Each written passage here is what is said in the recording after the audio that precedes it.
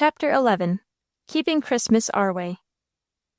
I remember, how my childhood fleeted by, the mirth of its December, and the warmth of its July. When the dusk closed in, it would be Christmas Eve. All day I had 3 points: a chair beside the kitchen table, a lookout melted through the frost on the front window, and the big sitting-room fireplace. All the perfumes of Araby floated from our kitchen that day. There was that delicious smell of baking flour from big snowy loaves of bread, light biscuit, golden coffee cake, and cinnamon rolls dripping a waxy mixture of sugar, butter, and spice, much better than the finest butterscotch ever brought from the city. There was the tempting odor of boiling ham and baking pies. The air was filled with the smell of more herbs and spices than I knew the names of, that went into mincemeat, fruitcake, plum pudding, and pies. There was a teasing fragrance in the spiced vinegar heating for pickles, a reminder of winesap and Rambo in the boiling cider, while the newly opened bottles of grape juice filled the house with the tang of Concord and muscadine. It seemed to me I never got nicely fixed where I could take a sly dip in the cake dough or snipe a fat raisin from the mincemeat, but Candace would say, "Don't you suppose the backlog is halfway down the lane?" Then I hurried to the front window, where I could see through my melted outlook on the frosted pane, across the West 80 to the woods, where Father and Laddie were getting out the Christmas backlog. It was too bitterly cold to keep me there while they worked, but Laddie said that if I would watch and come to meet them, he would take me up, and I might ride home among the Christmas greens on the log. So I flattened my nose against the pane and danced and fidgeted until those odors teased me back to the kitchen. And no more did I get nicely located beside a jar of pudding sauce than Candace would object to the place I had hung her stocking. It was my task, my delightful all-day task, to hang the stockings. Father had made me a peg for each one, and I had 10 feet of mantel front along which to arrange them. But it was no small job to do this to everyone's satisfaction. No matter what happened to anyone else, Candace had to be pleased. For did she not manage that most fowls served on Mother's table went gizzardless to the carving? She knew and acknowledged the great importance of trying cookies, pies, and cake while they were hot. She was forever overworked and tired, yet she always found time to make gingerbread women with currant buttons on their frocks, and pudgy donut men with clove eyes and cigars of cinnamon. If my own stocking lay on the hearth, Candace's had to go in a place that satisfied her. That was one sure thing. Besides, I had to make up to her for what Leon did, because she was crying into the corner of her apron about that. He slipped in and stole her stocking, hung it over the broomstick, and marched around the breakfast table, singing to the tune of "Ha, ha, ha, who wouldn't go, up on the housetop, click, click, click, down through the chimney with good Saint Nick," words he made up himself. He walked just fast enough that she couldn't catch him, and sang as he went, "Ha, ha, ha, good Saint Nick, come and take a look at the stocking quick. If you undertake its length to fill, you'll have to bust a $10 bill. Who does it belong to? Candace Swartz. Bring extra candy, 7 quarts. She got so angry she just roared, so Father made Leon stop it, but I couldn't help laughing myself. Then we had to pet her all day so she'd cheer up and not salt the Christmas dinner with her tears. I never saw such a monkey as Leon. I trotted out to comfort her, and snipped bites, until I wore a triangle on the carpet between the kitchen and the mantel and the window and the kitchen, while every hour things grew more exciting. There never had been such a flurry at our house since I could remember, for tomorrow would be Christmas, and bring home all the children, and a house full of guests. My big brother Jerry, who was a lawyer in the city, was coming with his family, and so were Frank, Elizabeth, and Lucy with theirs. And of course Sally and Peter. I wondered if she would still be fixing his tie. And Shelley came yesterday, blushing like a rose, and she laughed if you pointed your finger at her. Something had happened to her in Chicago. I wasn't so sure as I had been about a city being such a dreadful place of noise, bad air, and wicked people. Nothing had hurt Shelley. She had grown so much that you could see she was larger. Her hair and face, all of Shelley, just shone. Her eyes danced, she talked and laughed all the time, and she hugged every one who passed her. She never loved us so before. Leon said she must have been homesick, and coming back had given her a spell. I did hope it would be a bad one, and last forever. I would have liked for all our family to have had a spell, if it would have made them act and look like Shelley. The princess was not a speck lovelier, and she didn't act any nicer. If I could have painted, I'd have made a picture of Shelley with a circle of light above her head, like the one of the boy Jesus where he talked with the wise men in the temple. I asked Father if he noticed how much prettier and nicer she was, and he said he did. Then I asked him if he thought now that a city was such a bad place to live in, and he said where she was had nothing to do with it. The same thing would happen here, or anywhere, when life's greatest experience came to a girl. That was all he would say, but figuring it out was easy. The greatest experience that happened to our girls was when they married, like Sally. So it meant that Shelley had gone and fallen in love with that lawyer man, and she liked sitting on the sofa with him, and no doubt she fixed his ties. But if anyone thought I would tell anything I saw when he came, they were badly mistaken. All of us rushed around like we were crazy. If Father and Mother hadn't held steady and kept us down, we might have raised the roof. We were all so glad about getting Leanne and the money back. Mother hadn't been sick since the fish cured her. The new blue goose was so like the one that had burst, even Father never noticed any difference. All the children were either home or coming, and after we had our gifts and the biggest dinner we ever had, Christmas night all of us would go to the schoolhouse to see our school try to spell down 3 others to whom they had sent saucy invitations to come and be beaten. Mother sat in the dining room beside the kitchen door, so that she could watch the baking, brewing, pickling, and spicing.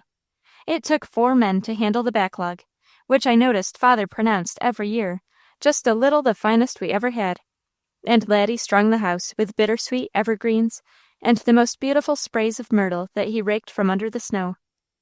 Father drove to town in the sleigh, and the list of things to be purchased Mother gave him as a reminder was almost a yard long.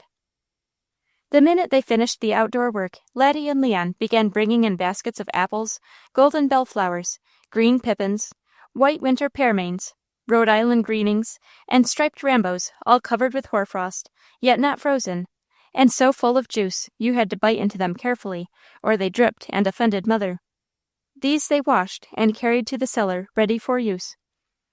Then they cracked big dishes of nuts, and popped corn that popped with the most resounding pops in all my experience, popped a tubful, and Laddie melted maple sugar and poured over it and made big balls of fluff and sweetness.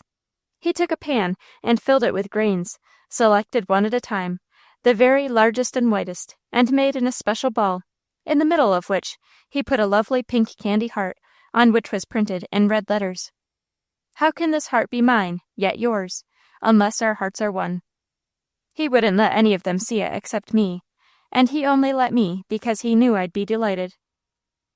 It was almost dusk when Father came through the kitchen, loaded with bundles, and found Candace and the girls still cooking. We were so excited we could scarcely be gathered around the supper table, and Mother said we chattered until she couldn't hear herself think. After a while, Laddie laid down his fork and looked at our father.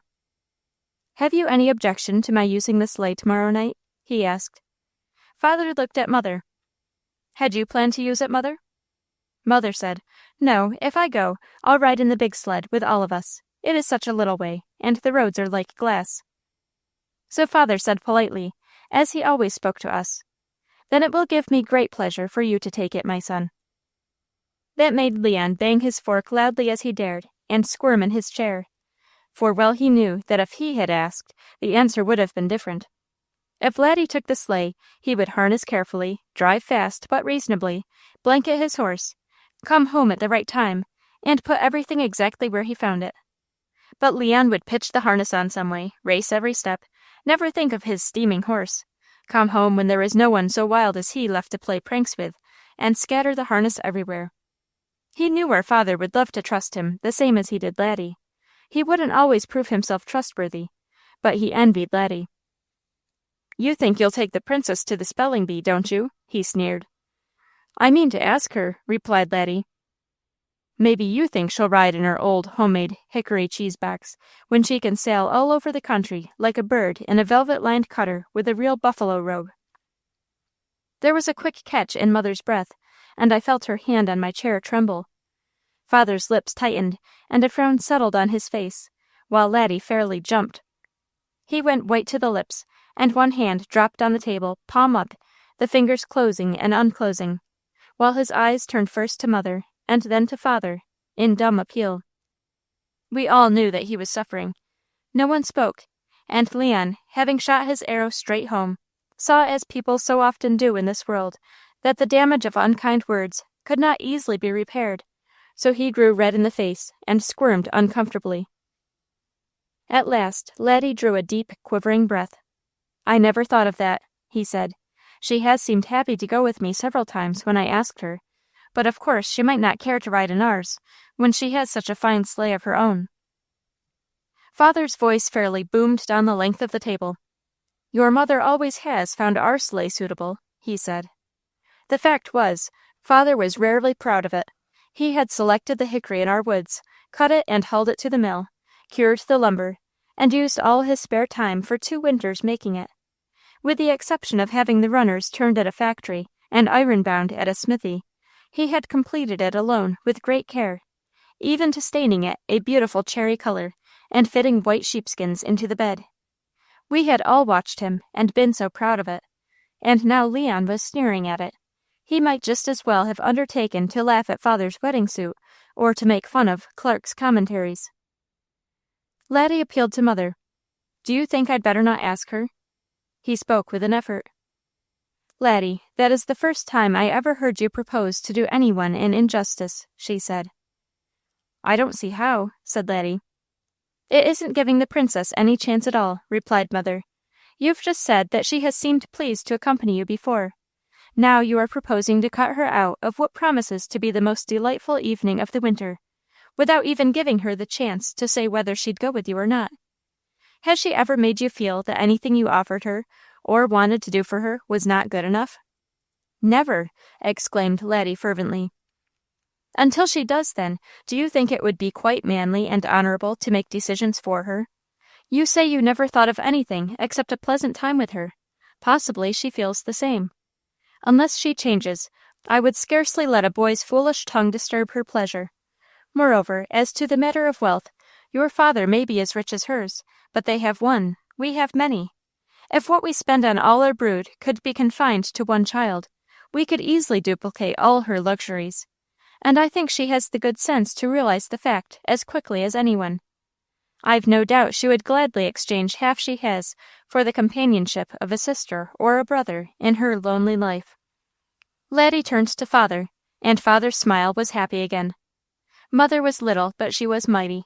With only a few words, she had made Leon feel how unkind and foolish he had been, quieted Laddie's alarm, and soothed the hurt Father's pride had felt in that he had not been able to furnish her with so fine a turnout as Pryor's had. Next morning, when the excitement of gifts and greetings was over, and Laddie's morning work was all finished, he took a beautiful volume of poems and his popcorn ball and started across the fields, due west. All of us knew that he was going to call on and offer them to the princess, and ask to take her to the spelling bee. I suppose Laddie thought he was taking that trip alone, but really he was surrounded. I watched him from the window, and my heart went with him. Presently, Father went and sat beside Mother's chair, and stroking her hand, whispered softly, "Please don't worry, little Mother. It will be all right. Your boy will come home happy." "I hope so," she answered, "but I can't help feeling dreadfully nervous. If things go wrong with Laddie, it will spoil the day." "I have much faith in the princess's good common sense," replied Father, "and considering what it means to Laddie, it would hurt me sore to lose it." Mother sat still, but her lips moved so that I knew she was making soft little whispered prayers for her best-loved son. But Laddie, plowing through the drift, never dreamed that all of us were with him. He was always better looking than any other man I ever had seen, but when, 2 hours later, he stamped into the kitchen, he was so much handsomer than usual that I knew from the flush on his cheek and the light in his eyes that the princess had been kind, and by the package in his hand that she had made him a present. He really had, too, a beautiful book and a necktie. I wondered to my soul if she gave him that so she could fix it. I didn't believe she had begun on his ties at that time, but of course when he loved her as he did, He wished she would. It was the very jolliest Christmas we ever had, but the day seemed long. When night came, we were in a precious bustle. The wagon bed on bobs, filled with hay and covers, drawn by Ned and Joe, was brought up for the family, and the sleigh made spick and span, and drawn by Laddie's thoroughbred, stood beside it. Laddie had filled the kitchen oven with bricks, and hung up a comfort at 4 o'clock to keep the princess warm. Because he had to drive out of the way to bring her, Laddie wanted to start early, and when he came down dressed in his college clothes, and looking the manliest of men, some of the folks thought it funny to see him carefully rake his hot bricks from the oven, and pin them in an old red breakfast shawl. I thought it was fine, and I whispered to Mother, "Do you suppose that if Laddie ever marries the princess, he will be good to her as he is to you?" Mother nodded, with tear-dimmed eyes, but Shelley said, "I'll wager a strong young girl like the princess will laugh at you for babying over her." "Why?" inquired Laddie. "It is a long drive and a bitter night, and if you fancy the princess will laugh at anything I do, when I am doing the best I know for her comfort, you are mistaken. At least, that is the impression she gave me this morning." I saw the swift glance Mother shot at Father, and Father laid down his paper and said, while he pretended his glasses needed polishing, "Now there is the right sort of girl for you. No foolishness about her, when she has every chance. Hurrah for the princess!" It was easy to see that she wasn't going to have nearly so hard a time changing Father's opinion as she would Mother's. It was not nearly a year yet, and here he was changed already. Laddie said good-bye to Mother. He never forgot, gathered up his comfort and bricks, and started for Pryor's, downright happy. We went to the schoolhouse a little later, all of us scoured, curled, starched, and wearing our very best clothes. My, but it was fine! There were many lights in the room, and it was hung with greens. There was a crowd even though it was early. On Miss Amelia's table was a volume of history that was the prize, and everyone was looking and acting the very best he knew how, although there were cases where they didn't know so very much. Our Shelley was the handsomest girl there, until the princess came, and then they both were. Shelley wore one of her city frocks, and a quilted red silk hood that was one of her Christmas gifts, and she looked just like a handsome doll. She made every male creature in that room feel that she was pining for him alone. May had a gay plaid frock, and curls nearly a yard long, and so had I, but both our frocks and curls were homemade. Mother would have them once in a while. Father and I couldn't stop her. But there was not a soul there who didn't have some sort of gift to rejoice over, and laughter and shouts of "Merry Christmas" filled the room. It was growing late, and there was some talk of choosers, when the door opened, and in a rush of frosty air, the princess and Laddie entered. Everyone stopped short and stared. There was good reason. The princess looked as if she had accidentally stepped from a frame. She was always lovely and beautifully dressed, but tonight she was prettier and finer than ever before. You could fairly hear their teeth click as some of the most envious of those girls caught sight of her, for she was wearing a new hat, a black velvet store hat, fitting closely over her crown, with a rim of twisted velvet, a scarlet bird's wing, and a big silver buckle. Her dress was of scarlet cloth cut in forms, and it fitted as if she had been melted and poured into it. It was edged around the throat, wrists, and skirt with narrow bands of fur, and she wore a loose, long, silk-lined coat of the same material. And worst of all, furs such as we had heard wealthy and stylish city ladies were wearing. A golden-brown cape that reached to her elbows, with ends falling to the knees, finished in the tails of some animal, and for her hands a muff as big as a nail keg. Now, there was not a girl in that room, except the princess, and she had those clothes, who wouldn't have flirted like a peacock, almost bursting with pride. But because the princess had them, and they didn't, they sat stolid and sullen, and cast glances at each other as if they were saying, "The stuck-up thing, thinks she's smart, don't she?" Many of them should have gone to meet her and make her welcome, for she was not of our district and really their guest. Shelley did go, but I noticed she didn't hurry. The choosers began at once, and Laddie was the first person called for our side, and the princess for the visitors. Everyone in the room was chosen on one side or the other. Even my name was called, but I only sat still and shook my head, for I very well knew that no one except Father would remember to pronounce easy ones for me, and besides, I was so bitterly disappointed I could scarcely have stood up. They had put me in a seat near the fire. The spellers lined either wall, and a goodly number that refused to spell occupied the middle seats. I couldn't get a glimpse of Laddie or the home folks, or, worst of all, of my idolized princess. I never could bear to find a fault with Laddie, but I sadly reflected that he might as well have left me home if I were to be buried where I could neither hear nor see a thing. I was just wishing it was summer so I could steal out to the cemetery and have a good visit with the butterflies that always swarmed around Georgiana Jane Titcomb's grave at the corner of the church. I never knew Georgiana Jane, but her people must have been very fond of her, for her grave was scarlet with geraniums and pink with roses from earliest spring until frost, and the bright colors attracted swarms of butterflies. I had learned that if I stuck a few blossoms in my hair, rubbed some sweet-smelling ones over my hands, and knelt and kept so quiet that I fitted into the landscape, the butterflies would think me a flower too, and alight on my hair, my dress, and my hands even. God never made anything more beautiful than those butterflies, with their wings of brightly painted velvet down, their bright eyes, their curious antennae, and their queer, tickly feet. Laddie had promised me a book telling all about every kind there was, the first time he went to a city. So I was wishing I had it, and was among my pet beauties with it, when I discovered him bending over me. He took my arm, and marching back to his place, helped me to the deep window seat beside him, where, with my head on a level, and within a foot of his, I could see everything in the whole room. I don't know why I ever spent any time pining for the beauties of Georgiana Jane Titcomb's grave, even with its handsome headstone, on which was carved a lamb standing on 3 feet, and holding a banner over its shoulder with the 4th, and the geraniums, roses, and the weeping willow that grew over it thrown in. I might have trusted Laddie. He never had forgotten me. Until he did, I should have kept unwavering faith. Now I had the best place of any one in the room, and I smoothed my new plaid frock, and shook my handmade curls, just as near like Shelley as ever I could.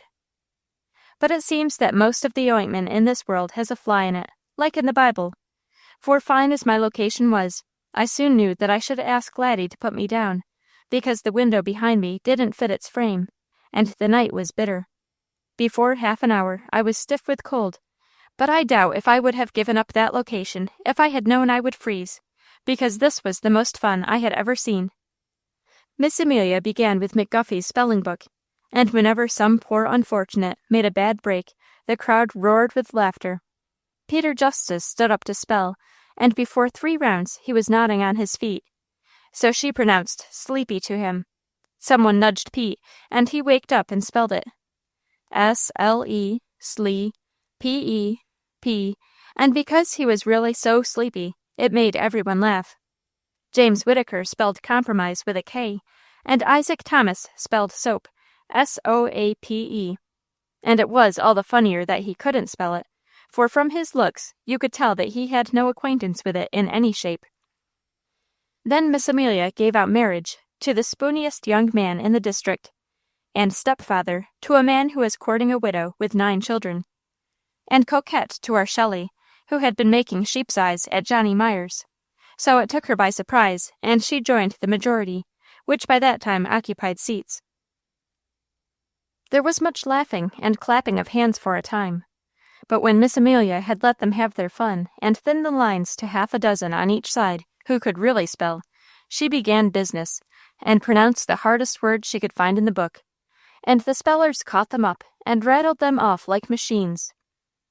Incompatibility, she gave out, and before the sound of her voice died away, the princess was spelling I-N, in, C-O-M, come, income, P-A-T, pat, incompat, I, incompata, B-I-L, bill, incompatible, I, incompatibili, T-Y, T, incompatibility.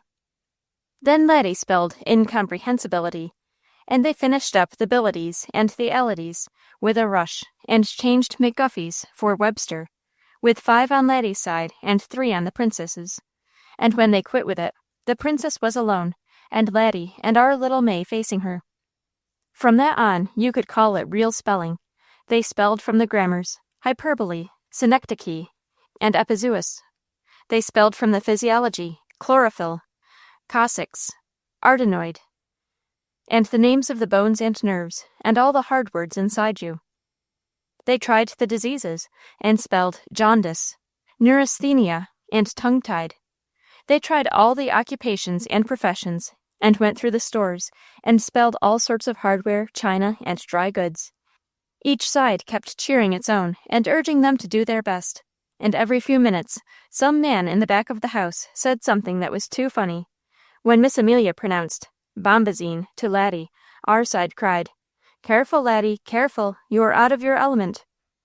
And when she gave swivel tree to the princess, her side whispered, "Go easy, do you know what it is? Make her define it." They branched over the country. May met her Jonah on the mountains. Katahdin was too much for her, and Laddie and the princess were left to fight it out alone. I didn't think Laddie liked it. I'm sure he never expected it to turn out that way. He must have been certain he could beat her, for after he finished English, there were 2 or 3 other languages he knew, and everyone in the district felt that he could win, and expected him to do it. It was an awful place to put him in. I could see that.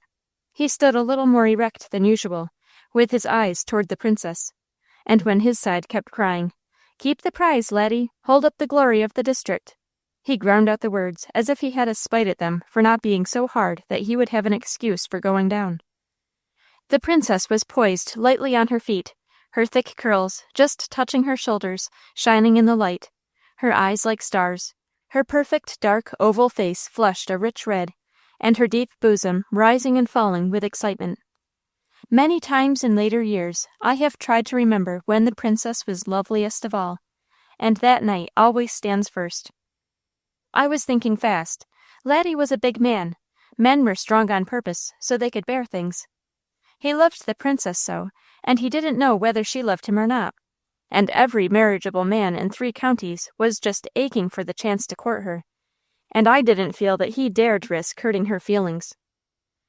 Laddie said to be the man who conquered the princess, and to whom she lifted her lips for a first kiss, was worth life itself. I made up my mind that night that he knew just exactly what he was talking about. I thought so too, and I seemed to understand why Laddie in his youth, strength, and manly beauty, Laddie who boasted that there was not a nerve in his body, trembled before the princess. It looked as if she had set herself against him, and was working for the honors. And if she wanted them, I didn't feel that he should chance beating her. And then, too, it was beginning to be plain that it was none too sure he could. Laddie didn't seem to be the only one who had been well drilled in spelling. I held my jaws set a minute, so that I could speak without Laddie knowing how I was shivering, and then I whispered, "Except her eyes are softer, she looks just like a cardinal."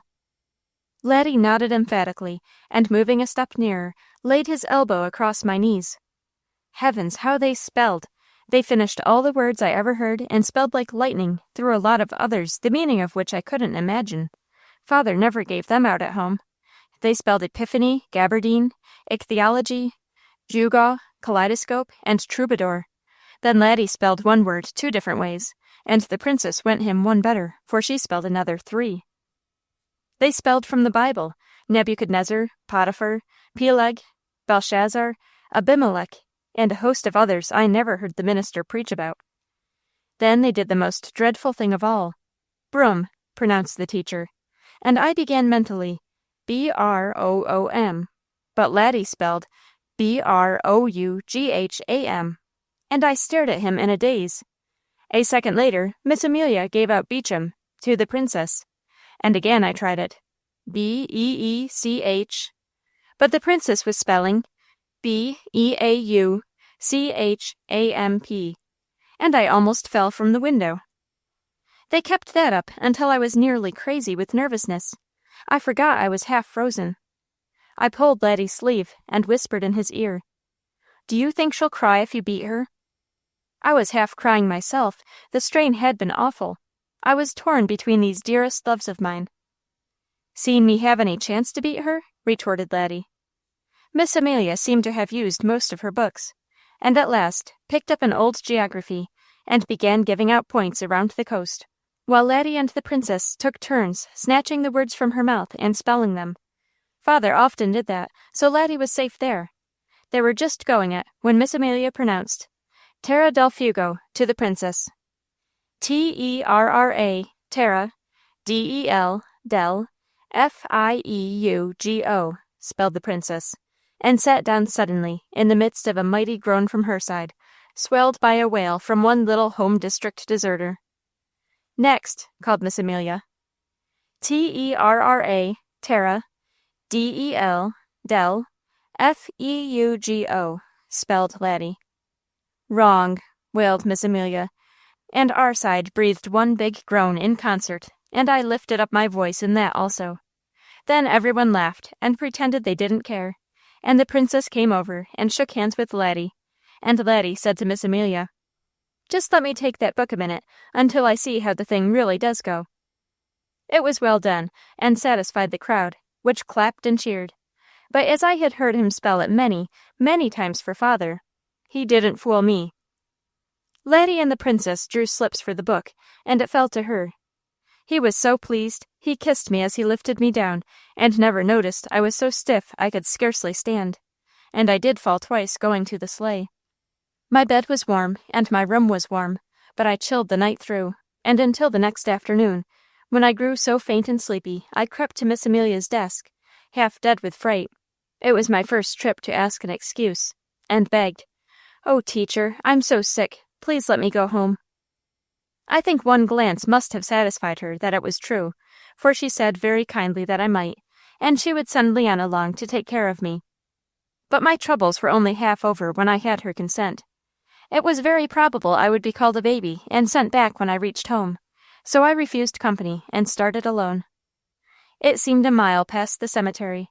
I was so tired I stopped, and leaning against the fence, peeped through at the white stones and the whiter mounds they covered, and wondered how my mother would feel if she were compelled to lay me beside the two little whooping cough and fever sisters already sleeping there. I decided that it would be so very dreadful that the tears began to roll down my cheeks and freeze before they fell. Down the big hill slowly I went. How bare it looked then! Only leafless trees and dried seed pods rattling on the bushes, the sand frozen, and not a rush to be seen for the thick blanket of snow. A few rods above the bridge was a footpath, smooth and well-worn, that led down to the creek, beaten by the feet of children who raced it every day and took a running slide across the ice. I struck into the path as always, but I was too stiff to run, for I tried. I walked on the ice, and being almost worn out, sat on the bridge and fell to watching the water bubbling under the glassy crust. I was so dull, a horse's feet struck the bridge before I heard the bells, for I had bells in my ears that day, and when I looked up it was the princess in her red dress and furs, with a silk hood instead of her hat, her sleigh like a picture, with a buffalo robe, that it was whispered about the country, cost over $100, and her thoroughbred mare Maud, dancing and prancing. "Bless me, is it you, little sister?" she asked. "Shall I give you a ride home?" Before I could scarcely realize she was there, I was beside her, and she was tucking the fine, warm robe over me. I lifted a pair of dull eyes to her face. "Oh, Princess, I am so glad you came," I said. "I don't think I could have gone another step if I had frozen on the bridge."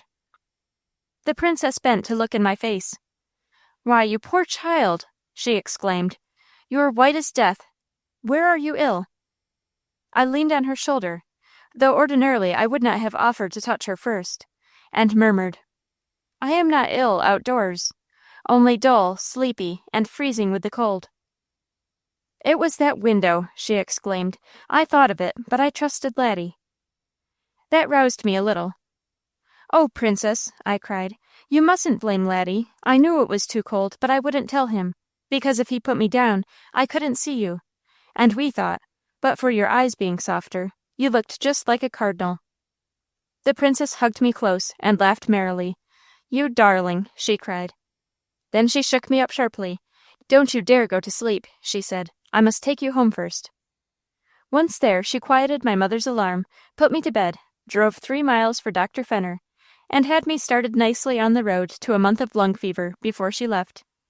In my delirium, I spelled volumes, and the miracle of it was I never missed a word until I came to Terra del Fuego, and there I covered my lips and stoutly insisted that it was the princess's secret. To keep me from that danger sleep on the road, she shook me up and asked about the spelling bee. I thought it was the grandest thing I had ever seen in my life, and I told her so. She gathered me close and whispered, "Tell me something, little sister, please." The minx, she knew I thought that a far finer title than hers. Would Laddie care? I questioned. Not in the least. Well, then I will. Can Laddie spell Terra del Fuego? She whispered. I nodded. Are you sure? I have heard him do it over and over for father. The princess forgot I was so sick, forgot her horse, forgot everything. She threw her head back and her hands up until her horse stopped in answer to the loosened line, and she laughed and laughed. She laughed until peal on peal re-echoed from our big woods, clear across the West 80. She laughed until her ringing notes set my slow pulses on fire and started my numbed brain in one last effort. I stood up and took her lovely face between my palms, turning it until I could see whether the thought that had come to me showed in her eyes, and it did. "Oh, you darling, splendid princess," I cried. "You missed it on purpose to let Laddie beat. You can spell it, too." Chapter 12. The Horn of the Hunter. The dusky night rides down the sky and ushers in the morn. The hounds all join in glorious cry. The huntsman winds his horn. Leon said our house reminded him of the mourner's bench before anyone had come through. He said it was so deadly with Sally and Shelley away that he had a big notion to marry Susie Fall and bring her over to liven things up a little. Mother said she thought that would be a good idea, and Leon started in the direction of Falls, but he only went as far as Deems. When he came back, he had a great story to tell about dogs chasing their sheep and foxes taking their geese. Father said sheep were only safe behind securely closed doors, especially in winter, and geese also. Leon said everyone hadn't as big a barn as ours. And Father said there was nothing to prevent any man from building the sized barn he needed to shelter his creatures in safety and comfort, if he wanted to dig in and earn the money to put it up. There was no answer to that, and Mr. Leon didn't try to make any. Mostly he said something to keep on talking, but sometimes he saw when he had better quit. I was having a good time myself. Of course, when the fever was the worst, and when I never had been sick before, it was pretty bad. But as soon as I could breathe all right, there was no pain to speak of, and everyone was so good to me. I could have Bobby on the footboard of my bed as long as I wanted him, and he would crow whenever I told him to. I kept Grace Greenwood beside me, and spoiled her dress, making her take some of each dose of medicine I did. But Shelley wrote that she was saving goods, and she would make her another as soon as she came home. I made Mother put red flannel on Grace's chest and around her neck, until I could hardly find her mouth when she had to take her medicine. But she swallowed it down all right, or she got her nose held until she did. She was not nearly so sick as I was, though. We both grew better together. And when Dr. Fenner brought me candy, she had her share. When I began to get well, it was lovely. Such toast, chicken broth, and squirrels as Mother always had. I even got the chicken liver, oranges, and all of them gave me everything they had that I wanted. I must almost have died to make them act like that. Laddie and Father would take me wrapped up in blankets and hold me to rest my back. Father would rock me and sing about young Johnny, just as he had when I was little. We always laughed at it. We knew it was a fool song, but we liked it. The tune was smooth and sleepy-like, and the words went, "One day young Johnny he did go, way down in the meadow for to mow. The to-de-nanning-tee, noddy-o. He scarcely had mowed twice round the field, when a pesky sarpent bit him on the heel. The to-de-nanning-tee, noddy-o. He threw the scythe upon the ground, and shut his eyes and looked all around. The to-de-nanning-tee, noddy-o. He took the sarpent in his hand, and then ran home to Molly Bland. The to-de-nanning-tee, noddy-o. Oh, Molly dear, and don't you see this pesky sarpent that bit me? The to-de-nanning-tee, noddy-o. Oh, Johnny dear, why did you go way down in the meadow for to mow? The to-de-nanning-tee, noddy-o. Oh, Molly dear, I thought you knowed 'twas Daddy's grass, and it must be mowed. La tootananic tea, noddy-o. Now all young men a warning take, and don't get bit by a rattlesnake. La tootananic tea, noddy-o. All of them told me stories, read to me, and Frank, one of my big gone-away brothers, sent me the prettiest little book. It had a green cover with gold on the back, and it was full of stories and poems, not so very hard, because I could read every one of them, with help on a few words. The piece I liked best was poetry. If it hadn't been for that, I'm afraid, I was having such a good time, I'd have lain there until I forgot how to walk, with all of them trying to see who could be nicest to me. The ones who really could were Laddie and the princess, except Mother. Laddie lifted me most carefully. The princess told the best stories. But after all, if the burning and choking grew so bad I could scarcely stand it, Mother could lay her hand on my head and say, "Poor child," in a way that made me work to keep on breathing. Maybe I only thought I loved Laddie best. I guess if I had been forced to take my choice when I had the fever, I'd have stuck pretty tight to Mother. Even Dr. Fenner said if I pulled through, she'd have to make me. I might have been lying there yet, if it hadn't been for the book Frank sent me, with a poetry piece in it. It began, "Somewhere on a sunny bank, buttercups are bright. Somewhere mid the frozen grass, peeps the daisy white." I read that so often I could repeat it quite as well with the book shut as open, and every time I read it, I wanted outdoors worse. In one place it ran, "Welcome, yellow buttercups, welcome, daisies white. Ye are in my spirit vision day delight. Coming in the springtime of sunny hours to tell, speaking to our hearts of him who doeth all things well." That piece helped me out of bed, and the blue gander screaming opened the door. It was funny about it, too. I don't know why it worked on me that way. It just kept singing in my heart all day, and I could shut my eyes and go to sleep seeing buttercups in a gold sheet all over our big hill, although there never was a single one there, and meadows full of daisies, which were things Father said were a pest he couldn't tolerate because they spread so, and he grubbed up every one he found. Yet that piece filled our meadow until I imagined I could roll on daisies. They might be a pest to farmers, but sheets of them were pretty good if you were burning with fever. Between the buttercups and the daisies, I left the bed with a light head and wobbly legs. Of course, I wasn't an idiot. I knew when I looked from our south window exactly what was to be seen. The person who wrote that piece was the idiot. It sang and sounded pretty, and it pulled you up and pushed you out, but really it was a fool thing, as I very well knew. I couldn't imagine daisies peeping through frozen grass. Any baby should have known they bloomed in July. Skunk cabbage always came first, and hepatica. If I had looked from any of our windows and seen daisies and buttercups in March, I'd have fallen over with the shock. I knew there would be frozen brown earth, last year's dead leaves, caved-in apple and potato holes, the cabbage row almost gone, puddles of water and mud everywhere, and I would hear geese scream and hens sing. And yet that poem kept pulling and pulling, and I was happy as a queen. I wondered if they were for sure. Mother had doubts.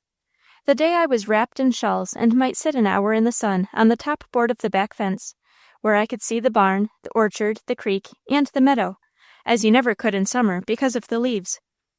I wasn't looking for buttercups and daisies either. I mighty well knew there wouldn't be any. But the sun was there. A little taste of willow, oak, and maple was in the air. You could see the buds growing fat, too, and you could smell them. If you opened your eyes and looked in any direction, you could see blue sky, big ragged white clouds, bare trees, muddy earth with grassy patches, and white spots on the shady sides where unmelted snow made the icy feel in the air even when the sun shone. You couldn't hear yourself think for the clatter of the turkeys, ganders, roosters, hens, and everything that had a voice. I was so crazy with it, I could scarcely hang to the fence.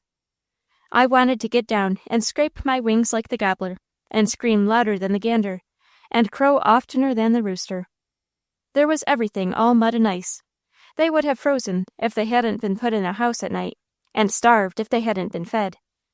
They were not at the place where they could hunt and scratch, and not pay any attention to feeding time, because of being so bursting full. They had no nests and babies to rejoice over. But there they were, and so was I. Buttercups and daisies be hanged. Ice and mud, really. But if you breathed that air and shut your eyes, north you could see blue flags, scarlet lilies, buttercups, cattails, and redbirds sailing over them. East there would be apple bloom and soft grass, cowslips and bubbling water, robins, thrushes, and bluebirds. And south, waving corn with wild rose and alder borders, and sparrows, and larks on every fence rider. Right there, I got that daisy thing figured out. It wasn't that there were, or ever would be, daisies and buttercups among the frozen grass. But it was forever and always that when this feel came into the air, you knew they were coming. That was what ailed the gander and the gobbler. They hadn't a thing to be thankful for yet, but something inside them was swelling and pushing because of what was coming. I felt exactly as they did, because I wanted to act the same way. But I'd been sick enough to know that I'd better be thankful for the chance to sit on the fence and think about buttercups and daisies. Really, one old brown and purple skunk cabbage with a half-frozen bee buzzing over it, or a few forlorn little spring beauties, would have set me wild. And when a lark really did go over, away up high, and a dove began to coo in the orchard, if Laddie hadn't come for me, I would have fallen from the fence. I simply had to get well, and quickly, too, for the wonderful time was beginning. It was all very well to lie in bed when there was nothing else to do, and everyone would pet me and give me things. But here was maple syrup time right at the door, and the sugar camp most fun alive. Here was all the neighborhood crazy mad at the foxes, and planning a great chase covering a circuit of miles before the ground thawed. Here was Easter, and all the children coming, except Shelley. Again, it would cost too much for only one day. And with everything beginning to hum, I found out there would be more amusement outdoors than inside. That was how I came to study out the daisy piece. There was nothing in the silly, untrue lines. The pull and tug was in what they made you think of. I was still so weak I had to take a nap every day, so I wasn't sleepy as early at night. And I heard Father and Mother talk over a lot of things before they went to bed. After they mentioned it, I remembered that we hadn't received nearly so many letters from Shelley lately, and Mother seldom found time to read them aloud during the day, and forgot, or her eyes were tired at night. "Are you worrying about Shelley?" asked Father one night. "Yes, I am," answered Mother. "What do you think is the trouble?" "I'm afraid things are not coming out with Mr. Paget as she hoped." "If they don't, she is going to be unhappy?" "That's putting it mildly." "Well, I was doubtful in the beginning." "Now, hold on," said Mother. "So was I, but what are you going to do?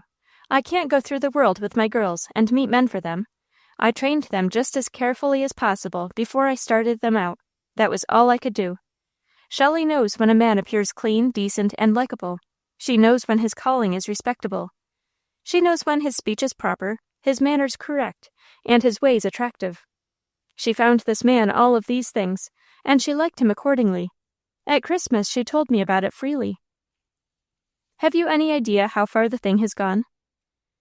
"She said then that she had seen him twice a week for 2 months. He seemed very fond of her.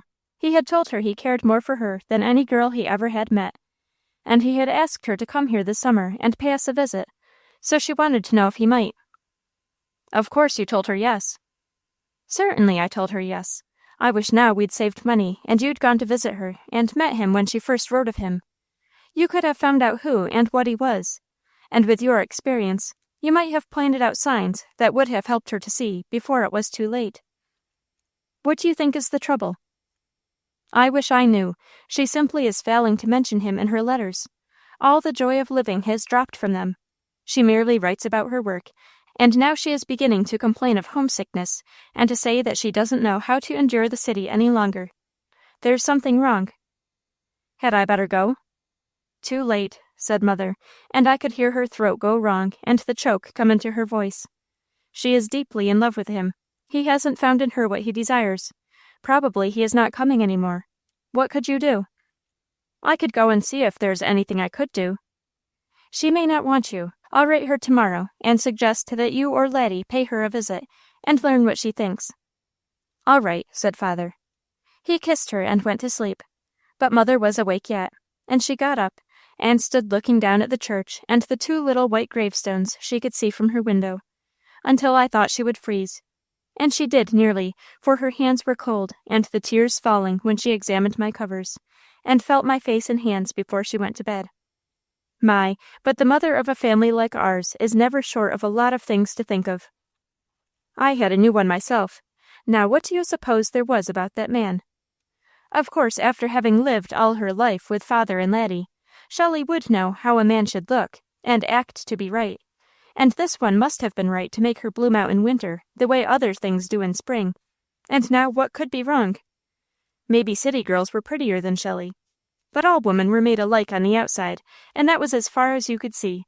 You couldn't find out whether they had pure blood, true hearts, or clean souls. No girl could be so very much prettier than Shelley. They simply were not made that way. She knew how to behave. She had it beaten into her, like all of us. And she knew her books, what our schools could teach her, and Groveville, and Lucy, who had city chances for years.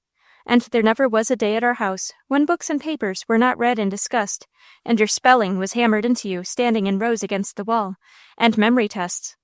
What on earth could be the matter with Shelley, that a man who could make her look and act as she did at Christmas would now make her unhappy?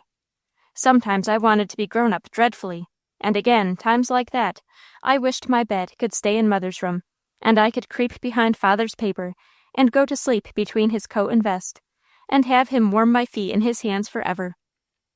This world was too much for me. I never worked and worried in all my life as I had over Laddie and the princess. And Laddie said I, myself, never would know how I had helped him. Of course, nothing was settled. He had to try to make her love him by teaching her how lovable he was. We knew because we always had known him, but she was a stranger and had to learn. It was mighty fine for him that he could force his way past the dogs, Thomas, the other men, her half-crazy father, and through the locked door, and go there to try to make her see, on Sunday nights, and weekdays, every single chance he could invent. And he could think up more reasons for going to Pryor's than Mother could for putting out an extra wash. Now, just as I got settled a little about him, and we could see they really wanted him there, at least the princess and her mother did, and Mr. Pryor must have been fairly decent, or Laddie never would have gone. And the princess came to our house to bring me things to eat, and ask how Mother was, and once to learn how she embroidered Sally's wedding chemise, and social things like that. And when Father acted as if he liked her so much he hadn't a word to say, and Mother seemed to begin to feel as if Laddie and the princess could be trusted to fix it up about God, and the old mystery didn't matter after all. Why, here Shelley popped up with another mystery, and it belonged to us. But whatever ailed that man, I couldn't possibly think. It had got to be him, for Shelley was so all right at Christmas, it made her look that pretty we hardly knew her. I was thinking about her until I scarcely could study my lessons, so I could recite to Laddie at night, and not fall so far behind at school.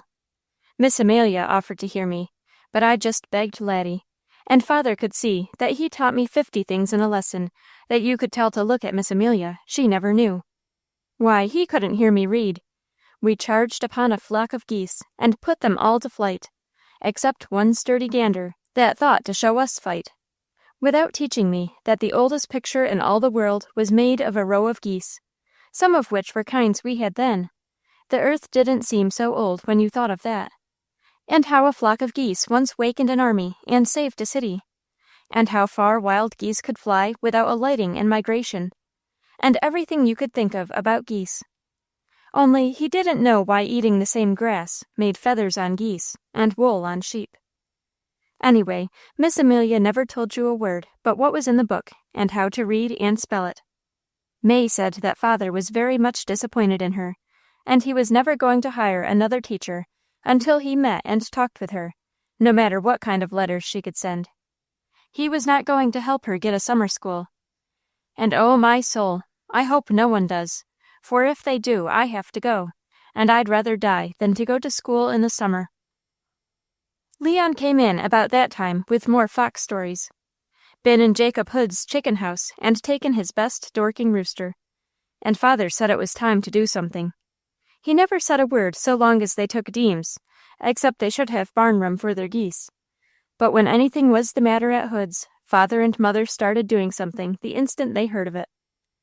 So Father and Laddie rode around the neighborhood and talked it over. And the next night they had a meeting at our schoolhouse.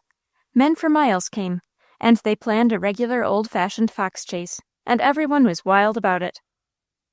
Laddie told it at Pryor's, and the princess wanted to go. She asked to go with him, and if you please, Mr. Pryor wanted to go too, and their Thomas. They attended the meeting to tell how people chase foxes in England, where they seem to hunt them most of the time. Father said, "Thank God for even a fox chase, if it will bring Mr. Pryor among his neighbors and help him to act sensibly." They are going away 15 miles or farther, and form a big circle of men from all directions, some walking in a line, and others riding to bring back any foxes that escape. And with dogs and guns, they are going to rout out every one they can find, and kill them so they won't take the geese, little pigs, lambs, and Hood's Dorking rooster.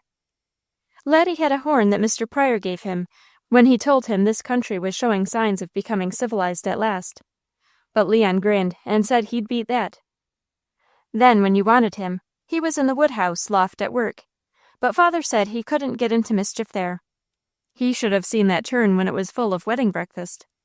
We ate for a week afterward until things were all molded, and we didn't dare any more.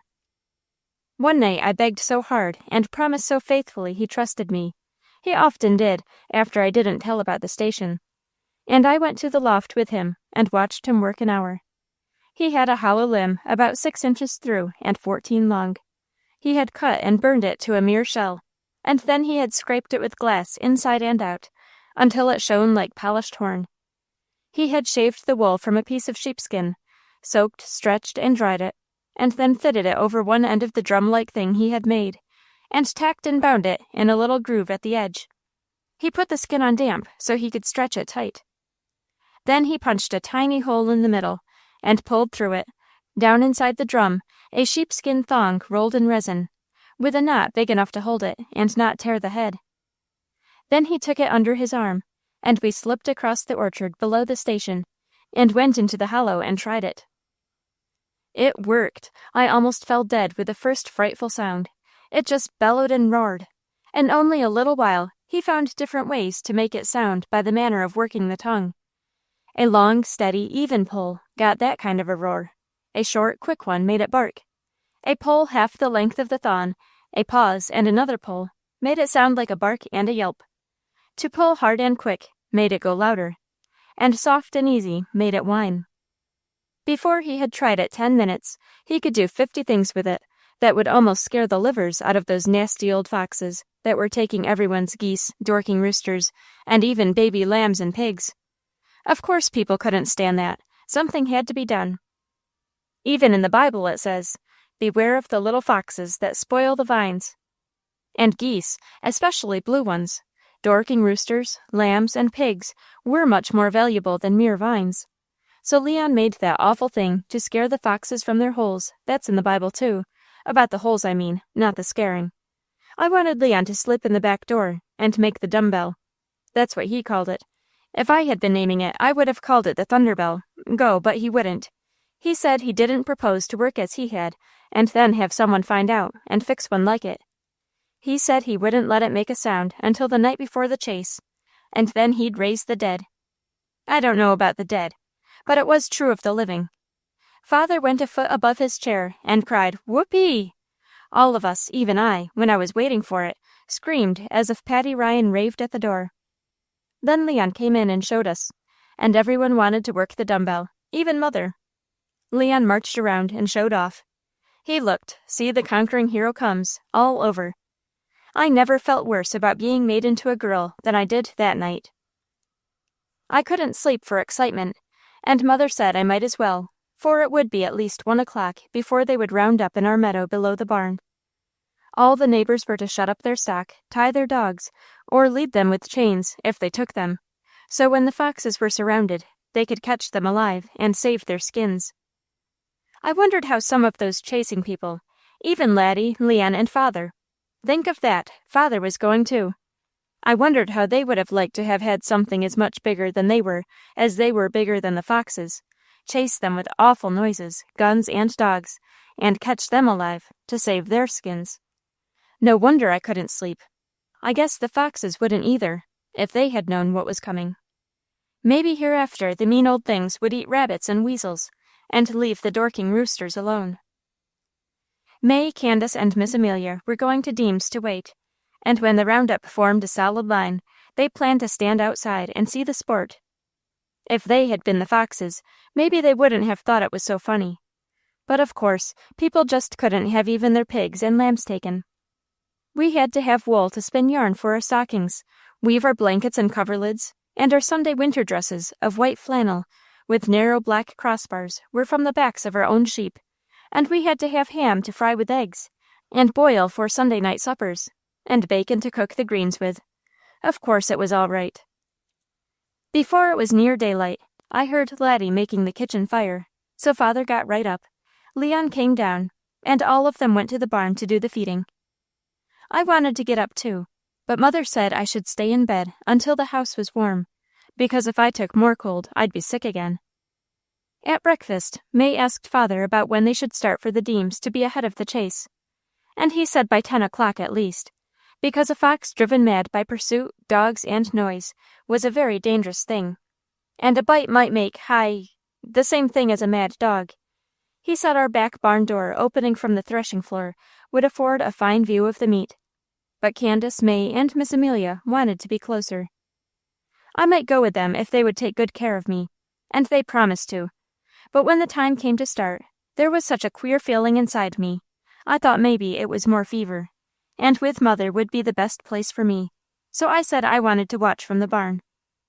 Father thought that was a capital idea, because I would be on the east side, where there would be no sun and wind, and it would be perfectly safe.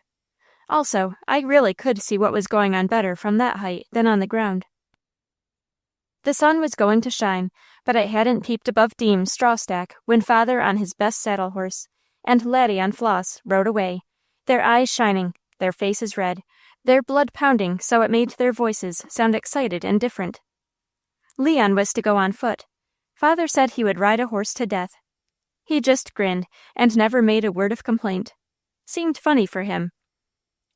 I was over having a little confidential chat with my horse last night, he said, and next year we'll be in the chase, and we'll show you how to take fences and cut curves. Just you wait. Leon, don't build so on that horse, wailed Mother. I'm sure that money was stolen like ours, and the owner will claim it. I feel it in my bones. Aw, shucks, said Leon. That money is mine. He won't either. When they started, Father took Leon behind him to ride as far as the county line. He said he would go slowly, and it wouldn't hurt the horse. But Leon slipped off at Hood's, and said he'd go with their boys, so Father let him. Because light as Leon was, both of them were quite a load for one horse. Laddie went to ride with the princess. We could see people moving around in Pryor's barnyard when our men started. Candace washed, Miss Amelia wiped the dishes, May swept, and all of them made the beds, and then they went to Deems while I stayed with Mother. When she thought it was time, she bundled me up warmly, and I went to the barn. Father had the east door standing open for me, so I could sit in the sun, hang my feet against the warm boards, and see every inch of our meadow where the meat was to be. I was really too warm there, and had to take off the scarf, untie my hood, and unbutton my coat. It was a trifle muddy, but the frost had not left the ground yet. The sparrows were singing fit to burst, so were the hens. I didn't care much for the music of the hen, but I could see she meant well. She liked her nest quite as much as the red velvet bird with black wings, or the bubbly yellow one. And as for baby chickens, from the first peep, they beat a little naked, blind, wobbly tree bird. So any hen had a right to sing for joy because she was going to be the mother of a large family of them. A hen had something to sing about, all right, and so had we, when we thought of poached eggs and fried chicken. When I remembered them, I saw that it was no wonder the useful hen warbled so proud-like. But that was all nonsense, for I don't suppose a hen ever tasted poached eggs, and surely she wouldn't be happy over the prospect of being fried. Maybe one reason she sang was because she didn't know what was coming. I hardly think she'd be so tuneful if she did. Sometimes the geese, shut in the barn, raised an awful clatter, and the horses and cattle complained about being kept from the sunshine and fresh air. You couldn't blame them. It was a lovely day, and the big upper door the pleasantest place. I didn't care if the fox hunters never came. There was so much to see, hear, and smell. Everything was busy making signs of spring, and one could become tired of ice and snow after a while, and so hungry for summer that those first days, which were just hints of what was coming, were almost better than the real thing when it arrived. Bud perfume was stronger than last week. Many doves and bluebirds were calling, and 3 days more of such sunshine would make cross-country riding too muddy to be pleasant. I sat there thinking, grown people never know how much children do think. They have so much time, and so many bothersome things to study out. I heard it behind me, a long, wailing, bellowing roar, and my hood raised right up with my hair. I was in the middle of the threshing floor in a second, in another at the little west door, cut into the big one, opening it a tiny crack to take a peep and see how close they were. I could see nothing, but I heard a roar of dreadful sound steadily closing in a circle around me. No doubt the mean old foxes wished then they had let the dorking roosters alone. Closer it came and more dreadful. Never again did I want to hear such sounds coming at me, even when I knew what was making them. And then, away off, beyond Pryors and Hoods and Dovers, I could see a line of tiny specks coming toward me, and racing flying things that must have been people on horses, riding back and forth to give the foxes no chance to find a hiding place. No chance. Laddie and the princess, Mr. Pryor and father, and all of them were after the bad old foxes, and they were going to get them, because they'd have no chance. Not with a solid line of men with raving dogs surrounding them, and people on horseback racing after them. No, the foxes would wish now that they had left the pigs and lambs alone.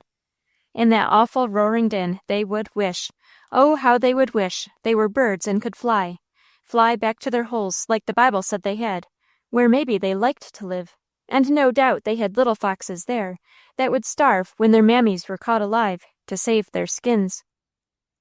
To save their skins, I could hear myself breathe and feel my teeth click and my knees knock together.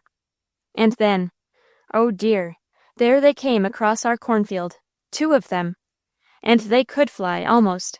At least you could scarcely see that they touched the ground. The mean old things were paying up for the pigs and lambs now. Through the back fence, across the road, straight toward me they came.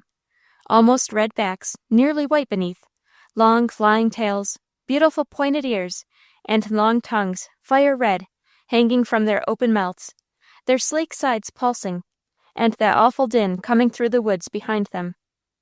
1 second, the first paused to glance toward either side, and threw back its head to listen.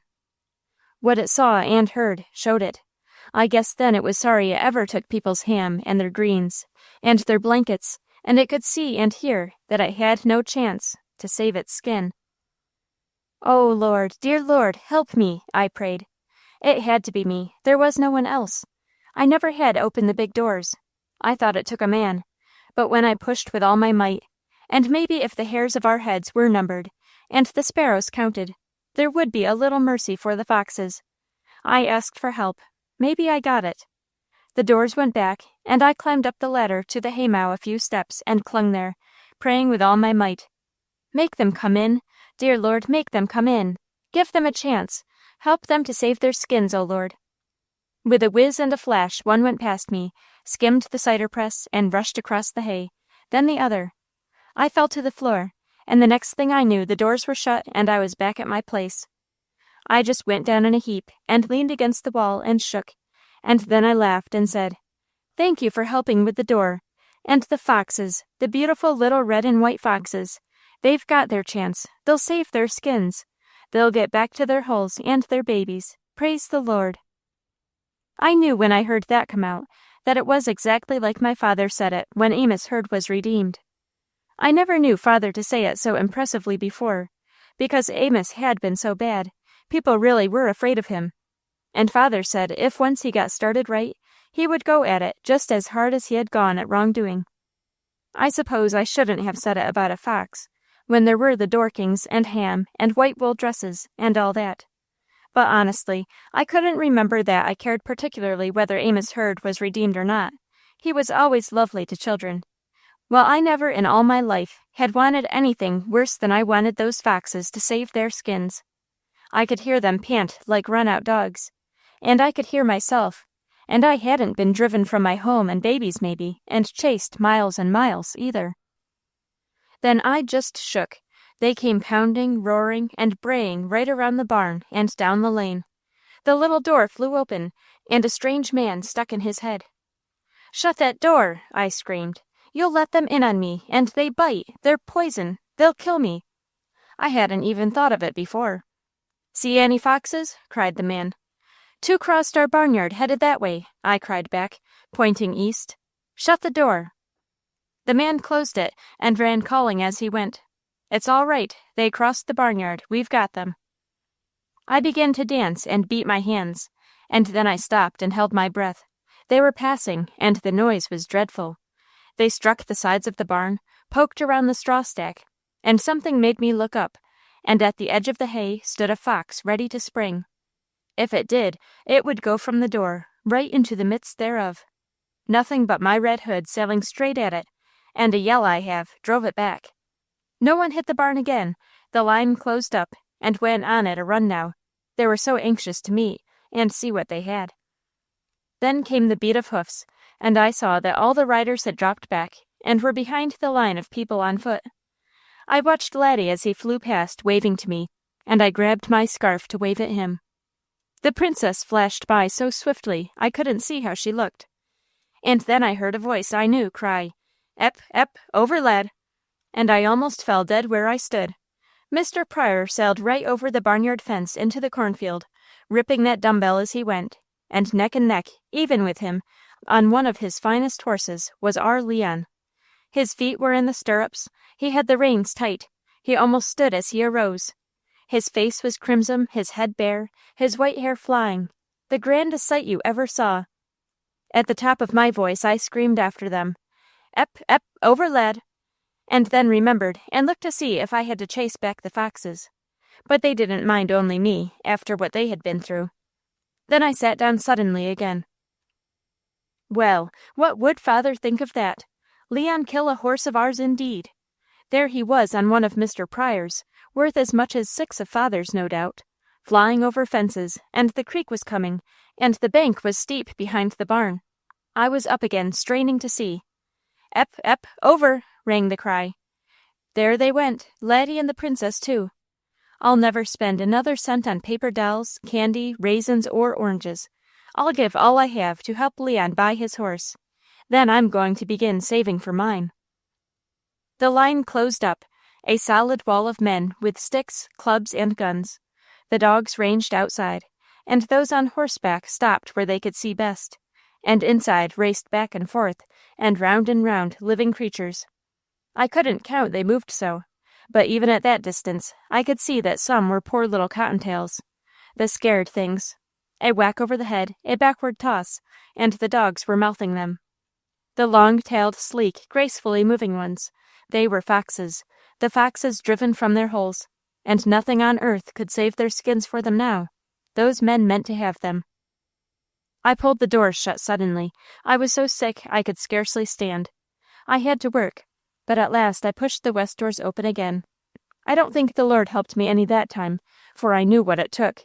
Before they just went. Or maybe he did help me quite as much, but I had harder work to do my share, because I felt so dizzy and ill. Anyway, they opened.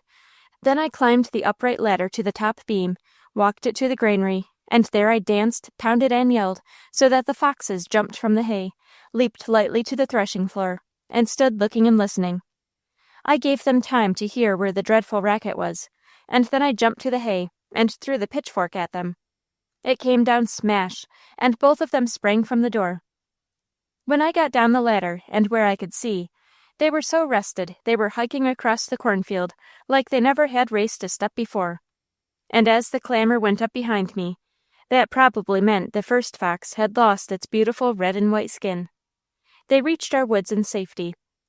The doors went shut easier, and I started to the house, crying like any blubbering baby.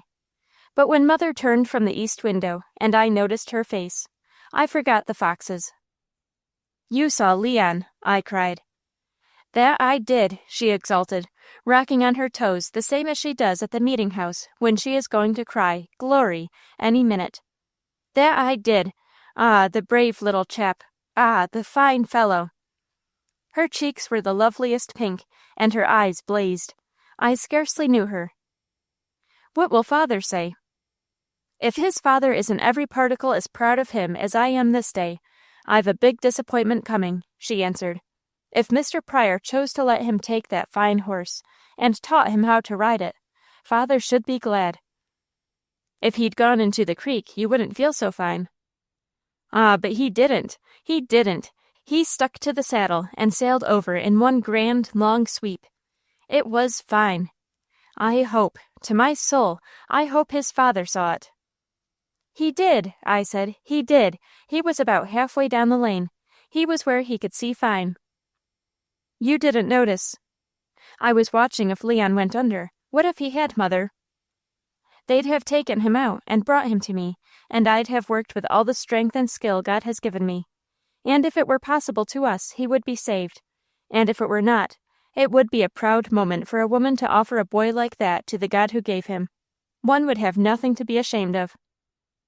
Could you do it like you are now and not cry, Mother? I asked wonderingly. Patience, no, said she. Before long you will find out, child, that the fountainhead of tears and laughters lies in the same spot, deep in a woman's heart. Men were made for big things. They must brave the wild animals, the Indians, fight the battles, ride the races, till the fields, build the homes. In the making of a new country, men must have the thing in their souls that carried Leon across the creek. If he had checked that horse and gone to the ford, I would have fallen where I stood. Father crossed the ford. True, but that's different. He never had a chance at a horse like that. He never had time for fancy practice, and his nose would have been between the pages of a book if he had. But remember this, your father's hand has never faltered, and his aim has never failed. All of us are here, safe and comfortable, through him. It was your father who led us across the wilderness, and fended us from the wildcat, wolf, and Indian. He built this house, cleared this land, and gave to all of us the thing we love. Get this in your head straight. Your father rode a plow horse.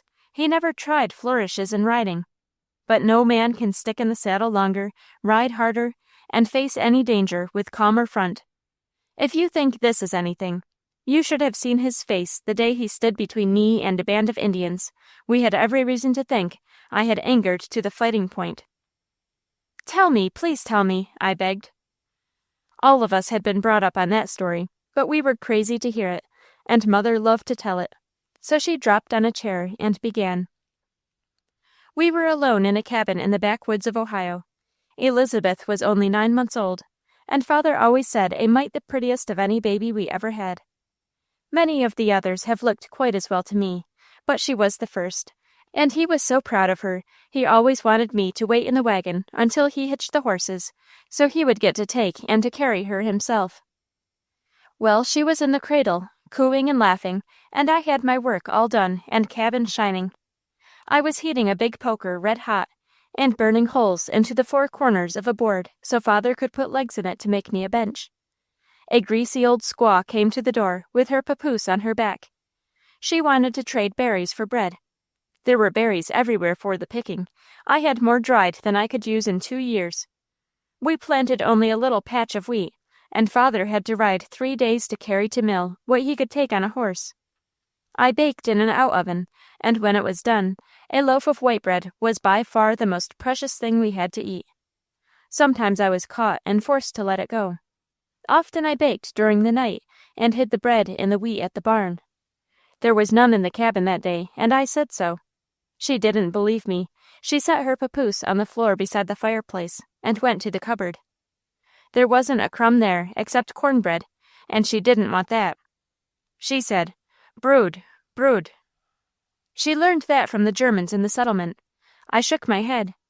Then she pulled out a big steel hunting knife, such as the whites traded to the Indians so they would have no trouble in scalping us neatly, and walked to the cradle. She took that knife loosely between her thumb and second finger, and holding it directly above my baby's face, she swung it lightly back and forth, and demanded, "Brood, brood." If the knife fell, it would go straight through my baby's head, and Elizabeth was reaching her little hands and laughing. There was only one thing to do, and I did it. I caught that red-hot poker from the fire and stuck it so close her baby's face that the papoose drew back and whimpered. I scarcely saw how she snatched it up and left. When your father came, I told him, and we didn't know what to do. We knew she would come back and bring her band. If we were not there, they would burn the cabin, ruin our crops, kill our stock, take everything we had. And we couldn't travel so far, or so fast, that on their ponies they couldn't overtake us. We endangered anyone with whom we sought refuge. So we gripped hands, knelt down, and told the Lord all about it.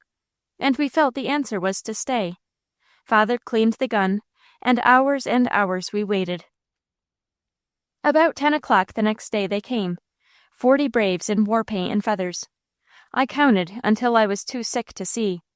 Then I took the baby in my arms and climbed to the loft, with our big steel knife in one hand. If your father fell, I was to use it, first on Elizabeth, then on myself.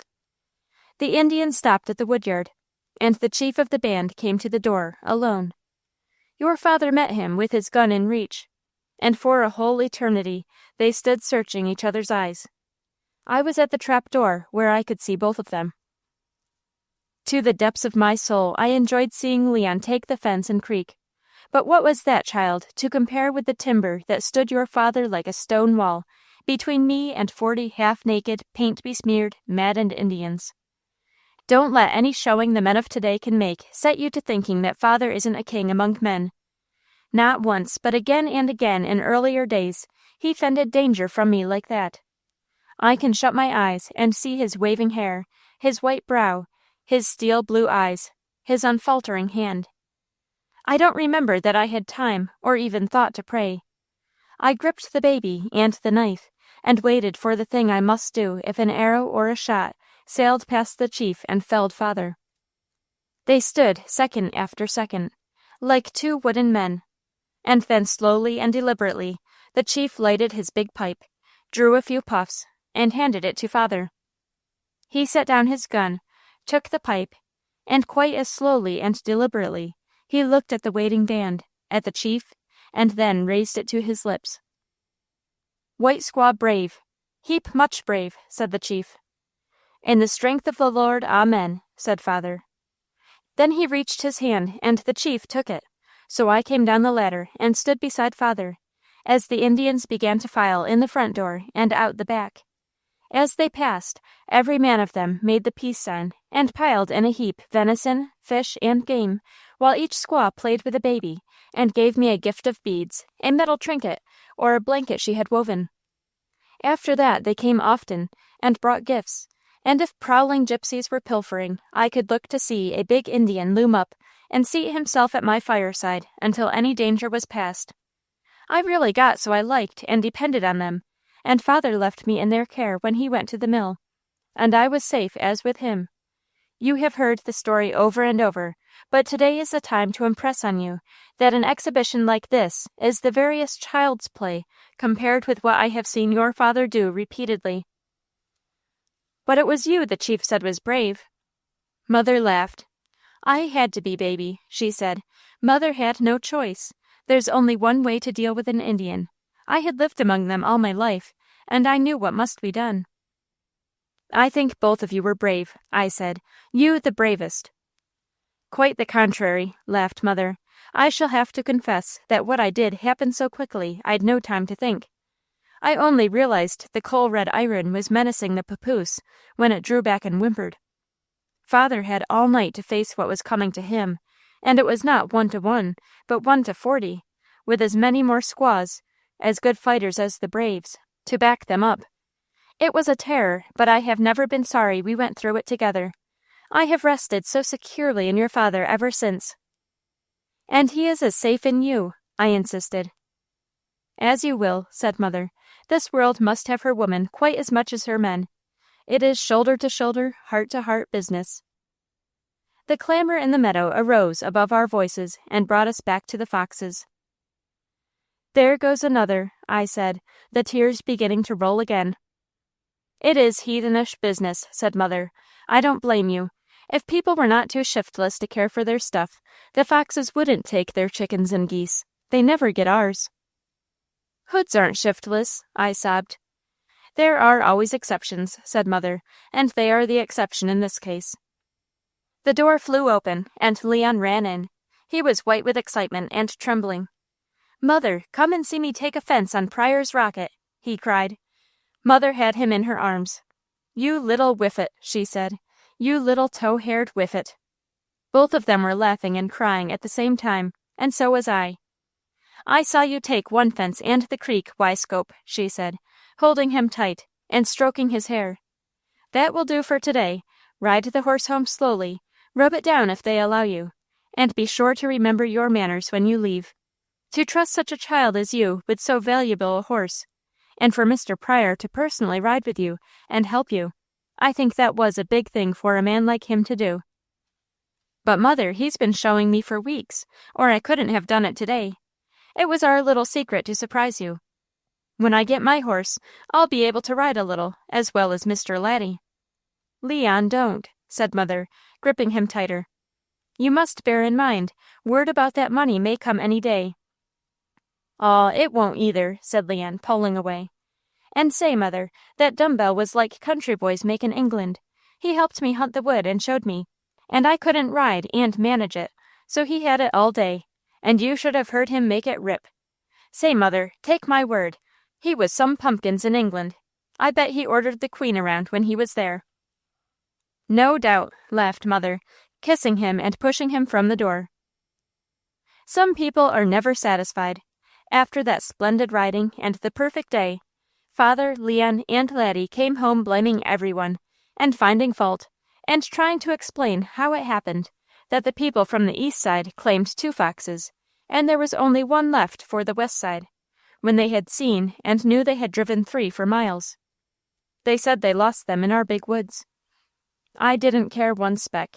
I would as lief wear a calico dress and let the little foxes have their mammies to feed them, and I was willing to bet all my money that we would have as much ham and as many greens next summer as we ever had. And if the foxes took Hood's Dorkings again, let them build a coop with safe foundations. The way was to use stone and heap up dirt all around it in the fall, to be perfectly sure, and make it warmer.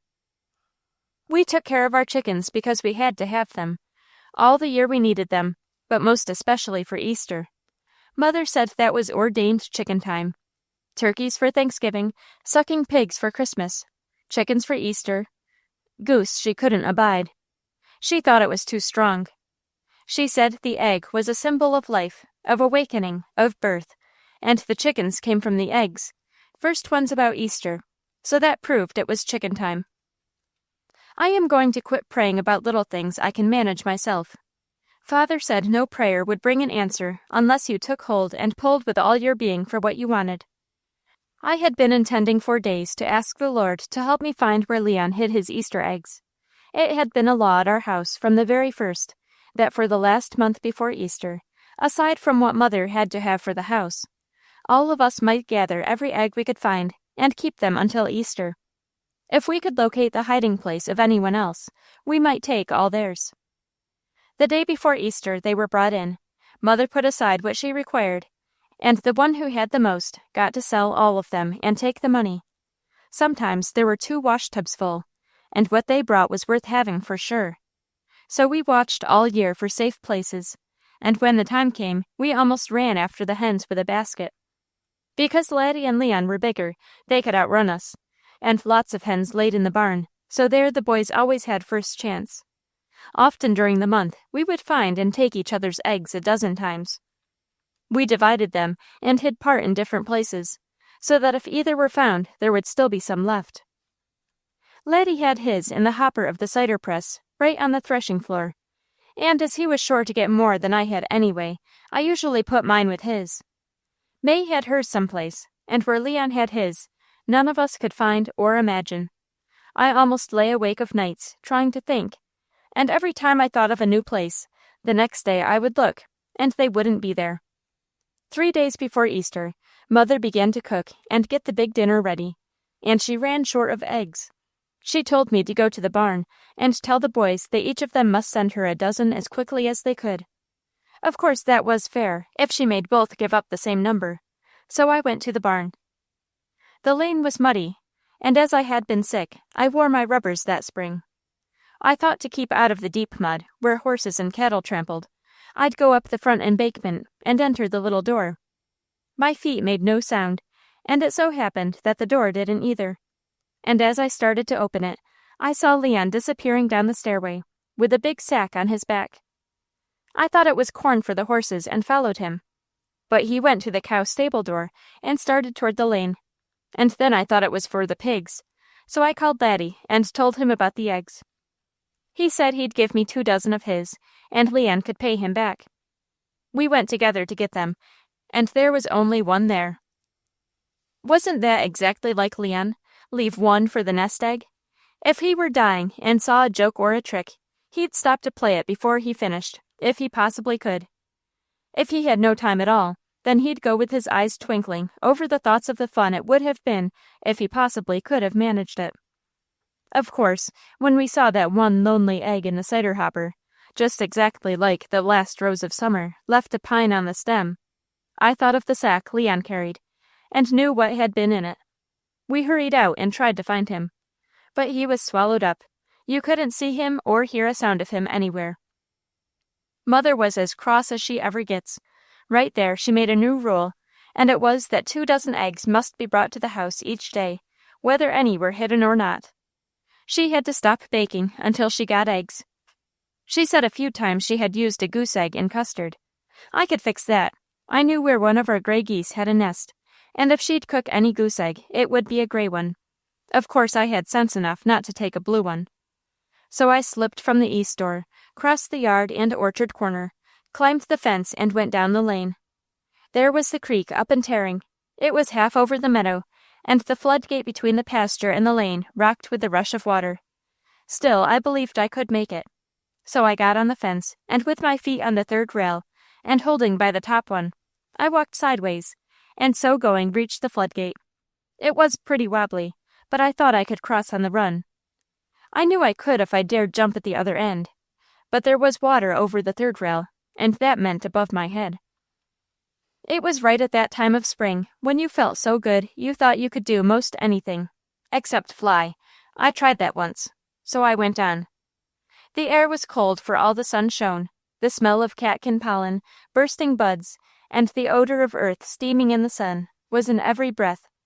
The blackbirds were calling, and the doves. The ganders looked longingly at the sky, and screamed a call to every passing wild flock. And Deems' rooster wanted to fight all creation, if you judged by the boasting he was doing from their barnyard gate.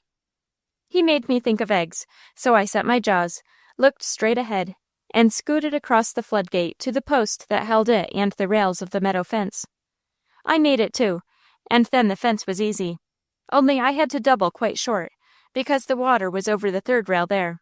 But at last it was all gone, and I went to the fence corner, and there was the goose on the nest, laying an egg. She had built on a little high place among puddles, wild rose bushes, and thorns, and the old thing wouldn't get off. She just sat there and stuck out her head and hissed and hissed. I never noticed before that geese were so big and so aggravating. I wasn't going to give up after that floodgate, so I hunted a big stick, set it against her wing, pushed her off, and grabbed 3 eggs and ran. When I got to the fence, I was in a pickle for sure. I didn't know what in the world to do with the eggs. At last, I unbuttoned my coat, put them in my apron pocket, gathered it up, and holding it between my teeth, started back. I had to double more than ever on account of the eggs, and when I reached the floodgate, it rocked like a branch in the wind. But I had to get back. So I rested and listened to the larks a while. That was a good plan. They were calling for mates, and what they said was so perfectly lovely, you couldn't think of anything else. And the less you thought about how that gate rocked, and how deep and swift the water ran, the better for you. At last one lark went almost from sight, and he rang, twisted and trilled his call, until my heart swelled so big it hurt. I crossed on the jump with no time to think at all. That was a fine plan, for I made it, but I hit the post so hard I broke the middle egg. I was going to throw it away, but there was so much starch in my apron it held like a dish, and it had been clean that morning. Now the egg soiled it anyway, so I ran and got home all right. Mother was so pleased about the eggs, she changed the apron and never said a word, except to brag on me. She said she couldn't keep house without me, and I guess that was a fact. I came in handy a lot of times. But at dinner, when she scolded the boys about the eggs, and told them I brought the goose eggs for her custard, else there would have been no pie, Father broke loose, and I thought he was going to whip me sure. He told Mother all about the water and the gate, and how I had to cross, and he said, it was a dispensation of Providence that we didn't have a funeral instead of celebrating Easter. So I said, well, if you think I came so near drowning myself, when you rejoice because Christ is risen from the dead, you can be glad I am too, and that will make it all the better. The boys laughed, but Father said it was no laughing matter. I think that speech saved me from going on the threshing floor, for he took me on his lap when I thought I'd have to go, and told me never, never to do anything like that again, and then he hugged me until I almost broke. Gracious, he should have seen us going to school some days. Why, we even walked the top rail when it was only the one above water, and we could cross the bridge if we wanted to. At least when Laddie or Miss Amelia was not around, we did. Leon was so bursting full he scarcely could eat, and Laddie looked pretty glum when he had to admit he had no eggs. So Leon had to hand over the whole 24. Leon didn't mind that, but said if he must, then all of us should stay in the dining room until he brought them, because of course he couldn't walk straight and get them in broad daylight with us watching and not show where they were. Father said that was fair, so Leon went out, and before so very long, he came back with the eggs. I thought, until my skull almost cracked, about where he could have gone, and I was almost to the place where the thing seemed serious enough that I'd ask the Lord to help me find Laddie's eggs, when Mother sent me to the garret for red onion skins. She had an hour to rest, and she was going to spend it fixing decorations for our eggs. Of course there were always red and black aniline ones, and yellow and blue, but none of us ever liked them half so well as those Mother colored herself. She took the dark red skins and cut boys, girls, dogs, cats, stars, flowers, butterflies, fish, and everything imaginable, and wet the skins a little, and laid them on very white eggs that had been soaked in alum water to cut the grease, and then wrapped light yellow skins over, and then darker ones, and at last layer after layer of cloth, and wet that, and roasted them an hour in hot ashes, and then let them cool and dry, before unwrapping. When she took them out, rubbed down a little grease, and polished them, there they were. They would have our names, flowers, birds, animals, all in pale yellow, deep rich brown, almost red, and perfectly beautiful colors, while you could hunt and hunt before you found everything on one egg. And sometimes the onion skins slipped and made things of themselves that she never put on. I was coming from the bin with an apron full of skins, and I almost fell over. I couldn't breathe for a long time. I danced on my toes and held my mouth to keep from screaming. On the garret floor before me lay a little piece of wet mud, and the faintest outline of a boot about Leon's size. That was all I needed to know. As soon as I could hold steady, I took the skins to Mother, slipped back and hunted good. And of course I had to find them, grain sacks half full of them, carried in the front door in the evening, and up the front stairs, where no one went until bedtime, unless there were company. Away back under the eaves, across the joists, behind the old clothing waiting to be ripped, colored, and torn for carpet rags and rugs, Mr. Leon had almost every egg that had been laid on the place for a month. Now he'd see what he'd get for taking Laddie's. Then I stopped short. What I thought most made me sick. But I didn't propose to lie in bed again for a year at least, for it had its bad parts as well as its good. So I went straight and whispered to Laddie. He never looked pleased at all, so I knew I had been right. He kissed me and thanked me, and then said slowly, "It's mighty good of you, little sister, but you see it wouldn't be fair. He found mine himself, so he had a right to take them.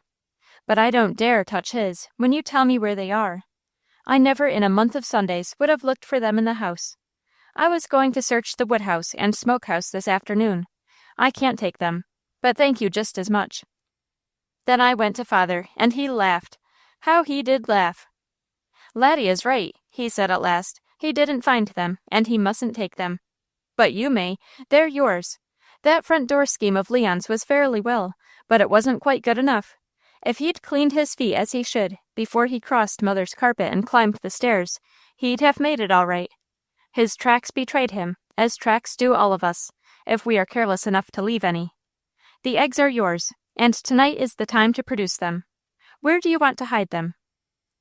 Well, of all things, and after I had stumbled on them without pestering the Lord either, just as slick as anything. Mine, I never ever thought of it. But when I did think, I liked it. The more I thought, the funnier it grew.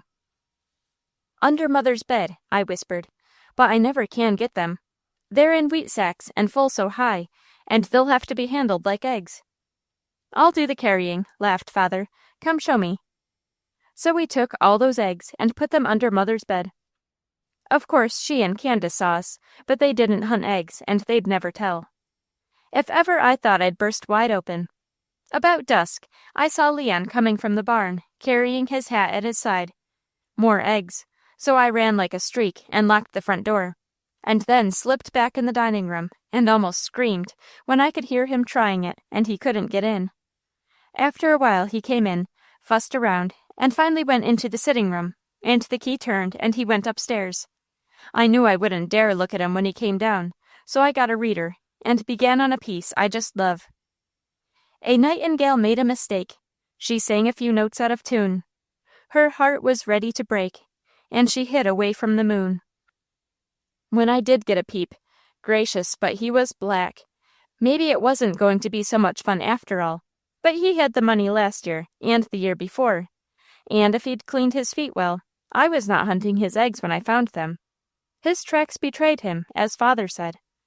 I was thankful supper was ready just then, and while it was going on, Mother said, "As soon as you finish, I'll bring in your eggs. I want to wrap the ones to color tonight, and bury them in the fireplace so they will color, dry, and be ready to open in the morning." No one said a word, but neither Laddie nor Leon looked very happy, and I took awful bites to keep my face straight. When all of us finished, May brought a lot from the bran barrel in the smokehouse, but Laddie and Leon only sat there and looked silly. It really was funny. "I must have more eggs than this," said Mother. "Where are they to come from?" Father nodded to me, and I said, "From under your bed." "Oh, it was you, and I never once caught you snooping," cried Leon. "Easy, son," said Father. "That will do. You lost through your own carelessness. You left wet mud on the garret floor, and she saw it when Mother sent her for the onion skins. You robbed Laddie of his last egg this morning. Be a good loser yourself." "Well, anyway, you didn't get 'em," said Leon to Laddie, "and she only found them by accident." Then we had a big time counting all those eggs, and such another heap as there was to sell, after Mother filled baskets to cook with and color. When the table was cleared, Laddie and Leon made tallow pencils from a candle, and wrote all sorts of things over eggs that had been prepared to color. Then Mother boiled them in copperas water and aniline, and all the dyes she had, and the boys polished them, and they stood in shining black, red, blue, and yellow heaps. The onion ones would be done in the morning. Leon had a goose egg, and Mother let him keep it, so he wrote and wrote on it, until Laddie said it would be all writing and no color, and he boiled it in red, after Mother finished, and polished it himself. It came out real pretty with roses on it, and lots of words he wouldn't let any of us read, but of course it was for Susie Fall. Next morning he slipped it to her at church. When we got home, all of us were there except Shelley, and we had a big dinner and a fine time, and Laddie stayed until after supper, before he went to Pryor's. "How is he making it?" asked Sally. You could see she was making it all right. She never looked lovelier, and Mother said Peter was letting her spend away too much money on her clothes.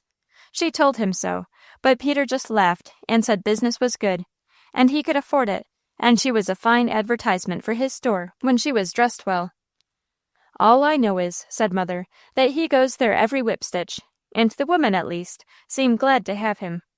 He says Mr. Pryor treats him decently, and that is more than he does his own family and servants. He and the girl and her mother are divided about something. She treats her father respectfully, but she is in sympathy with Mother." "Laddie can't find out what the trouble is?" "I don't think that he tries." "Maybe he'd feel better not to know," said Peter. Possibly, said Mother. Nonsense, said Father. You two seem to be reconciled, said Elizabeth. That girl would reconcile a man to anything, said Father. Not to the loss of his soul, I hope, said Mother stiffly. Souls are not so easy to lose, said Father. Besides, I am counting on Laddie saving hers. Chapter 13. The Garden of the Lord. With what contentment and merriment their days are spent, whose minds are bent to follow the useful plow. That spring, I decided if school didn't stop pretty soon, I'd run away again, and I didn't in the least care what they did to me. A country road was all right, and it was good enough, if it had been heaped up, leveled, and plenty of gravel put on. And of course our road would be fine, because Father was one of the commissioners, and as long as he filled that office, every road in the county would be just as fine as the law would allow him to make it.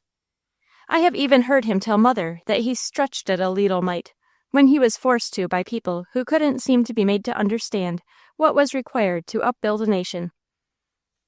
He said our language was founded on the alphabet, and to master it you had to begin with A, and he said the nation was like that. It was based on townships, and when a township was clean, had good roads, bridges, schoolhouses, and churches, a county was in fine shape, and when each county was in order, the state was right, and when the state was prosperous, the nation could rejoice in its strength. He said Atlas in the geography book, carrying the world on his back, was only a symbol, but it was a good one. He said when the county elected him to fill an important office, it used his shoulder as a prop for the nation. So it became his business to stand firmly and use every ounce of strength and brains he had, first of all to make his own possessions a model, then his township, his county, and his state. And if everyone worked together doing that, no nation on earth had our amount of territory and such fine weather, so none of them could beat us. Our road was like the barn floor, where you drove. On each side was a wide grassy strip, and not a weed the length of our land. All the rails and the fences were laid straight. The gates were solid, sound, and swung firmly on their beams. Our fence corners were full of alders, wild roses, sumac, blackberry vines, masses of wildflowers beneath them, and a bird for every bush. Some of the neighbors thought that to drive 2 rails every so often, lay up the fences straight, and grub out the shrubs was the way. But Father said they were vastly mistaken. He said that was such a short-sighted proceeding, he would be ashamed to indulge in it. You did get more land, but if you left no place for the birds, the worms and insects devoured your crops. And you didn't raise half so much as if you furnished the birds shelter and food. So he left mulberries in the fields and fence corners, and wild cherries, raspberries, grapes, and every little scrub-apple tree from seeds sown by Johnny Appleseed when he crossed our land. Mother said those apples were so hard a crane couldn't dent them. But she never watched the birds in winter when the snow was beginning to come and other things were covered up. They swarmed over those trees until spring, for the tiny sour apples stuck just like oak leaves waiting for next year's crop to push them off. She never noticed us either. After a few frosts, we could almost get tipsy on those apples. There was not a tree in our orchard that had the spicy, teasing tang of Johnny Appleseed's apples. Then, too, the limbs could be sawed off, and Rambo and Maiden's Blush grafted on, if you wanted to. Father did on some of them, so there would be good apples lying beside the road for passers-by, and they needn't steal to get them. You could graft red haws on them, too, and grow great big little haw apples, that were the prettiest things you ever saw, and the best to eat. Father said if it didn't spoil the looks of the road, he wouldn't care how many of his neighbors straightened their fences. If they did, the birds would come to him, and the more he had, the fewer bugs and worms he would be troubled with, so he would be sure of big crops and sound fruit. He said he would much rather have a few good apples picked by robins or jays than untouched trees, loaded with wormy falling ones he could neither use nor sell. He always patted my head, and liked every line of it when I recited, sort of tearful-like and pathetic. Don't kill the birds, the happy birds, that bless the field and grove, so innocent to look upon, they claim our warmest love. The roads crossing our land were all right, and most of the others near us. And a road is wonderful if it is taking you to the woods or a creek or meadow. But when it is walking you straight to a stuffy little schoolhouse where you must stand up to see from a window, where a teacher is cross as fire, like Miss Amelia, and where you eternally hear things you can't see, there comes a time about the middle of April when you had quite as soon die as to go to school any longer, and what you learn there doesn't amount to a hill of beans compared with what you can find out for yourselves outdoors. Schoolhouses are made wrong. If they must be, they should be built in a woods pasture beside a stream, where you could wade, swim, and be comfortable in summer, and slide and skate in winter. The windows should be cut to the floor, and stand wide open so the birds and butterflies could pass through.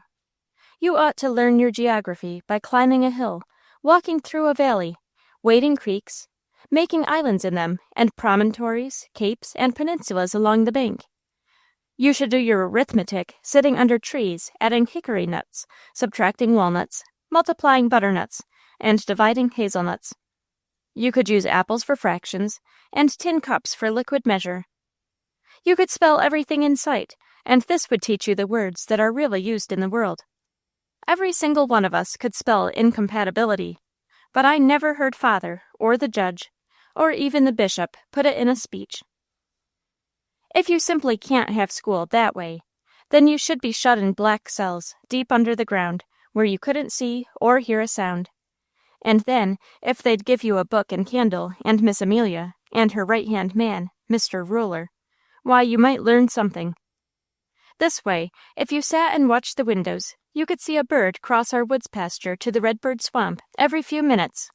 Once in a while, one of my big hawks took your breath as he swept, soared, sailed, and circled, watching the ground below for rabbits, snakes, or chickens.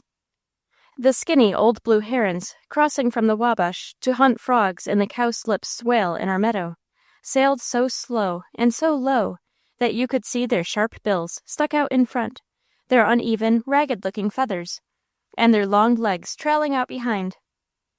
I bet if Polly Martin wore a blue calico dress so short her spindle shank showed and flew across our farm, you couldn't tell her from a heron. There were so many songs, you couldn't decide which was which to save you. It was just a pouring jumble of robins, larks, doves, blackbirds, sparrows, everything that came early. The red and the yellow birds had not come yet, or the catbirds or thrushes. You could hear the thumping wings of the roosters in Sill's barnyard nearest the schoolhouse, and couldn't tell which was whipping, so you had to sit there and wonder. And worst of all, you must stand Miss Amelia calmly telling you to pay attention to your books, or you would be kept in. And all the time you were forced to bear torments, while you watched her walk from window to window to see every speck of the fight. One day they had thumped and fought for half an hour. She had looked from every window in the room, and at last there was an awful whacking, and then silence. It grew so exciting I raised my hand, and almost before she nodded permission, "Which whipped?" I asked. Miss Amelia turned red as a beet. Gee, but she was mad. "I did," she said, "or at least I will. You may remain for it after school is dismissed." Now, if you are going to be switched, they never do it until they are just so angry anyway, and then they always make it as hard as they dare not to stripe you, so it isn't much difference how provoked they are. It will be the same old thrashing, and it's sure to sting for an hour at least, so you might as well be beaten for a little more as hardly anything at all. At that instant from the fence, not far from my window, came a triumphant crow that fairly ripped across the room. "Oh, it was the Dorking," I said. "No wonder you followed clear around the room to see him thrash a Shanghai 3 times his size. I bet $1 it was great." Usually I wouldn't have put up more than 5 cents, but at that time I had over $6 from my Easter eggs, and no girl of my age at our school ever had half that much. Miss Amelia started toward me, and I braced my feet so she'd get a good jolt herself when she went to shake me. She never struck us over the head since Laddie talked to her that first day. But John Hood's foot was in the aisle. I thought maybe I'd have him for my beau when we grew up, because I bet he knew she was coming and stuck out his foot on purpose. Anyway, she pitched and had to catch a desk to keep off the floor. and that made her so mad at him that she forgot me, while he got his scolding.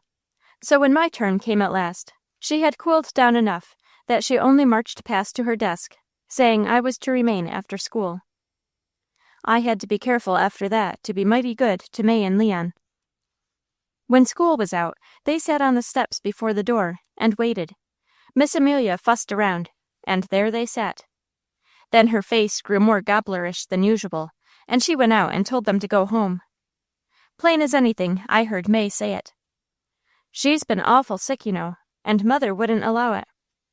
And then Leon piped up. You did watch the roosters all the time they fought, and of course all of us wanted to see just as badly as you did. She told them if they didn't go right home, she'd bring them back and whip them too. So they had to start, and leave me to my sad fate. I was afraid they had made it sadder instead of helping me. She was so provoked when she came in she was crying, and over nothing but the plain truth too. If we had storied on her, she'd have had some cause to beller. She arranged her table, cleaned the board, emptied the water bucket, and closed the windows. Then she told me I was a rude, untrained child. I was rude, I suppose, but goodness knows I wasn't untrained. That was hard on Father and Mother. I had a big notion to tell them, and then she never whipped me at all. She said if I wanted her to love me, I mustn't be a saucy, impudent girl, and I should go straight home and think it over. I went, but I was so dazed at her thinking I wanted her to love me that I hardly heard May and Leon calling. When I did, I went to the cemetery fence, and there they lay in the long grass waiting. If you cried, we were coming back and pitch into her, said Leon. There was a pointer. Next time, first cut she gave me, I decided to scream bloody murder. But that would be no Crusader way. There was one thing, though. No Crusader ever sat and heard a perfectly lovely fight going on, and never even wondered which whipped. May and Leon stepped one on each side, took a hand, and we ran like Indians, and slid down the hill between the bushes, climbed the fence, crossed the pasture back of the church, and went to the creek. There we sat on a log. I told them, and we just laughed. I didn't know what I could do to pay them, for they saved me sure as fate that time. I wished we lived in the woods the way it was when Father and Mother were married and moved to Ohio. The nearest neighbors were 9 miles, and there wasn't $1 for school funds, so of course the children didn't have to go, and what their fathers and mothers taught them was all they knew. That would not have helped me much, though, for we never had one single teacher who knew anything to compare with what Father and Mother did, and we never had one who was forever reading books, papers, and learning more things that help, to teach other people. I wished Father had time to take our school. It would have been some fun to go to him, because I just knew he would use our woods for the room, and teach us things it would do some good to know about. I began debating whether it was a big enough thing to bother the Lord with, this being penned up in the schoolhouse, droning over spelling and numbers, when you could smell tree bloom, flower bloom, dozens of birds were nesting, and everything was beginning to hum with life. I couldn't think for that piece about spring going over in my head. I am coming, hark, the little bee is humming. See, the lark is soaring high in the bright and sunny sky. All the birds are on the wing. Little maiden, now is spring. I made up my mind that it was of enough importance to call for the biggest prayer I could think of, and that I would go up in the barn to the top window, stand on a beam, and turn my face to the east, where Jesus used to be, and I'd wrestle with the Lord for freedom, as Jacob wrestled with the angel on the banks of the Jabbok in the land of Ammon. I was just getting up steam to pray as hard as ever I could.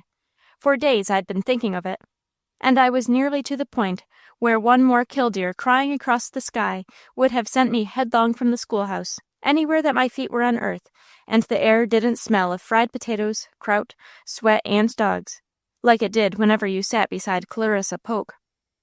When I went to supper one night, Father had been to Groveville, and he was busy over his papers. After he finished the blessing, he seemed worried.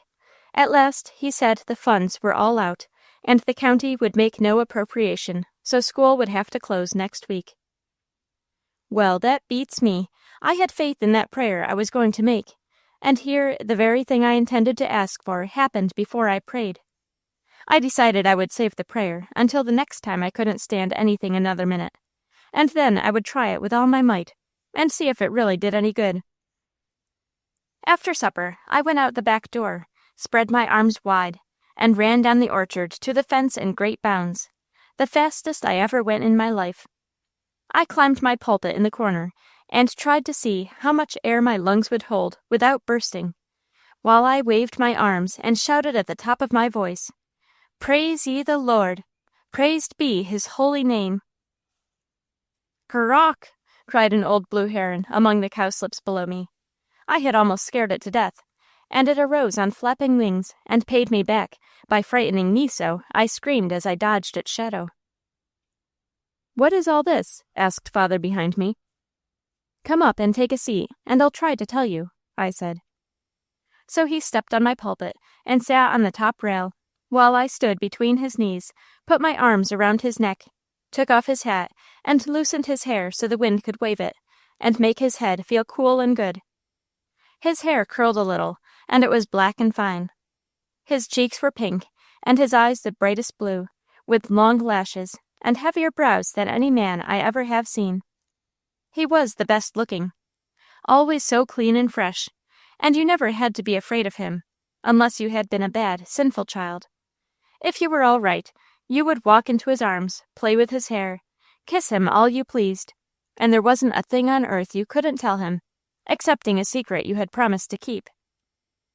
So I explained all this, and more too, about how I wanted to hunt for the flowers, to see which bloomed first, and watch in what order the birds came, and now it was a splendid time to locate nests, because there were no leaves, so I could see easily, and how glad Mother would be to know where the blue goose nested, and her white turkey hen, because she wanted her geese all blue, and the turkeys all white, as fast as she could manage. Every little thing that troubled me, or that I wanted, I told him. He sat there, and he couldn't have listened with more interest, or been quieter if I had been a bishop, which is the biggest thing that ever happened at our house. His name was Nind, and he came from Chicago to dedicate our church when it was new. So Father listened, and thought, and held his arms around me, and you think the Lord was at the bottom of the thing that makes you happy? Well, you always go to him about what concerns you, and you say, "Praise the Lord," when things go to please you. "I do indeed," said Father, "but I had thought of this running short of school funds as a calamity.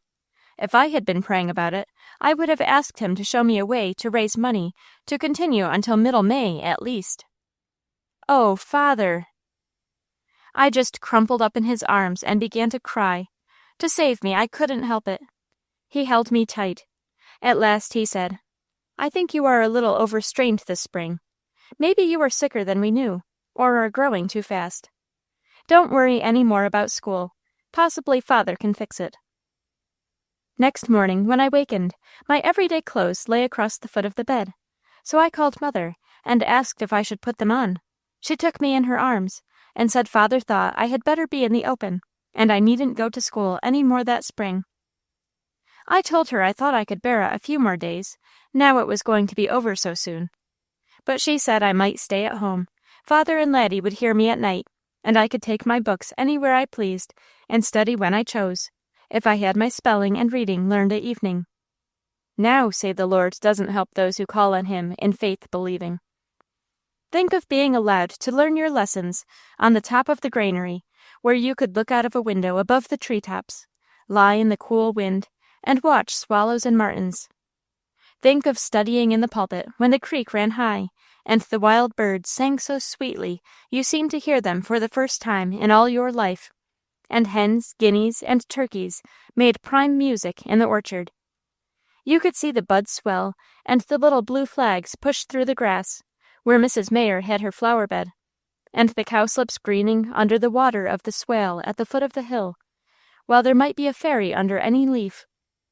I was so full, so swelled up and excited, that when I got ready to pick up a book, I could learn a lesson in a few minutes, tell all about it, spell every word, and read it back, front, and sideways.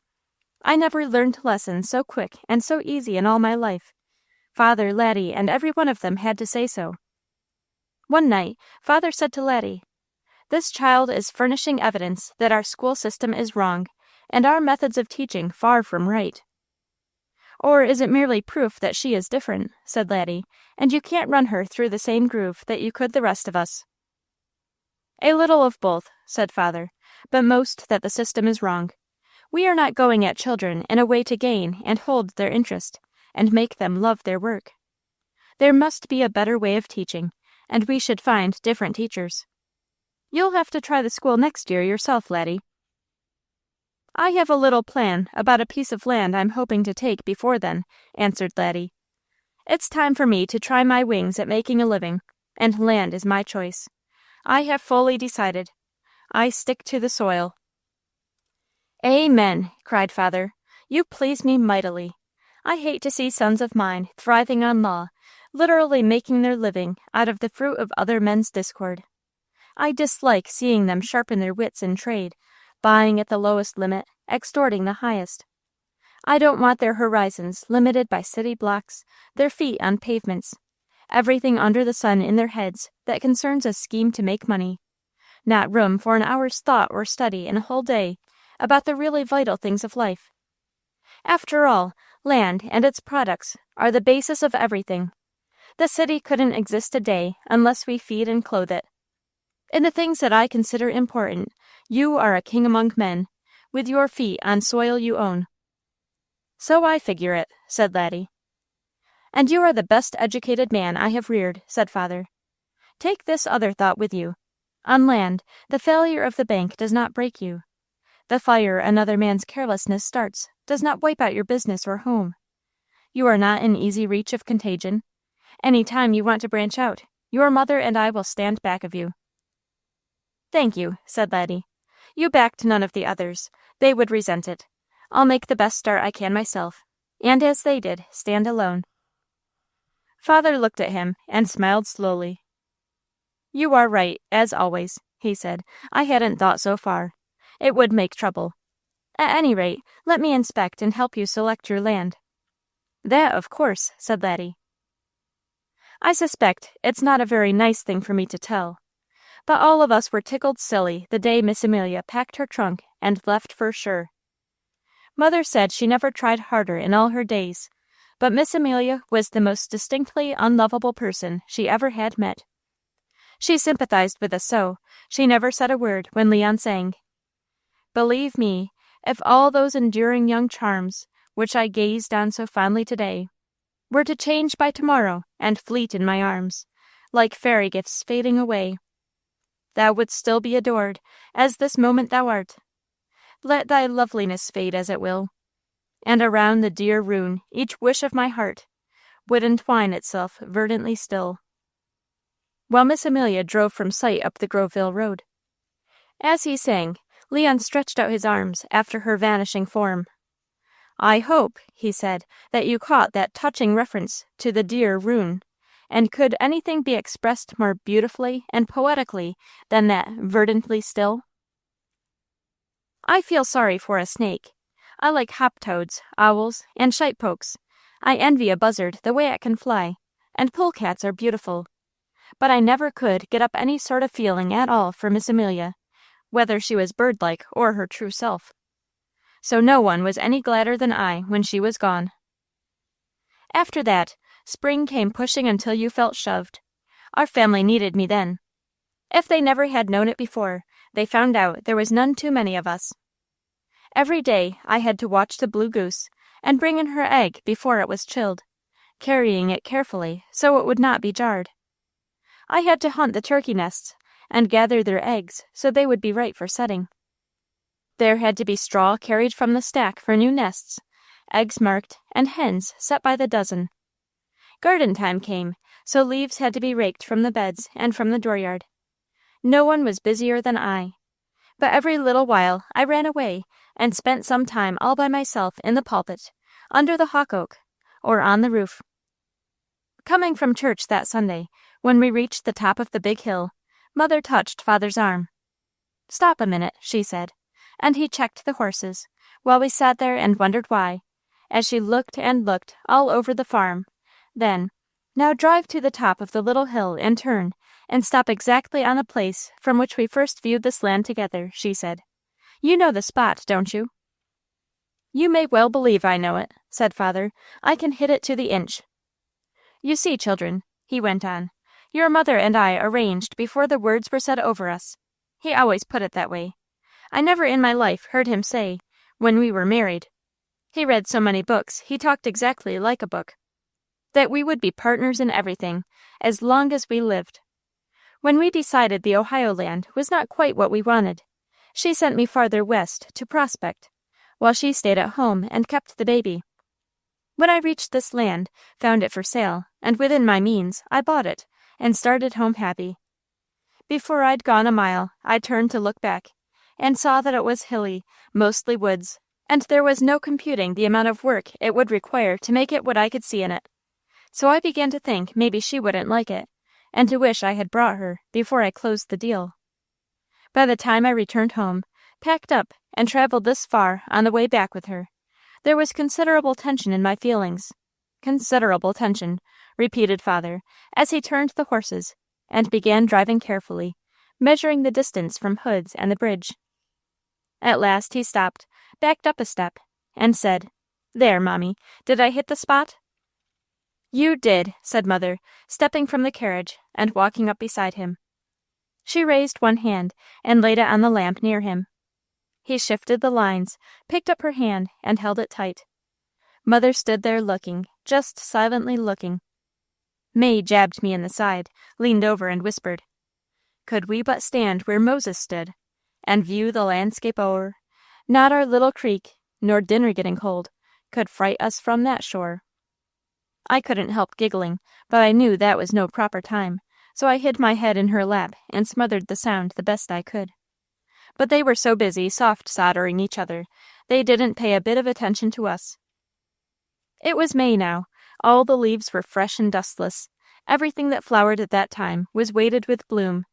Bees hummed past, butterflies sailed through the carriage, while birds at the tops of their voices, all of them, every kind there was, sang fit to split. Friendly, unafraid bluebirds darted around us, and talked a blue streak from every fence rider. Made you almost crazy to know what they said. The little creek flowed at our feet across the road, through the blue flag swamp, where the red and yellow birds lived. You could see the sun flash on the water where it emptied into the stream that crossed Deems's and flowed through our pasture, and away beyond the big hill arose, with the new church on top, the graveyard around it, the big creek flashing at its base. In the valley between lay our fields, meadows, the big red barn, the white house with the yard filled with trees and flowering shrubs. Beyond it the garden, all made up, neat and growing, and back of it the orchard in full bloom. Mother looked and looked. Suddenly she raised her face to father. "Paul," she said, "that first day, did you ever dream it could be made to look like this?" "No," said father, "I never did. I saw houses, barns, and cleared fields. I hoped for comfort and prosperity. But I didn't know any place could grow to be so beautiful, and there is something about it, even on a rainy November day. There is something that catches me in the breast, on the top of either of these hills, until it almost stifles me. What is it, Ruth?" "The home feeling," said mother. "It is in my heart so big this morning. I am filled with worship, just filled with the spirit of worship."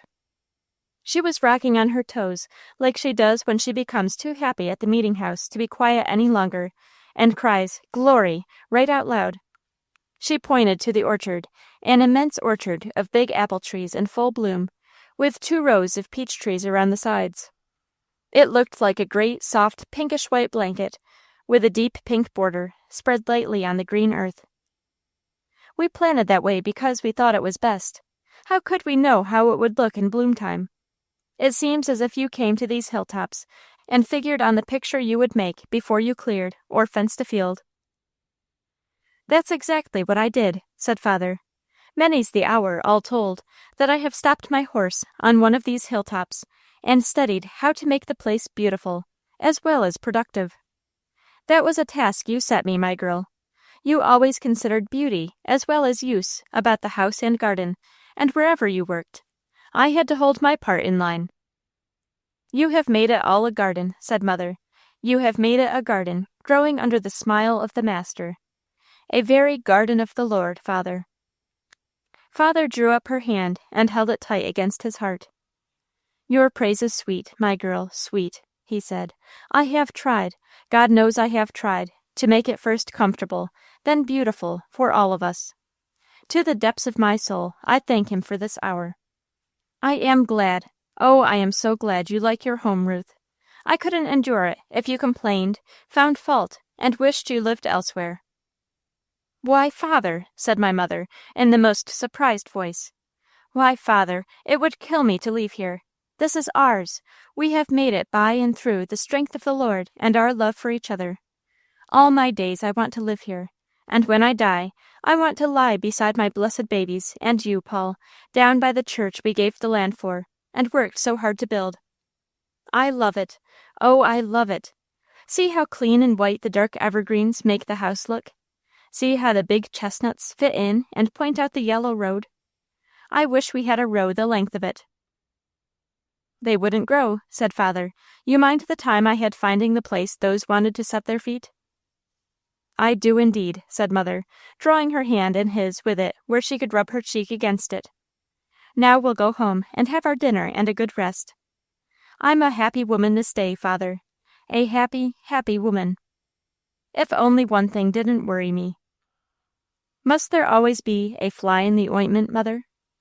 She looked at him with a smile that was like a hug and a kiss, and she said, "I have found it so, Father, and I have been happy in spite of it.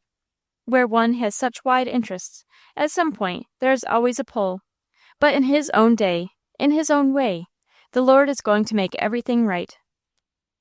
"Thy faith hath made thee whole," quoted Father. Then she stepped into the carriage, and he waited a second, quite long enough to let her see that he was perfectly willing to sit there all day if she wanted him to. And then he slowly and carefully drove home, as he always did when she was in the carriage. Times when he had us children out alone, he went until you couldn't see the spokes in the wheels. He just loved to speed up once in a while on a piece of fine road to let us know how going fast felt. Mother sat there trembling a little, smiling, misty-eyed. I was thinking, for I knew what the fly in the ointment was. She had a letter from Shelley yesterday, and she said there wasn't a reason on earth why Father or Laddie should spend money to come to Chicago. She would soon be home, she was counting the hours, and she never wanted to leave again. In the start she didn't want to go at all, unless she could stay 3 years at the very least. Of course it was that dreadful man who had made her so beautiful and happy, and then taken away all the joy. How could a man do it? It was the hardest thing to understand. Next morning Mother was feeling fine. The world was lovely. Miss Amelia was gone. May was home to help, so she began house cleaning by washing all the curtains. She had been in the kitchen to show Candace how. I had all my work done, and was making friends with a robin brooding in my very own catalpa tree, when Mr. Pryor rode up, tied his horse, and started toward the gate. I knew he and Father had quarreled. That is, Father had told him he couldn't say God was a myth in this house, and he'd gone home mad as hops, so I knew it would be something mighty important that was bringing him back. I slid from the tree, ran and opened the gate, and led the way up the walk. I opened the front door and asked him in. And then I did the wrong thing. I should have taken his hat, told him to be seated, and said I would see if I could find Father. I knew what to do, and how to do it. But because of that about God, I was so excited, I made a mistake. I never took his hat, or offered him a chair. I just bolted into the dining room, looking for Father or Mother, and left the door wide open. So he thought that wasn't the place to sit, because I didn't give him a chair, and he followed me. The instant I saw Mother's face, I knew what I had done. The dining room was no place for particular company like him, and bringing him in that way didn't give her time to smooth her hair, pull shut her dress band at the neck, put on her collar and shiny goldstone pin, her white apron, and rub her little flannel rag, with rice flour on it, on her nose to take away the shine. I had made a mess of it. There she came right in at the door, just as she was from the tub. Her hair was damp and crinkled around her face. Her neckband had been close and stooping, so she had unfastened it, and tucked it back in a little V-shaped place to give her room and air. Her cheeks were pink, her eyes bright, her lips red as a girl's, and her neck was soft and white. The V-shaped place showed a little spot like baby skin, right where her neck went into her chest. Sure as father kissed her lips, he always tipped back her head, bent lower, and kissed that spot too. I had seen hundreds of them go there, and I had tried it myself lots of times, and it was the sweetest place. Seeing what I had done, I stopped breathless. You have to beat most everything you teach a child right into it properly to keep it from making such a botch of things as that. I hardly dared to peep at Mother, but when I did, she took my breath worse than the mistake I had made. Caught, she stood her ground. She never paused a second. Straight to him she went, holding out her hand, and I could see that it was red and warm from pressing the lace in the hot suds. A something flashed over her that made her more beautiful than she was in her silk dress going to town to help Lucy give a party. And her voice was as sweet as the bubbling warbler on the garden fence when he was trying to coax a mate into the private bush to nest. Mother asked him to be seated, so he took one of the chairs nearest him and sat holding his hat in one hand, his whip in the other. Mother drew a chair beside the dining table, dropped her hands on each other, and looking in his eyes, she smiled at him. I tell the same thing over about people's looks, but I haven't told of this smile of Mother's, because I never saw exactly how it was, or what it would do to people, until that morning. Then as I watched her, for how she felt decided what would happen to me, after Mr. Pryor was gone, I saw something I never had noticed until that minute. She could laugh all over her face, before her lips parted until her teeth showed. She was doing it now, with a wide smile running from cheek to cheek, pushing up a big dimple at each end, her lips barely touching, her eyes dancing. She sat looking at him. "This is the most blessed season for warming up the heart," she said. "If you want the half of my kingdom, ask quickly. I'm in the mood to bestow it." How she laughed! He just had to loosen up a little and smile back, even though it looked pretty stiff. "Well, I'll not tax you so far," he said. "I only want Mr. Stanton." "But he is the whole of the kingdom, and the king to boot." She laughed, dimpled, and flamed redder. Mr. Pryor stared at her wonderingly. You could even see the wonder, like it was something you could take hold of. I suppose he wondered what could make a woman so happy like that. "Lucky man," he said. "All of us are not so fortunate." "Then it must be you don't covet the place or the title," said Mother more soberly. "Any woman will crown the man she marries, if he will allow her. Paul went farther. He compelled it." "I wonder how," said Mr. Pryor, his eyes steadily watching Mother's face.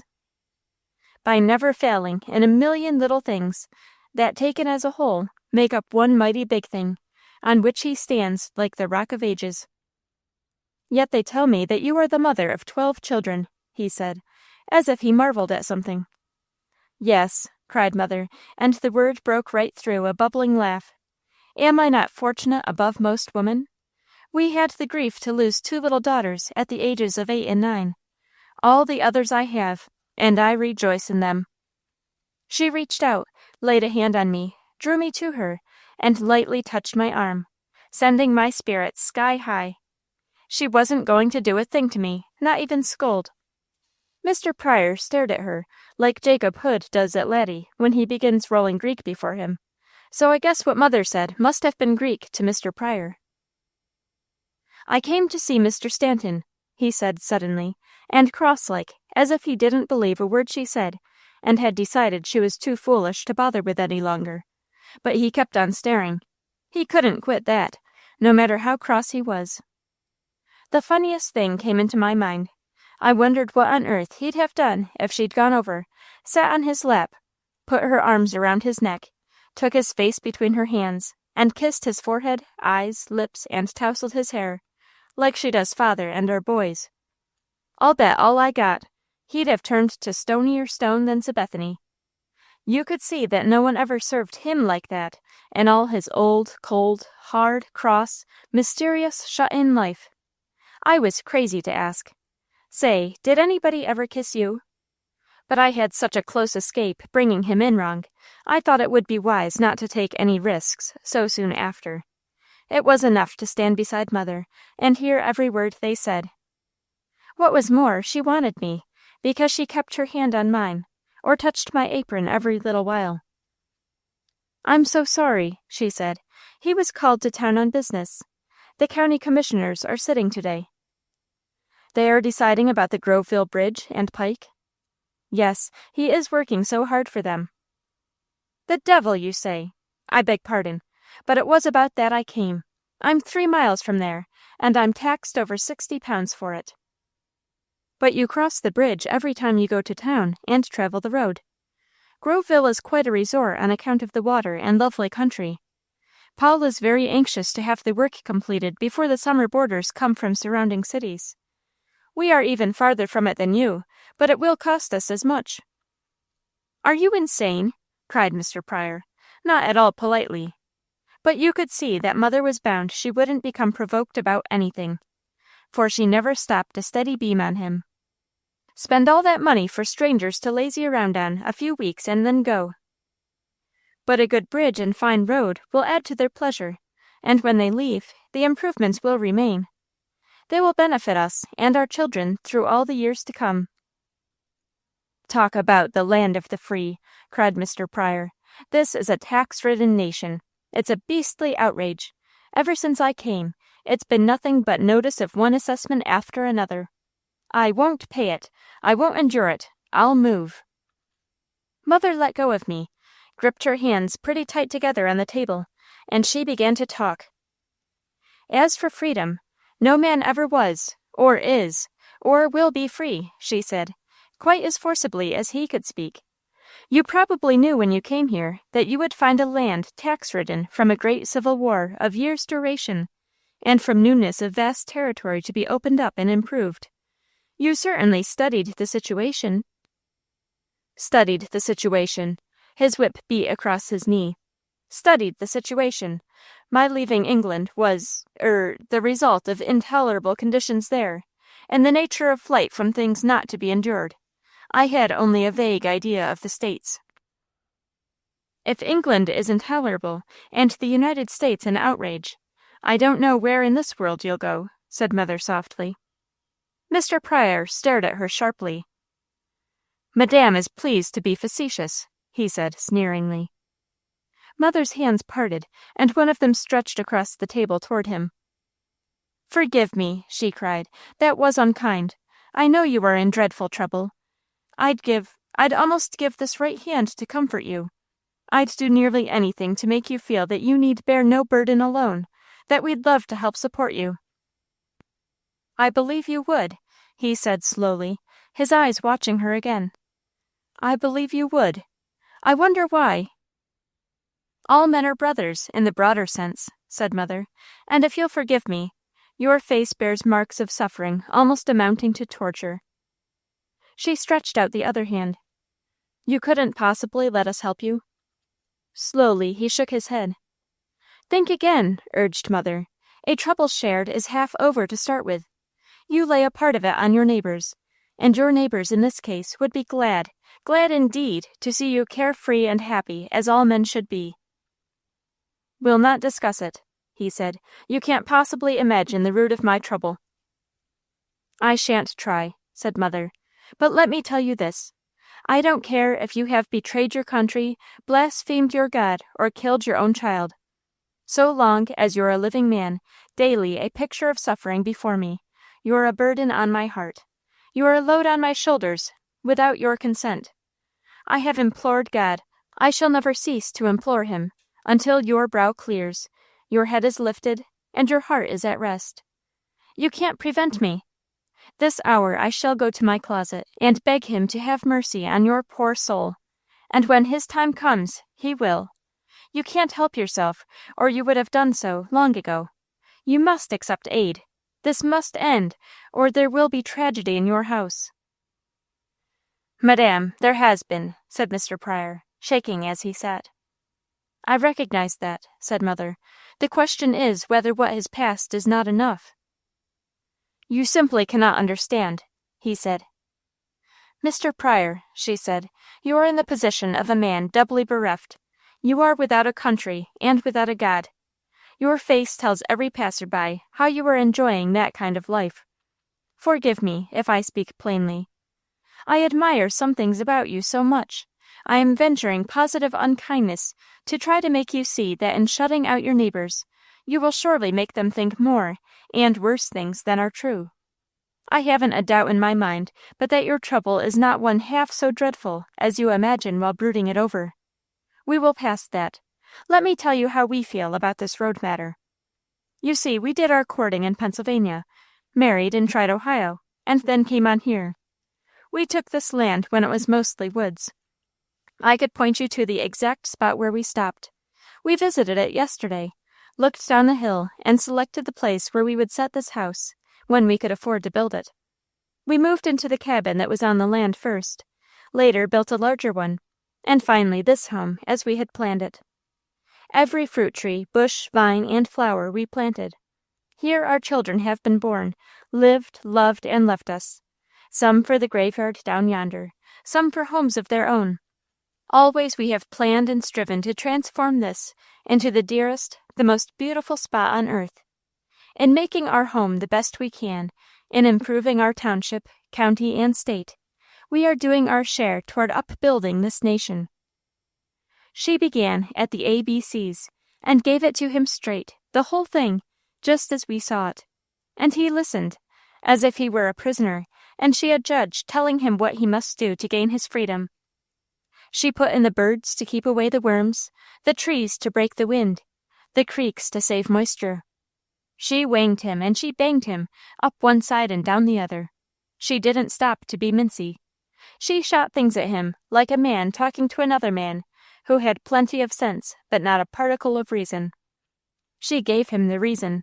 She told him exactly why, and how, and where, and also just what he must do to feel right toward his neighbors, his family, and his God.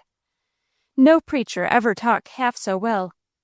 Yea, verily, she was as interesting as the bishop himself, and far pleasanter to look at. When she ran short of breath, and out of words, she reached both hands toward him again. "Oh, do please think of these things," she begged. "Do try to believe that I am a sensible person, and know what I am talking about." "Madame," said Mr. Pryor, "there's no doubt in my mind but you are the most wonderful woman I ever have met. Surely I believe you. Surely I know your plan of life is the true, the only right way. It is one degree added to my humiliation that the ban I am under keeps me from friendly intercourse with so great a lady." "Lady?" said my mother, her eyes widening. "Lady? Now it is you who are amused." "I don't understand," he said. "Certainly you are a lady, a very great lady." "Goodness gracious me!" cried my mother, laughing until her dimples would have held water. "That's the first time in all my life I was ever accused of such a thing." "Again, I do not comprehend," said Mr. Pryor, as if vexed about all he would endure. Mother laughed on, and as she did so, she drew back her hands and studied them. Then she looked at him again, one pink dimple flashing here and there, all over her face. "Well, to begin at the root of the matter," she said, "that is an enormous big word that you are using lightly. Any one in petticoats is not a lady. By no means. A lady must be born of unsullied blood for at least 3 generations on each side of her house. Think for a minute about where you are going to fulfill that condition. Then she must be gentle by nature and rearing. She must know all there is to learn from books, have wide experience to cover all emergencies. She must be steeped in social graces and diplomatic by nature. She must rise unruffled to any emergency, never wound, never offend, always help and heal. She must be perfect in deportment, virtue, wifehood, and motherhood. She must be graceful, pleasing, and beautiful. She must have much leisure to perfect herself in learning, graces, and arts." "Madame, you draw an impossible picture," cried Mr. Pryor. I draw the picture of the only woman on earth truly entitled to be called a lady. You use a good word lightly. I have told you what it takes to make a lady. Now look at me." How she laughed! Mr. Pryor looked, but he didn't laugh. "More than ever you convince me that you are a lady, indeed," he said. Mother wiped her eyes. "My dear man," she cried, "I'm the daughter of a Dutch miller, who lived on a Pennsylvania mountain stream. There never was a school anywhere near us, and father and mother only taught us to work. Paul Stanton took a grist there and saw me. He married me, and brought me here. He taught me to read and write. I learned my lessons with my elder children. He has always kept school in our house every night of his life. Our children supposed it was for them. I knew it was quite as much for me. While I sat at knitting or sewing, I spelled over the words he gave out. I know nothing of my ancestors, save that they came from the lowlands of Holland, down where there were cities, schools, and business. They were well educated, but they would not take the trouble to teach their children. As I have spoken to you, my husband taught me. All I know I learn from him, from what he reads aloud, and places he takes me. I exist in a 20-mile radius, but through him I know all lands, principalities and kingdoms, peoples and customs. I need never be ashamed to go or afraid to speak anywhere." "Indeed not," cried Mr. Pryor. "But when you think on the essentials of a real lady, and then picture me patching, with a first reader propped before me, facing Indians, gypsies, wild animals, and they used to be bad enough. Why, I mind one time in Ohio, when our first baby was only able to stand beside a chair, and through the rough puncheon floor a copperhead stuck up its gleam of bronzy gold, and shot its darting tongue within a foot of her bare leg. By all accounts, a lady would have reached for her smelling salts, and gracefully fainted away. In fact, a lady never would have been in such a place at all. It was my job to throw the first thing I could lay my hands on, so straight and true that I would break that snake's neck, and send its deadly fangs away from my baby. I did it with Paul's plane, and neatly, too. Then I had to put the baby on the bed, and tear up every piece of the floor to see that the snake had not a mate in hiding there, for copperheads at that season were going pairs. Once I was driven to face a big squaw, and threaten the life of her baby with a red-hot poker, while she menaced mine with a hunting knife. There is not one cold, rough, hard experience of pioneer life that I have not endured. Shoulder to shoulder and heart to heart, I've stood beside my man, and done what had to be done, to build this home, rear our children, save our property. Many's the night I have shivered in a barn, doctoring sick cattle and horses we could ill afford to lose. Time and again I have hung on and brought things out alive, after the men gave up and quit. A lady? How funny. The amusement is all on your part, madame. So it seems, said Mother. But you see, I know so well how ridiculous it is. When I think of the life a woman must lead in order to be truly a lady, when I review the life I have been forced to live to do my share in making this home and rearing these children, the contrast is too great. I thank God for any part I have been able to take. Had I life to live over, I see now where I could do more. But neighbor, believe me, my highest aspiration is to be a clean, thrifty housekeeper, a bountiful cook, a faithful wife, a sympathetic mother. That is life work for any woman, and to be a good woman is the greatest thing on earth. Never mind about the ladies. If you can honestly say of me, she is a good woman, you have paid me the highest possible tribute. I have nothing to change, in the face of your argument, said Mr. Pryor. Our loved queen on her throne is no finer lady. That time Mother didn't laugh. She looked straight at him a minute, and then she said, Well, for an Englishman, as I know them, you have said the last word. Higher praise there is none. But believe me, I make no such claim. To be a good wife and mother is the end toward which I aspire. To hold the respect and love of my husband is the greatest object of my life. Then you have succeeded. You stand a monument to wifehood. Your children prove your idea of motherhood, said Mr. Pryor. How in this world have you managed it? The members of your family whom I have seen are fine, interesting men and women, educated above the average. It is not idle curiosity. I am deeply interested in knowing how such an end came to be accomplished here on this farm. I wish you would tell me just how you have gone about schooling your children. By educating ourselves before their coming, and with them afterward. Self-control, study, work, joy of life, satisfaction with what we have had, never-ending strife to go higher and to do better. Dr. Fenner laughs when I talk of these things.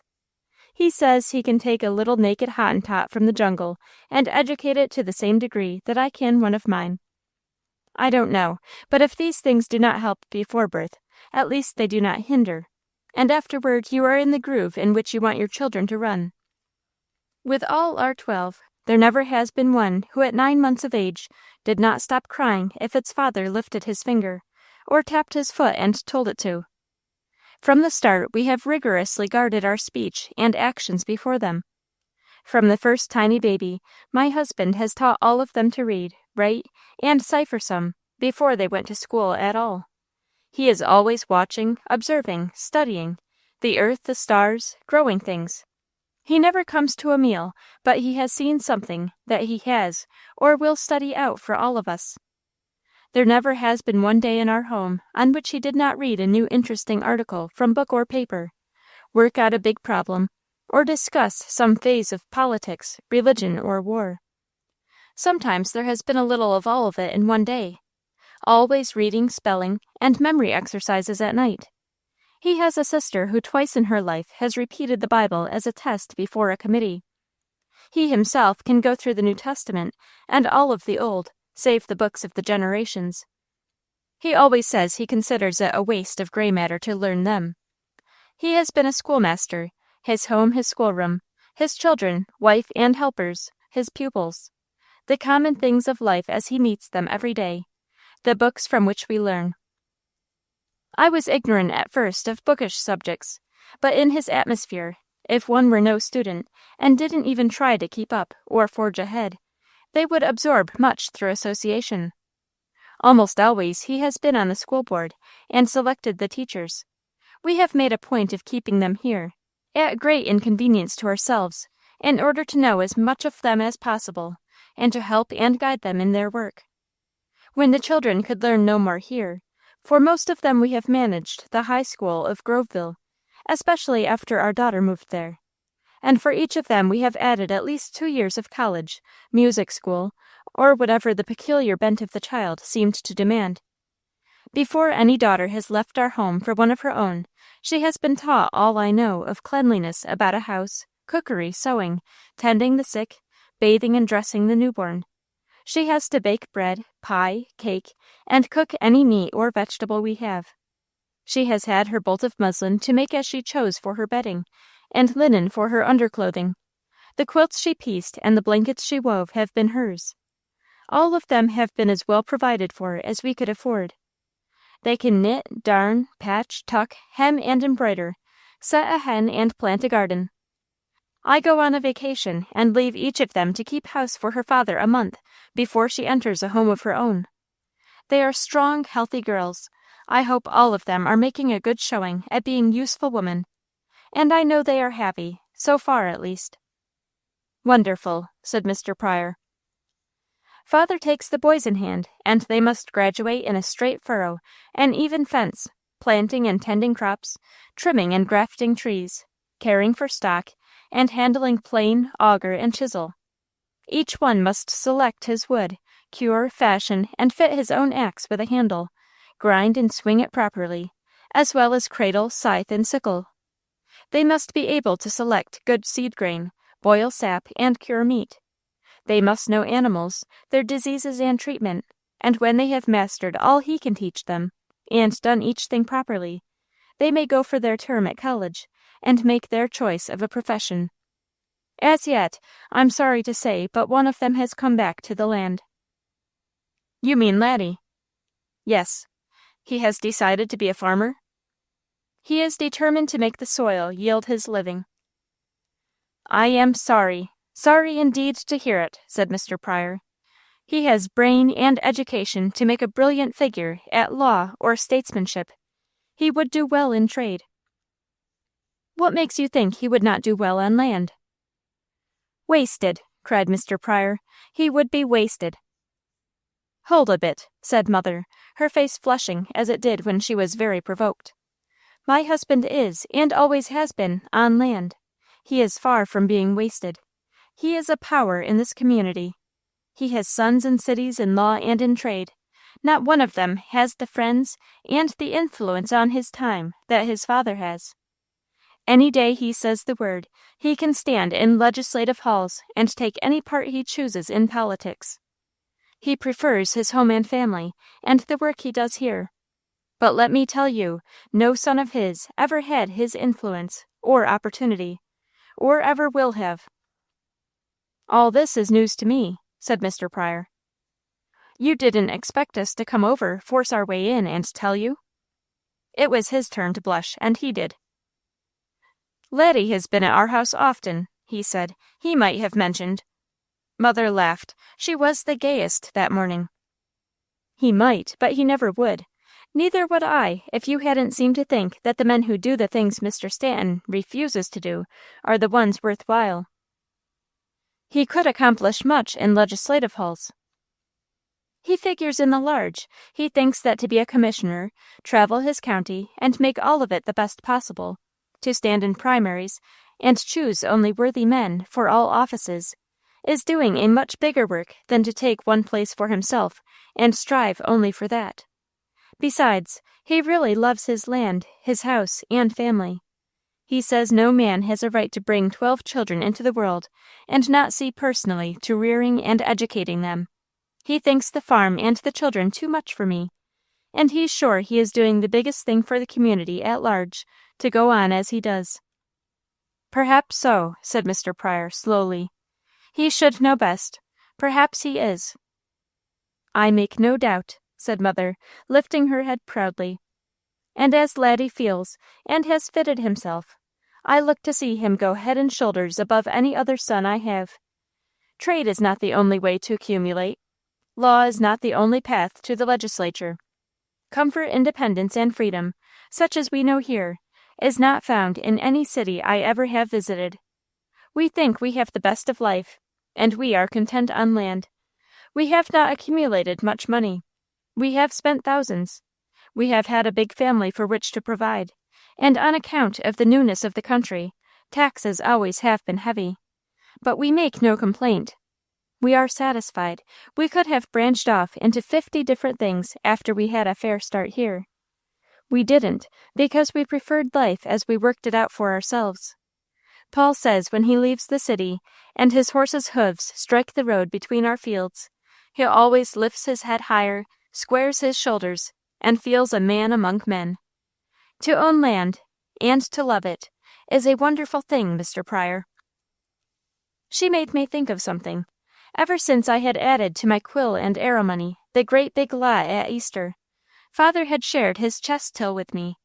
The chest stood in our room, and in it lay his wedding suit, his every Sunday clothes, his best hat with a red silk handkerchief in the crown, a bundle of precious newspapers he was saving on account of rare things in them he wanted for reference, and in the till was the wallet of ready money he kept in the house for unexpected expense, his deeds, insurance papers, and all his particular private papers, the bunches of lead pencils, slate pencils, and the box of pens from which he supplied us for school. Since I had grown so rich, he had gone partners with me, and I might lift the lid, open the till, and take out my little purse that May bought from the huckster for my last birthday. I wasn't to touch a thing save my own, and I never did, but I knew precious well what was there.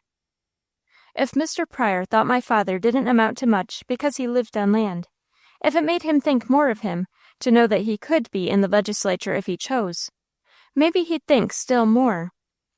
I lifted the papers, picked it up carefully, and slipping back quietly, I laid it on Mr. Pryor's knee. He picked it up and held it a minute, until he finished what he was saying to Mother, and then he looked at it. Then he looked long and hard. Then he straightened up and looked again. "God bless my soul!" he cried. You see, when he was so astonished he didn't know what he was saying, he called on God, just as Father says everyone does. I took a side look at Mother. Her face was a little extra flushed, but she was still smiling, so I knew she wasn't angry with me, though of course she wouldn't have shown the thing herself. She and Father never did, except as each of us grew big enough to be taught about the Crusaders. Father said he didn't care the snap of his finger about it, except as it stood for hardihood and bravery. But Mr. Pryor cared. He cared more than he could say. He stared, and over he wonderingly repeated, "God bless my soul." "Where did you get the crest of the Earl of Eastbrooke, the master of Stanton House?" he demanded. "Stanton House," he repeated. Why, the name! It's scarcely possible, but there it is," laughed Mother.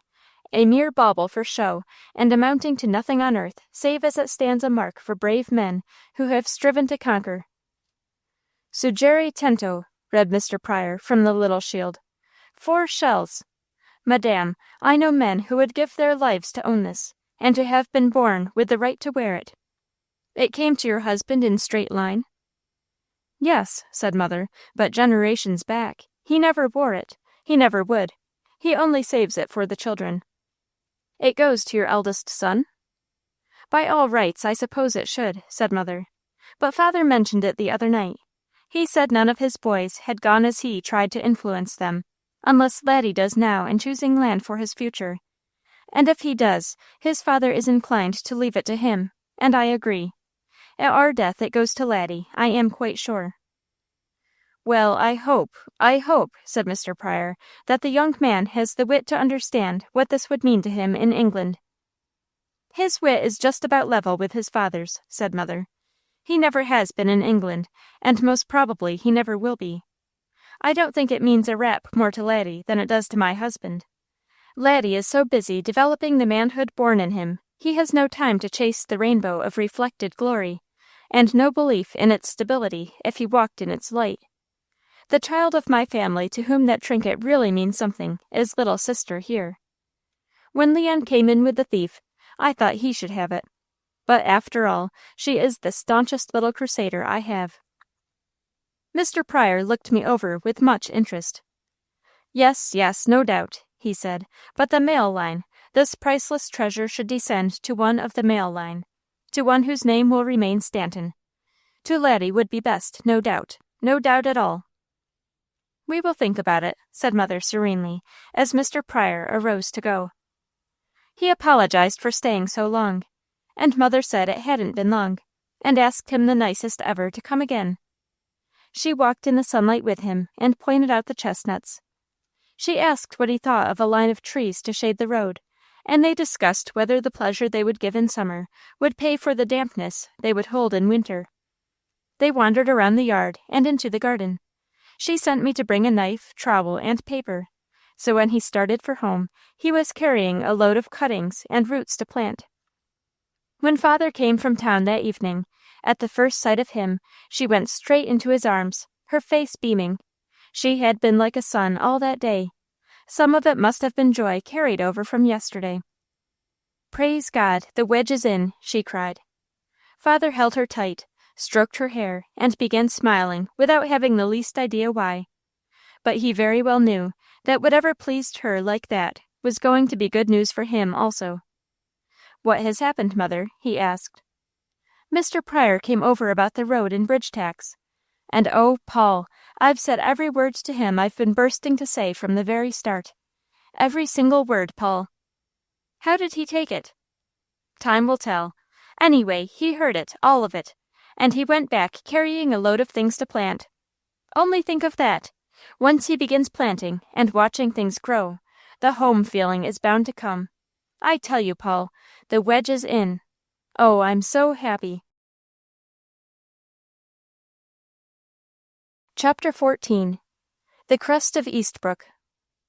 So, and look onward, upward, where the starry light appears, where, in spite of cowards' doubting, or your own heart's trembling fears, you shall reap in joy the harvest you have sown today in tears. Any objections to my beginning to break ground on the West 80 today? asked Laddie of father at breakfast Monday morning. I had thought we would commence on the East 40 when planning the work. So had I, said Laddie. But since I thought that, a very particular reason has developed for my beginning to plow the West 80 at once. And there is a charming little ditty I feel strongly impelled to whistle every step of the way. Father looked at him sharply, and so I think did all of us. And because we loved him deeply, we saw that his face was a trifle pale for him, his clear eyes troubled, in spite of his laughing way. He knew we were studying him too, but he wouldn't have said anything that would make us look and question if he had minded our doing it. That was exactly like Laddie. He meant it when he said he hated a secret. He said there was no place on earth for a man to look for sympathy and love if he couldn't find it in his own family. And he never had been so happy since I had been big enough to notice his moods, as he had been since all of us knew about the princess. He didn't wait for father to ask why he'd changed his mind about the place to begin. You see, he said, a very charming friend of mine expressed herself strongly last night about the degrading influence of farming, especially that branch of agriculture which evolves itself in a furrow. Hence, it is my none too happy work to plow the West 80, where she can't look our way without seeing me, and I have got to whistle my favorite tune, where she must stop her ears if she doesn't hear, and then it will be my painful task, I fear, to endeavor to convince her that I am still clean, decent, and not degraded. Oh, Laddie, cried mother. Abominable foolishness, roared father, like he does roar once in about 2 years. Isn't it now? Asked Laddie sweetly. I don't know what has got into her head. She has seen me plowing 50 times since their land has joined ours, and she never objected before. I can tell you blessed well, said mother. She didn't care 2 hoots how much my son plowed, but it makes a difference when it comes to her lover. Ma, you speak amazing reckless, said Laddie. If I thought there was anything in that feature of the case, I'd attempt a Highland fling on the ridgepole of our barn. Be serious, said father sternly. This is no laughing matter. That's precisely why I am laughing, said Laddie. Would it help me any to sit down and weep? I trow not. I have thought most of the silent watches. By the way, they are far from silent in May. And as I read my title clear, it's my job to plow the West 80 immediate. Father tried to look stern, but he just had to laugh. All right, then, plow it, he said. What did she say? Asked mother. Phew! Laddie threw up both hands. She must have been bottled some time on the subject. The ferment was a spill of considerable magnitude. The flood rather overwhelmed me, because it was so unexpected. I had been taking for granted that she accepted my circumstances and surroundings as she did me. But no, kind friends, far otherwise. She said last night, in the clearest English I ever heard spoken impromptu, that I was a man suitable for her friend, but I would have to change my occupation before I could be received on more than a friendly footing. On more than a friendly footing? Repeated mother. You have her exact words, said Laddie. Kindly pass the ham. What did you say? Nothing. I am going to plow the answer. Please don't object to my beginning this morning. You try yourself all winter to get as far as you have, and then upset the bowl like this? Cried mother. Softly, mummy, softly, said Laddie. What am I to do? I've definitely decided on my work. I see land and life, as you and father taught me, in range and in perspective, far more than you've got from it. You had a first-hand wrestle. The land I covet has been greatly improved already. I can do what I choose with it, making no more strenuous effort than plowing. And I am proud to say that I love to plow. I like my feet in the soil. I want my head in the spring air. I can become almost tipsy on the odors that fill my nostrils. Music evolved by the Almighty is plenty good enough for me. I'm proud of a spanking big team, under the control of a touch or a word. I enjoy farming, and I am going to be a farmer. Plowing is one of the most pleasing parts of the job.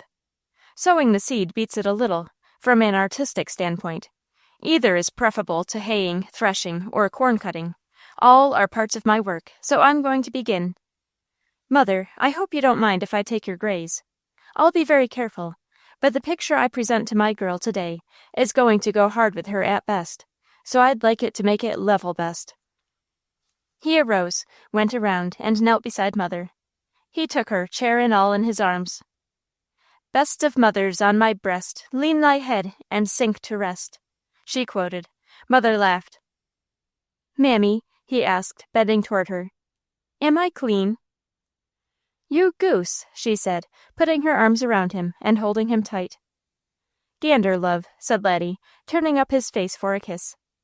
"Honest, Mother, you have been through nigh unto 40 years of it.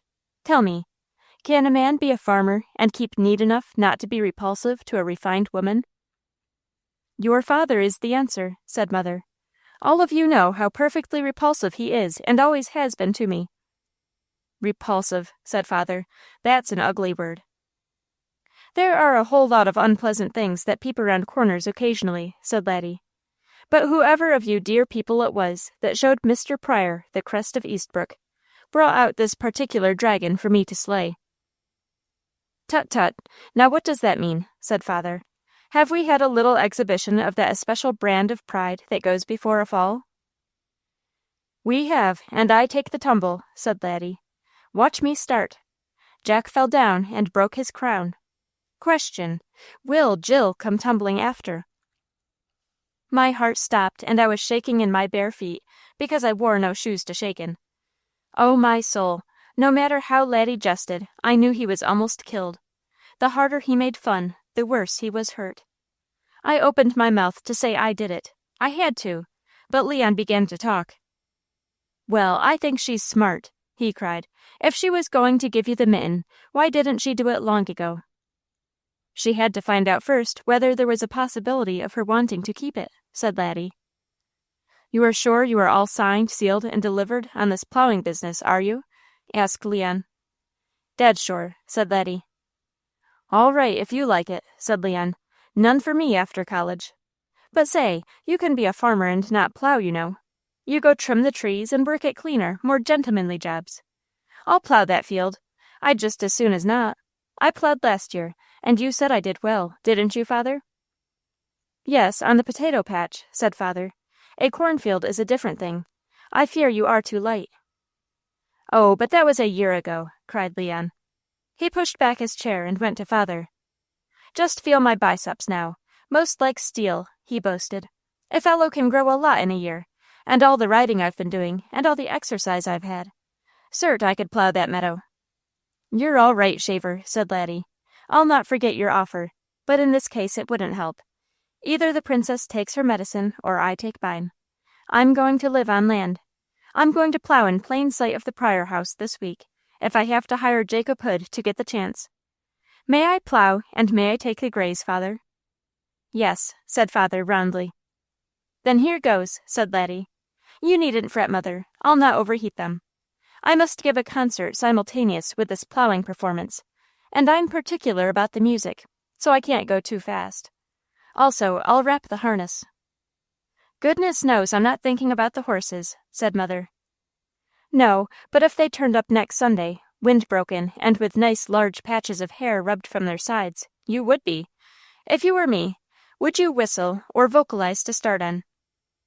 Mother burst right out crying and laid her face all tear-wet against him. Laddie kissed her and wiped away the tears, teased her, and soon as he could he bolted from the east door. But I was closest, so I saw plainly that his eyes were wet too. My soul and body. And I had done it. I might as well get it over. "I showed Mr. Pryor the trinket," I said. "How did you come to do that?" asked Father sternly.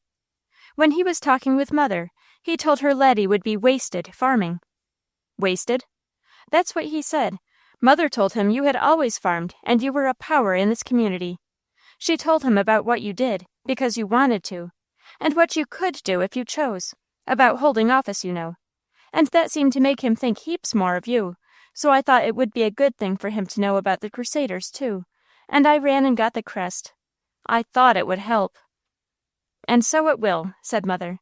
"They constantly make the best showing they can. We might as well, too. The trouble is, they got more than they expected. They thought they could look down on us and patronize us, if they came near at all. When they found we were quite as well educated as they, had as much land, could hold prominent offices if we chose, and had the right to that bauble, they veered to the other extreme. Now they seem to demand that we quit work. Move to the city, sit on a cushion, and sew a fine seam, suggested Father. Exactly, said Mother. They'll have to find out we are running our own business. But I'm sorry it fell to Laddie to show them. You could have done it better. It will come out all right. The princess is not going to lose a man like Laddie on account of how he makes his money. Don't be too confident, said Father. With people of their stripe, how much money a man can earn, and at what occupation, constitute the whole of life. She wasn't too confident. Yesterday she had been so happy she almost flew. Today she kept things going, and sang a lot. But nearly every time you looked at her, you could see her lips draw tight, a frown cross her forehead, and her head shake. Pretty soon we heard a racket on the road, so we went out. There was Laddie with a matched team of carriage horses and a plow. Now, in dreadfully busy times, Father let Ned and Joe work a little, but not very much. They were not plow horses, they were roadsters. They liked to prance, and bow their necks and dance to the carriage. It shamed them to be hitched to a plow. They drooped their heads and slunk along like dogs caught sucking eggs. But they were a sight on the landscape. They were lean and slender, and yet round, too, matched dapple gray on flank and side, with long snow-white manes and tails. No wonder Mother didn't want them to work. Laddie had reached through the garden fence and hooked a bunch of red tulips and yellow daffodils. The red was at Joe's ear, and the yellow at Ned's, and they did look fine. So did he. Big, strong, clean, a red flower in his floppy straw hatband, and after he drove through the gate, he began a shrill, fife-like whistle you could have heard a half-mile. See the merry farmer boy tramp the meadows through, swing his hoe in careless joy while dashing off the dew. Bobolink in maple high trills a note of glee. Farmer boy, in gay reply, now whistles cheerily. The chorus was all whistle, and it was written for folks who could. It went up until it almost split the echoes, and Laddie could easily sail a measure above the notes. He did it, too. As for me, I kept from sight. For a week, Laddie whistled and plowed. He wore that tune threadbare, and got an almost continuous pucker on his lips. Leon said if he didn't stop whistling, and sing more, the girls would think he was doing a prunes and prisms stunt. So after that, he sang the words and whistled the chorus. But he made no excuse to go, and he didn't go to Pryor's. When Sunday came, he went to Westchester to see Elizabeth, and stayed until Monday morning. Not once that week did the princess ride past our house, or her father either. By noon Monday, Laddie was back in the field, and I had all I could bear. He was neither whistling nor singing so much now, because he was away at the south end, where he couldn't be seen or heard at Pryor's. He almost scoured the skin from him, and he wore his gloves more carefully than usual. If he soiled his clothing in the least, and it looked as if he would make more than his share of work, he washed the extra pieces at night. Tuesday morning I hurried with all my might, and then I ran to the field where he was. I climbed on the fence, sat there until he came up, and then I gave him some cookies. He stopped the horses, climbed beside me and ate them. Then he put his arms around me and hugged me tight. "Laddie, do you know I did it?" I wailed. "Did you now?" said Laddie. "No, I didn't know for sure, but I had suspicions.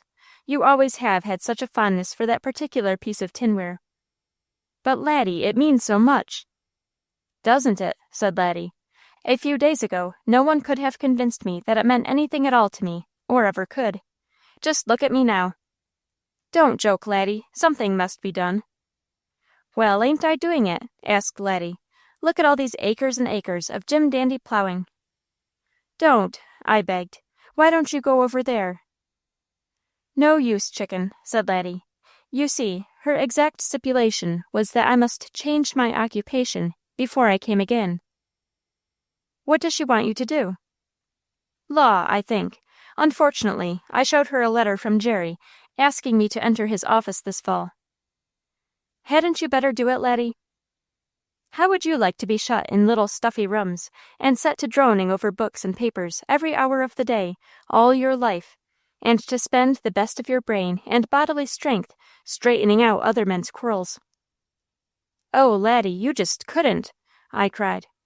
"Precisely," said Laddie. "I just couldn't, and I just won't." "What can you do?" "I might compromise on stock," he said.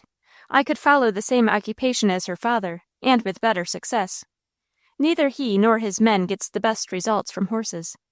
They don't understand them, especially the breeds they are attempting to handle. Most Arab horsemen are tent dwellers. They travel from one oasis to another with their stock. At night the herds are gathered around them as children. As children they love them, pet them, feed them. Each is named for a divinity, a planet, or a famous ruler, and the understanding between master and beast is perfect. Honestly, little sister, I think you have got to believe in the God of Israel in order to say the right word to an Arabian horse. And I know you must believe in the God of love. A beast of that breed, jerked, kicked, and scolded, is a fine horse ruined. If I owned half the stock Mr. Pryor has over there, I could put it in such shape for market that I could get twice from it what his men will. Are Thomas and James rough with the horses?" "Like master, like man," quoted Laddie. They are foolish with the Kentucky strain, and fools with the Arab. And yet, that combination beats the world. But I must get on with a PC job." He slid from the fence, took a drink from his water jug, and pulled a handful of grass for each horse. As he stood feeding them, I almost fell from the top rail. "Laddie," I whispered, "look, Mr. Pryor is halfway across the field on Ranger." "So?" said Laddie. "Now I wonder. Shall I go?" "No, indeed," said Laddie. "Stay right where you are. It can't be anything of much importance." At first it didn't seem to be. They talked about the weather, the soil, the team. Laddie scooped a handful of black earth, and holding it out, told Mr. Pryor all about how good it was, and why, and he seemed interested. Then they talked about everything, until, if he had been Jacob Hood, he would have gone away. But just at the time when I expected him to start, he looked at Laddie straight and hard. "I missed you Sabbath evening," he said. Then I looked at him. He had changed some way. He seemed more human, more like our folks, less cold and stern. "I sincerely hope it was unanimous," said Laddie. Mr. Pryor had to laugh. "It was a majority, at any rate." Laddie stared dazed. You see, that was kind of a joke, an easy one because I caught it, but we were not accustomed to expecting a jest from Mr. Pryor. Not one of us dreamed there was a joke between his hat crown and his boot soles. Then Laddie laughed, but he sobered quickly. "I'm mighty sorry if Mrs. Pryor missed me," he said. "I thought of her. I have grown to be her devoted slave, and I hoped she liked me." "You put it mildly," said Mr. Pryor. "Since you didn't come when she expected you, we've had the worst time with her that we have had since we reached this this country." "Could you make any suggestion?" asked Laddie. "I could. I would suggest that you act like the sensible fellow I know you to be, and come, as usual, at your accustomed times." "But I'm forbidden, man," cried Laddie. "Ugh, such awful things as Mr. Pryor said." "Forbidden," he cried. "Is a man's roof his own, or is it not? While I live, I propose to be the head of my family. I invite you. I ask you. Mrs. Pryor and I want you. What more is necessary?" "Two things," said Laddie, just as serenely. "That Miss Pryor wants me, and that I want to come." "Do you mean to tell me that you don't want to come, eh? After the fight you put up to force your way in?" Laddie studied the sky, a whimsy smile on his lips. "Now, wasn't that a good fight?" he inquired. "I'm mighty proud of it. But not now, or ever, do I wish to enter your house again, if Miss Pryor doesn't want and welcome me." Then he went over, took Mr. Pryor's horse by the head, and began working with its bridle. It didn't set right some way, and Mr. Pryor had jerked, spurred, and mauled, until there was a big space tramped to mortar. Laddie slid his fingers beneath the leather, eased it a little, and ran his hands over the fretful creature's head. It just stopped, stood still, pushed its nose under his arm, and pressed against his side. Mr. Pryor arose in one stirrup, swung around, and alighted. He looped an arm through the bridle rein, and with both hands gripped his whipstock. "How the devil do you do it?" he asked, as if he were provoked. "First, the bridle was uncomfortable. Next, you surely know, Mr. Pryor, that a man can transfer his mental state to his mount." Laddie pointed to the churned-up earth. "That represents your mental state. This," he slid his hand down the neck of the horse, "portrays mine." Mr. Pryor's face reddened, but Laddie was laughing so heartily, he joined in sort of sickly-like. "Oh, I doubt if you are so damnably calm," he cried. "I'm calm enough, so far as that goes," said Laddie. "I'm not denying that I've got about all the heartache I can conveniently carry. Do you mind telling me how far this affair has gone?" "Wouldn't a right-minded man give the woman in the case the first chance to answer that question? I greatly prefer that you ask Miss Pryor." If ever I felt sorry for anyone, I did then for Mr. Pryor. He stood there gripping the whip with both hands, and he looked exactly if the May wind might break him into 1,000 tiny pieces, and every one of them would be glass. He said at last. "You're right, of course, but unfortunately, Pamela and her mother did not agree with my motives, or my course in coming to this country. And while there is no outward demonstration, other than Mrs. Pryor's seclusion, yet, I am forced to the belief that I'm not in their confidence." "I see," said Laddie, "and of course you love your daughter as any man would love so beautiful a child, and when she is all he has—" I thought the break was coming right there, but Mr. Pryor clenched his whip and put it off. Still, anyone watching with half an eye could see that it was only put off, and not for long at that. "It has been my idea, Mr. Pryor, that the proper course for me was to see if I could earn any standing with your daughter. If I could, and she gave me permission, then I intended coming to you the instant I knew how she felt. But in such a case as this, I don't think I shall find the slightest hesitation in telling you anything you want to know, that I am able." "You don't know how you stand with her?" Laddie took off his hat and ran his fingers through his hair. His feet were planted widely apart, and his face was sober enough for any funeral now. At last he spoke. "I've been trying to figure that out," he said slowly. "I believe the situation is as open to you as it is to me. She was a desperately lonely, homesick girl when she caught my eye and heart, and I placed myself on her horizon. In her case, the women were slow in offering friendship, because, on account of Mrs. Pryor's seclusion, none was felt to be wanted. Then Miss Pryor was different in dress and manner. I found a way to let her see that I wanted to be friends, and she accepted my friendship, and at the same time allowed it to go only so far. On a few rare occasions I've met her alone, and we've talked out various phases of life together. But most of our intercourse has taken place in your home, and in your presence. You probably have seen her meet and entertain her friends frequently. I should think that you would be more nearly able to gauge my standing with her than I am." "You haven't told her that you love her?" "Haven't I, though?" cried Laddie. "Man alive, what do you think I'm made of? Putty? Told her? I've told her 1,000 times. I've said it, and sung it, and whistled it, and looked it, and lived it. I've written it, and ridden it, and this week I've plowed it.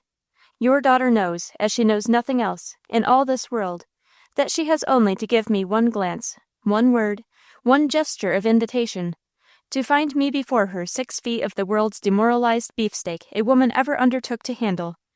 Told her? Ye gods, I should say I've told her." If any of Pryor's had been outdoors, they certainly could have heard Mr. Pryor. How he laughed! He shook until he tottered. Laddie took his arm and led him to the fence.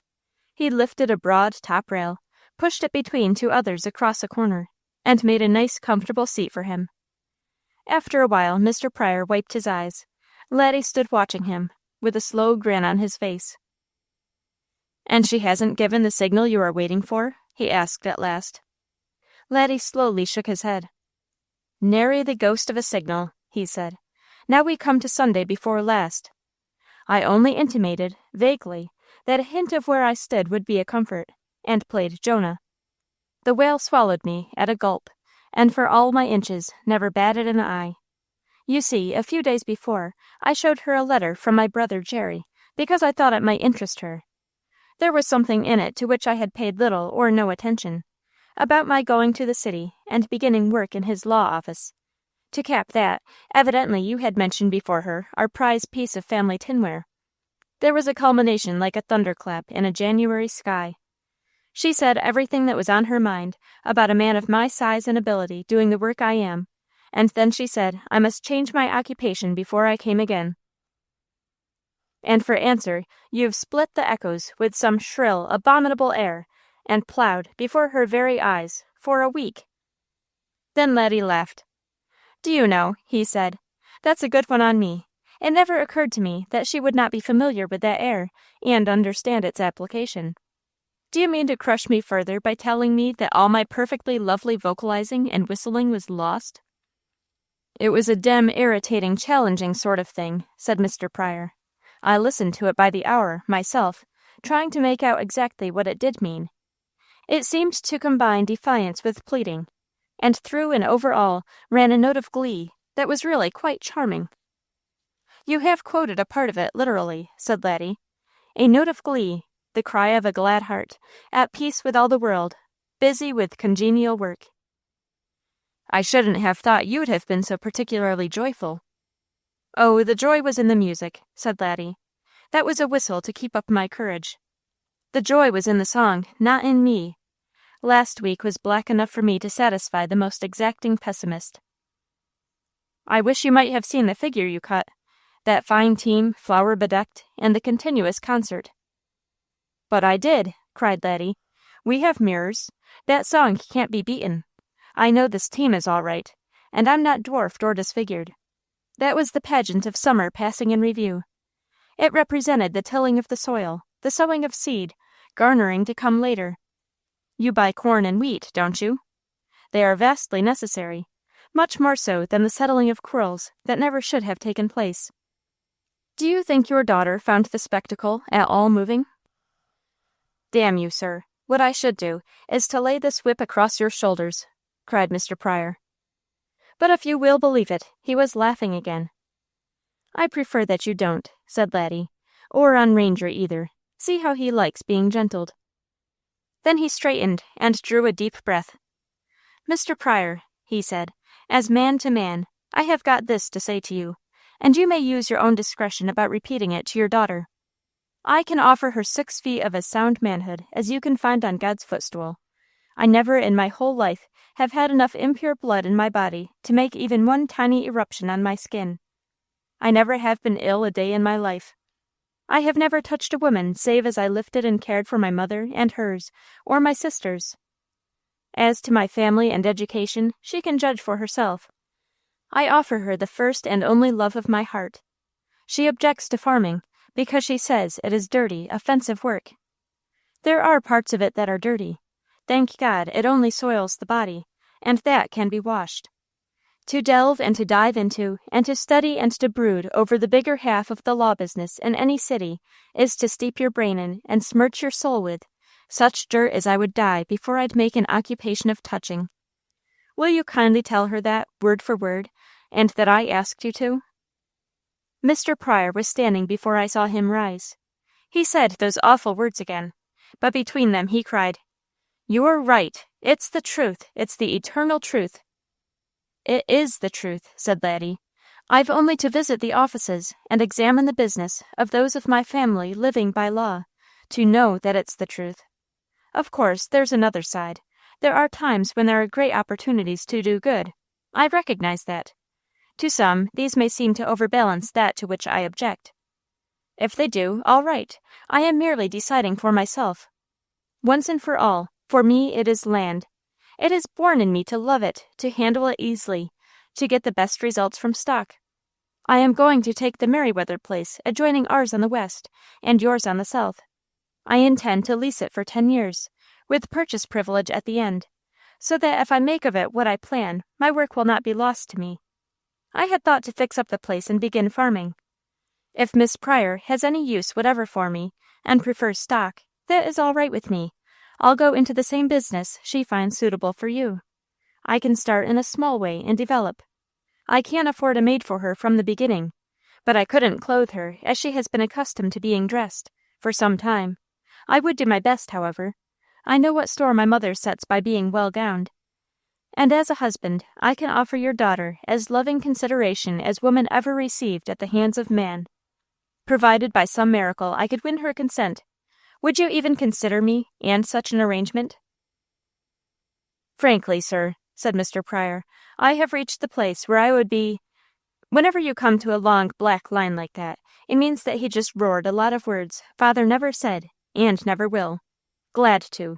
To tell the truth, the thing you choose to jestingly refer to as tinware, I hope later to convince of the indelicacy of such allusion, would place you in England on a social level above any we ever occupied, or could hope to.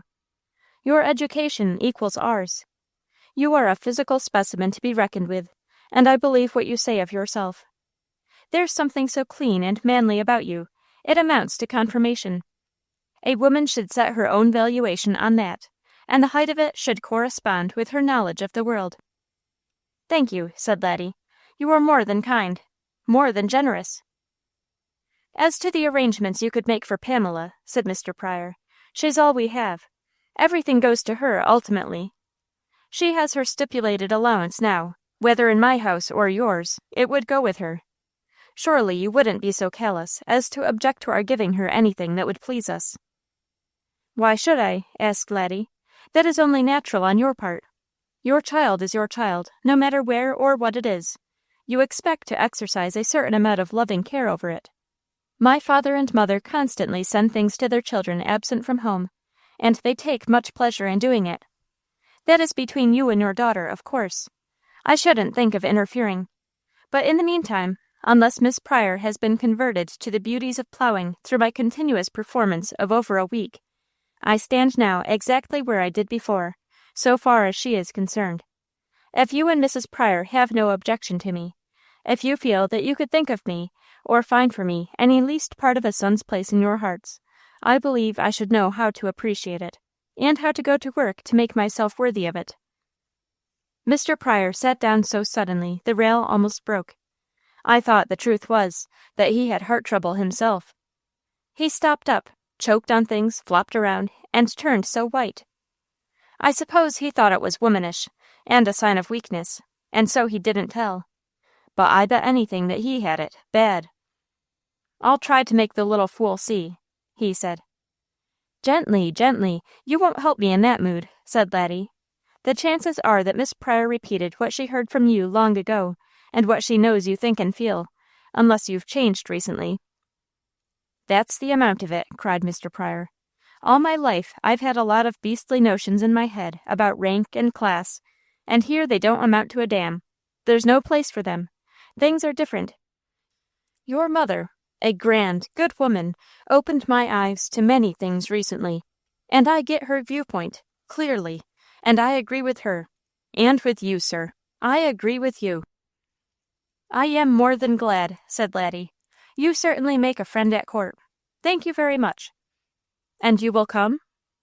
"The instant Miss Pryor gives me the slightest sign that I am wanted, and will be welcomed by her, I'll come like a Dakota blizzard. Floss can hump herself on time for once." "But you won't come until she does?" "Man alive, I can't," cried Laddie.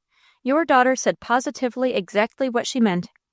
It was unexpected, and hit me so hard I didn't try to argue. I simply took her at her word, her very explicit word." "Fool!" cried Mr. Pryor. "The last thing on earth any woman ever wants or expects is for a man to take her at her word." "What?" cried Laddie. "She had what she said in her mind, of course, but what she wanted was to be argued out of it. She wanted to be convinced." "I think not. She was entirely too convincing herself," said Laddie. "It's my guess that she has thought matters over, and that her mind is made up. But I would take it as a mighty big favor if you would put that little piece of special pleading squarely up to her. Will you?" "Yes," said Mr. Pryor, "I will. I'll keep cool and do my best. But I am so unfortunate in my temper. I could manage slaves better than women. This time I'll be calm and reason things out with her, or I'll blow out my brains." "Don't you dare," laughed Laddie. "You and I are going to get much pleasure, comfort, and profit from this world, now that we have come to an understanding." Mr. Pryor arose and held out his hand. Laddie grasped it tight, and they stood there looking straight at each other, while a lark on the fence post close by cried, "Spring o' year," at them over and over. But they never paid the least attention. "You see," said Mr. Pryor, "I've been thinking things over deeply, ever since talking with your mother. I've cut myself off from going back to England by sacrificing much of my property in hasty departure, if by any possibility I should ever want to return. And there is none, not the slightest. There's no danger of anyone crossing the sea and penetrating to this particular spot so far inland. We won't be molested. And lately, despite the rawness and the newness, there is something about the land that takes hold after all. I should dislike leaving now. I found in watching some roots your mother gave me that I wanted them to grow, that I very much hoped they would develop and beautify our place with flowers, as yours is. I find myself watching them daily and oftener, and there seems to be a sort of home feeling creeping around my heart. I wish Pamela would listen to reason. I wish she would marry you soon. I wish there would be little children. Nothing else on earth would come so close to comforting my wife, and me also. Nothing. Go ahead, lad. Plow away. I'll put your special pleading up to the girl." He clasped Laddie's hand, mounted, and rode back to the gate he had entered when he came. Laddie sat on the rail, so I climbed down beside him. He put his arm around me. "Do I feel any better?" he asked dubiously. "Of course you do," I said stoutly. "You feel whole heaps and stacks and piles better. You haven't got him to fight any more, or Mrs. Pryor. It's now only to convince the princess about how it's all right to plow." "Small matter that," said Laddie. "And easy, just as simple and easy." "Have you asked the fairies to help you?" Aye, sir," said Laddie. "Also the winds, the flowers, the birds, and the bees. I have asked everything on earth to help me, except you, little sister.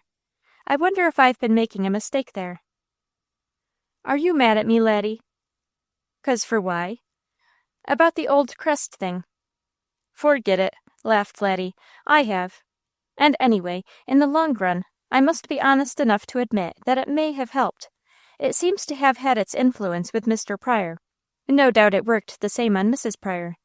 And it may be that it was because she had so much more to bank on than she ever expected, that the princess felt emboldened to make her demand. It may be. You can't tell. Anyway, it's very evident that it did no real harm. And forget my jesting, chicken. A man can't always cry because there are tears in his heart. I think quite as much of that crest as you do. In the sum of human events, it is a big thing. No one admires a crusader more than I. No one likes a good fight better. No crusader ever put up a stiffer battle than I have in the past week while working in these fields. Every inch of them is a battlefield, every furrow a separate conflict. Gaze upon the scene of my Waterloo. When June covers it with green, it will wave over the resting place of my slain heart." "Oh, Laddie," I sobbed, "there you go again. How can you?" "Whoopee!" cried Laddie. "There's the question. How can I? Got to, little sister. There's no other way." "No," I was forced to admit. "There isn't. What are we going to do now?" "Lifesaver, we'll go now to dinner," said Laddie. "Nothing except the partnership implied in we sustains me now. You'll find a way to help me out, won't you, little sister?" "Of course I will," I promised, without ever stopping a minute to think what kind of a job that was going to be.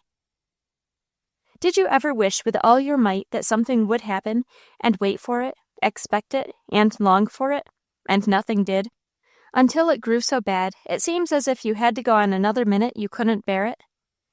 Now, I thought when Mr. Pryor talked to her, maybe she'd send for Laddie that very same night.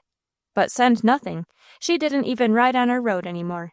Of course, her father made a botch of it. Bet I could have told her Laddie's message straighter than he did. I could think it over, and see exactly how he'd do. He'd talk nicely about 1 minute, and the first word she said, that he didn't like, he'd be ranting and using unsuitable words. Just as like as not, he told her that he'd lay his whip across her shoulders, like he had Laddie. Anyone could see that as long as she was his daughter, she might be slightly handy with whips herself. At least she wouldn't be likely to stand still and tell him to go ahead and beat her. Sunday, Laddie went to Lucy's. He said he was having a family reunion on the installment plan. Of course we laughed, but none of us missed the long look he sent toward Pryor's as he mounted to start in the opposite direction. Everything went on. I didn't see how it could, but it did. It even got worse, for another letter came from Shelley that made matters concerning her no brighter. And while none of us talked about Laddie, all of us knew mighty well how we felt, and what was much worse, how he felt. Father and Mother had quit worrying about God, especially Father. He seemed to think that God and Laddie could be trusted to take care of the princess. And I don't know exactly what Mother thought. No doubt she saw she couldn't help herself, and so she decided it was useless to struggle. The plowing on the west side was almost finished, and some of the seed was in. Laddie went straight ahead, flower-trimmed and whistling, until his face must have ached as badly as his heart. In spite of how hard he tried to laugh and keep going, all of us could see that he fairly had to stick up his head and stretch his neck like the blue goose to make the bites go down. And you couldn't help seeing the roundness and the color go from his face a little more every day. My, but being in love when you couldn't have the one you loved was the worst of all. I wore myself almost as thin as Laddie, hunting a fairy to ask if she'd help me to make the princess let Laddie go on and plow when he was so crazy about it. I prayed beside my bed every night, until the Lord must have grown so tired he quit listening to me. For I talked right up as impressively as I knew how, and it didn't do the least bit of good. I hadn't tried the one big prayer toward the east yet, but I was just about to the place where I intended to do it soon. Chapter 15. Laddie, the Princess, and the Pie. Oh, whistle, and I'll come to you, my lad. Candace was baking the very first batch of rhubarb pies for the season, and the odor was so tempting I couldn't keep away from the kitchen door. Now Candace was a splendid cook about chicken gizzards. The liver was always Mother's, doughnuts and tarts, but I never really did believe she would cut into a fresh rhubarb pie, even for me. As I reached for the generous big piece, I thought of Laddie, poor Laddie, plowing away at his crusader fight, and not a hint of victory. No one in the family liked rhubarb pie better than he did. I knew there was no use to ask for a plate. "Wait, oh wait!" I cried. I ran to the woodshed, pulled a shining new shingle from a bale stacked there, and held it for Candace. Then I slipped around the house softly. I didn't want to run anyone's errands that morning. I laid the pie on the horse-block and climbed the catalpa carefully, so as not to frighten my robins. They were part Father's, too, because robins were his favorite birds. He said their song through and after rain was the sweetest music on earth. And mostly he was right, so they were not all my robins, but they were most mine after him, and I owned the tree. I hunted the biggest leaf I could see, and wiped it clean on my apron, although it was early for much dust. It covered the pie nicely, because it was the proper shape, and I held the stem with one hand to keep it in place. If I had made that morning myself, I couldn't have done it better. It was sunny, spring air, but it was that cool, spicy kind that keeps you stopping every few minutes to see just how full you can suck your lungs without bursting. It seemed to wash right through and make you all over. The longer you breathed it, the clearer your head became, and the better you felt, until you would be possessed to try and see if you really couldn't fly. I tried that last summer, and knocked myself into jelly. You'd think once would have been enough. But there I was going down the road with Laddie's pie, and wanting with all my heart to try again. Sometimes I raced, but I was a little afraid the pie would shoot from the shingle, and it was like pulling eye teeth to go fast that morning. I loved the soft, warm dust that was working up on the road. Spat, spat. I brought down my bare feet, already scratched and turning brown, and laughed to myself at the velvety feel of it. There were little puddles yet, where May and I had dipped and faded last fall, and it was fun to wade them. The roadsides were covered with meadow grass and clover that had slipped through the fence. On slender green blades, in spot after spot, twinkled the delicate bloom of blue-eyed grass. Never in all this world was our big creek lovelier. It went slipping and whispering and lipping and lapping over the stones, tugging at the rushes and grasses as it washed their feet. Everything beside it was in masses of bloom. A blackbird was gleaming and preening on every stone as it plumed after its bath. Oh, there's no use to try. It was just spring when it couldn't possibly be any better. But even spring couldn't hold me very long that morning. For you see, my heart was almost sick about Laddie, and if he couldn't have the girl he wanted, at least I could do my best to comfort him with the pie. I was going along being very careful the more I thought about how he would like it, so I was not watching the road so far ahead as I usually did.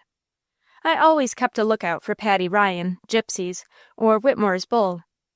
When I came to an unusually level place and took a long glance ahead, my heart turned right over and stopped still, and I looked long enough to be sure.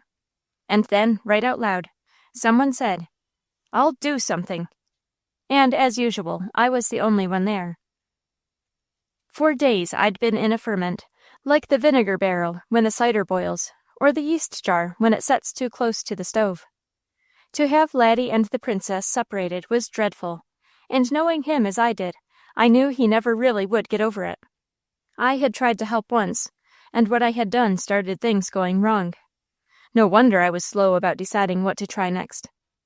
That I was going to do something, I made up my mind the instant Laddie said he was not mad at me, that I was his partner, and asked me to help. But exactly what would do any good took careful thought. Here was my chance coming right at me. She was far up the road, riding Maud like racing. I began to breathe after a while, like you always do, no matter how you are worked up, and with my brain whirling, I went slowly toward her. How would I manage to stop her? Or what could I say that would help Laddie? I was shaking, and that's the truth. But through and over it all, I was watching her too. I only wish you might have seen her that morning. Of course, the morning was part of it. A morning like that would make a fence post better looking. Half a mile away, you could see she was tipsy with spring, as I was, or the song sparrows, or the crazy babbling old bobolinks on the stakes and riders. She made such a bright splash against the pink fence row, with her dark hair, flushed cheeks, and red lips. She took my breath.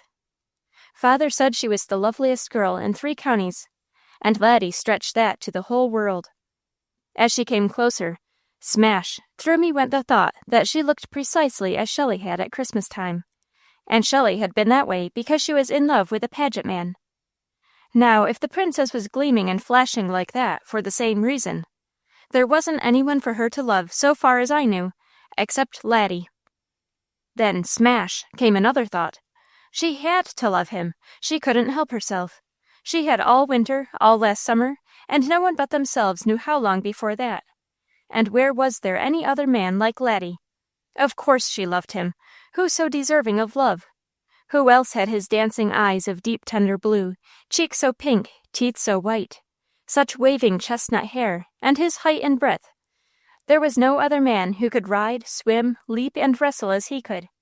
None who could sing the notes, do the queer sums with letters having little figures at the corners in the college books, read Latin as fast as English, and even the Greek Bible.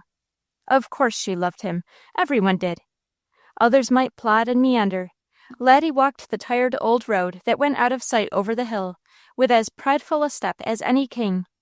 His laugh was as merry as the song of the gladdest thrush, while his touch was so gentle that when Mother was in dreadful pain, I sometimes thought she would a little rather have him hold her than Father. Now he was in this fearful trouble, the color going from his face, his laugh was a little strained, and the heartache almost more than he could endure. And there she came. I stepped squarely in the middle of the road, so she would have to stop or ride over me, and when she was close, I stood quite still. I was watching with my eyes, heart, and brain, and I couldn't see that she was provoked as she drew rein and cried, "Good morning, little queer person." I had supposed she would say little sister. She had for ages, just like Laddie. But she must have thought it was queer for me to stop her that way, so she changed. I was in for it. I had her now, so I smiled the very sweetest smile that I could think up in such a hurry, and said, "Good morning," the very politest I ever did in all my life.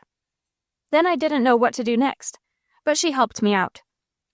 "What have you there?" she asked.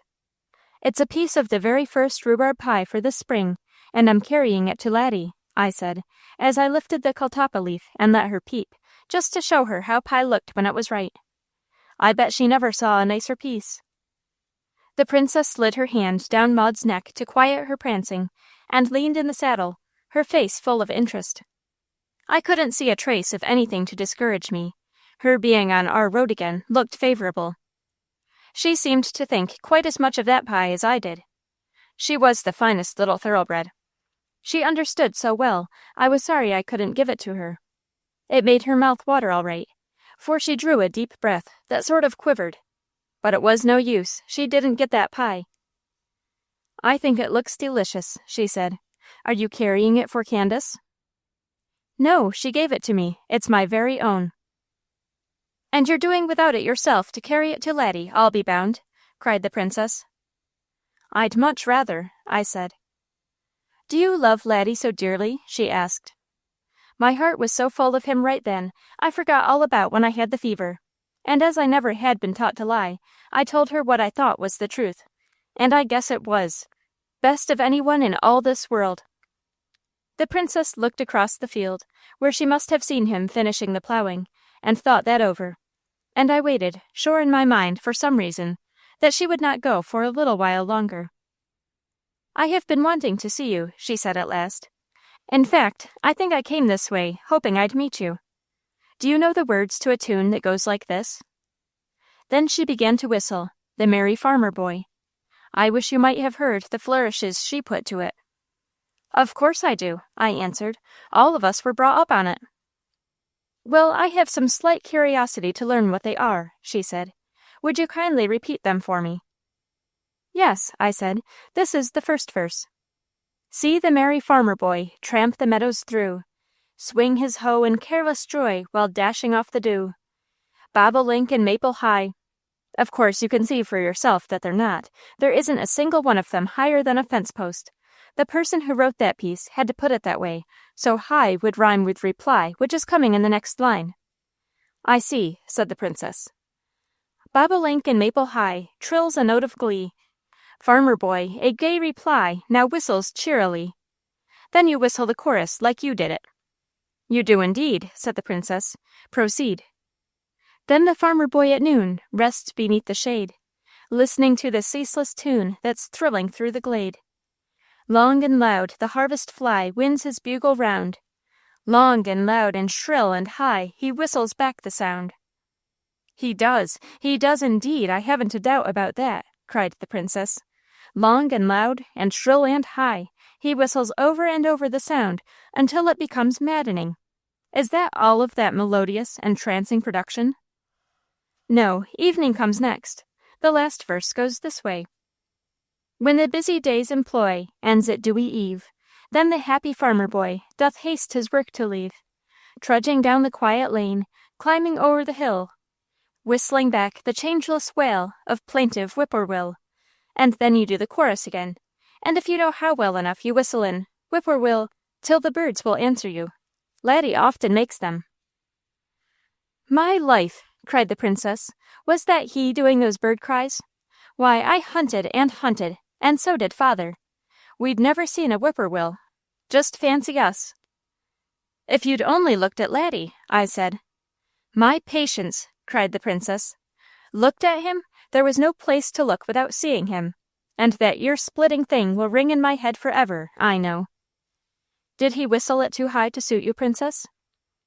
"He was perfectly welcome to whistle as he chose," she said, "and also to plow with the carriage horses, and to bedeck them and himself with a modest, shrinking red tulip and yellow daffodil." Now anyone knows that tulips and daffodils are not modest and shrinking. If any flowers just blaze and scream color clear across a garden, they do. She was provoked, you could see that. "Well, he only did it to please you," I said. "He didn't care anything about it. He never plowed that way before. But you said he mustn't plow at all, and he just had to plow. There was no escaping that. So he made it as fine and happy as possible to show you how nicely it could be done." "Greatly obliged, I'm sure," cried the princess. He showed me. He certainly did. And so he feels that there's no escaping plowing, does he? Then I knew where I was. I'd have given every cent of mine in Father's chest till, if Mother had been in my place. Once, for a second, I thought I'd ask the princess to go with me to the house, and let Mother tell her how it was. But if she wouldn't go and rode away, I felt I couldn't endure it. And anyway, she had said she was looking for me. So I gripped the shingle, dug in my toes, and went at her just as nearly like Mother talked to her father as I could remember. And I'd been put through memory tests and descriptive tests nearly every night of my life, so I had most of it as straight as a string.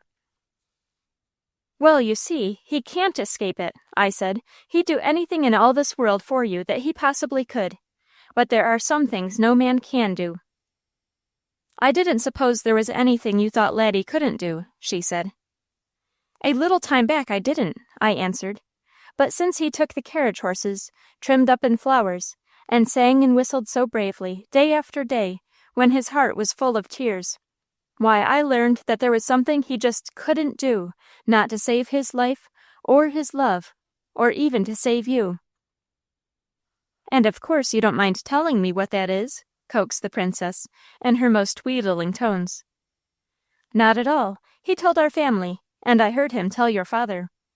The thing he can't do, not even to win you, is to be shut up in a little office, in a city where things roar and smell, and nothing is like this. I pointed out the orchard, hill, and meadow, so she looked where I showed her, looked a long time. No, a city wouldn't be like this, she said slowly. And that isn't even the beginning, I said. Maybe he could bear that. Men have been put in prison and lived through years and years of it. Perhaps Laddie could too. I doubt it. But anyway, the worst of it is that he just couldn't, not even to save you, spend all the rest of his life trying to settle other people's old fusses. He despises a fuss. Not one of us ever in our lives have been able to make him quarrel, even one word. He simply won't. And if he possibly could be made to by anyone on earth, Leon would have done it long ago, for he can start a fuss with the side of a barn. But he can't make Laddie fuss, and nobody can. He never would at school or anywhere. Once in a while, if a man gets so overbearing that Laddie simply can't stand it, he says, "Now you'll take your medicine." Then he pulls off his coat, and carefully, choosing the right spots, he just pounds the breath out of that man, but never stops smiling. And when he helps him up, he always says, "Sorry, hope you'll excuse me, but you would have it." That's what he said about you, that you had to take your medicine. I made a mistake there. That made her too mad for any use. "Oh," she cried, "I do? I'll jolly well show the gentleman." "Oh, you needn't take the trouble," I cried. "He's showing you." She just blazed like she'd break into flame. Anyone could fuss with her all right, but that was the last thing on earth I wanted to do. "You see, he already knows about you," I explained as fast as I could talk, for I was getting into an awful mess. "You see, he knows that you want him to be a lawyer, and that he must quit plowing before he can be more than friends with you. That's what he's plowing for. If it wasn't for that, probably he wouldn't be plowing at all. He asked Father to let him, and he borrowed Mother's horses, and he hooked the flowers through the fence. Every night when he comes home, he kneels beside Mother and asks her if he is repulsive. And she takes him in her arms, and the tears roll down her cheeks, and she says, 'Father has farmed all his life, and you know how repulsive he is.'" I ventured an upward peep. I was doing better. Her temper seemed to be cooling, but her face was a jumble. I couldn't find any one thing on it that would help me, so I just stumbled ahead, guessing at what to say. "He didn't want to do it. He perfectly hated it. Those fields were his Waterloo. Every furrow was a fight. But he was forced to show you." Exactly what was he trying to show me? "I can think of 3 things he told me," I answered. "That plowing could be managed as to not disfigure the landscape." "The dunce," she said. "That he could plow or do dirtier work and not be repulsive." "The idiot," she said. "That if he came over there and plowed right under your nose, when you'd told him he mustn't, or he couldn't be more than friends, and when you knew that he'd much rather die and be laid beside the little sisters up there in the cemetery than not to be more than friends, Why, you'd see, if he did that, he couldn't help it. That he just must. That he was forced. The soldier, she said. Oh, Princess, he didn't want to, I cried. He tells me secrets he doesn't anyone else, unless you. He told me how he hated it, but he just had to do it. Do you know why? Of course, it's the way he's made. Father is like that. He has chances to live in cities, make big business deals, and go to the legislature at Indianapolis. I've seen his letters from his friend Oliver P. Morton, our governor, you know. They're in his chest till now. But Father can't do it, because he is made so he stays at home and works for us, and this farm and township and county where he belongs.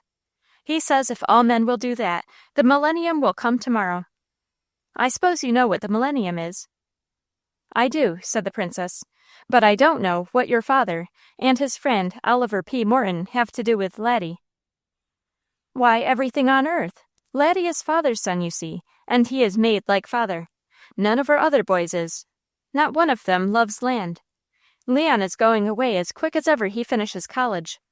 But the more you educate Laddie, the better he likes to make things grow. The more he loves to make the world beautiful, to be kind to everyone, to gentle animals.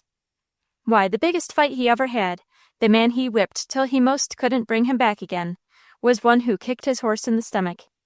Gee, I thought he'd killed him. Laddie did too for a while, but he only said the man deserved it. And so he did, cried the princess angrily. How beastly. That's one reason Laddie sticks so close to land. He says he doesn't meet nearly so many two-legged beasts in the country.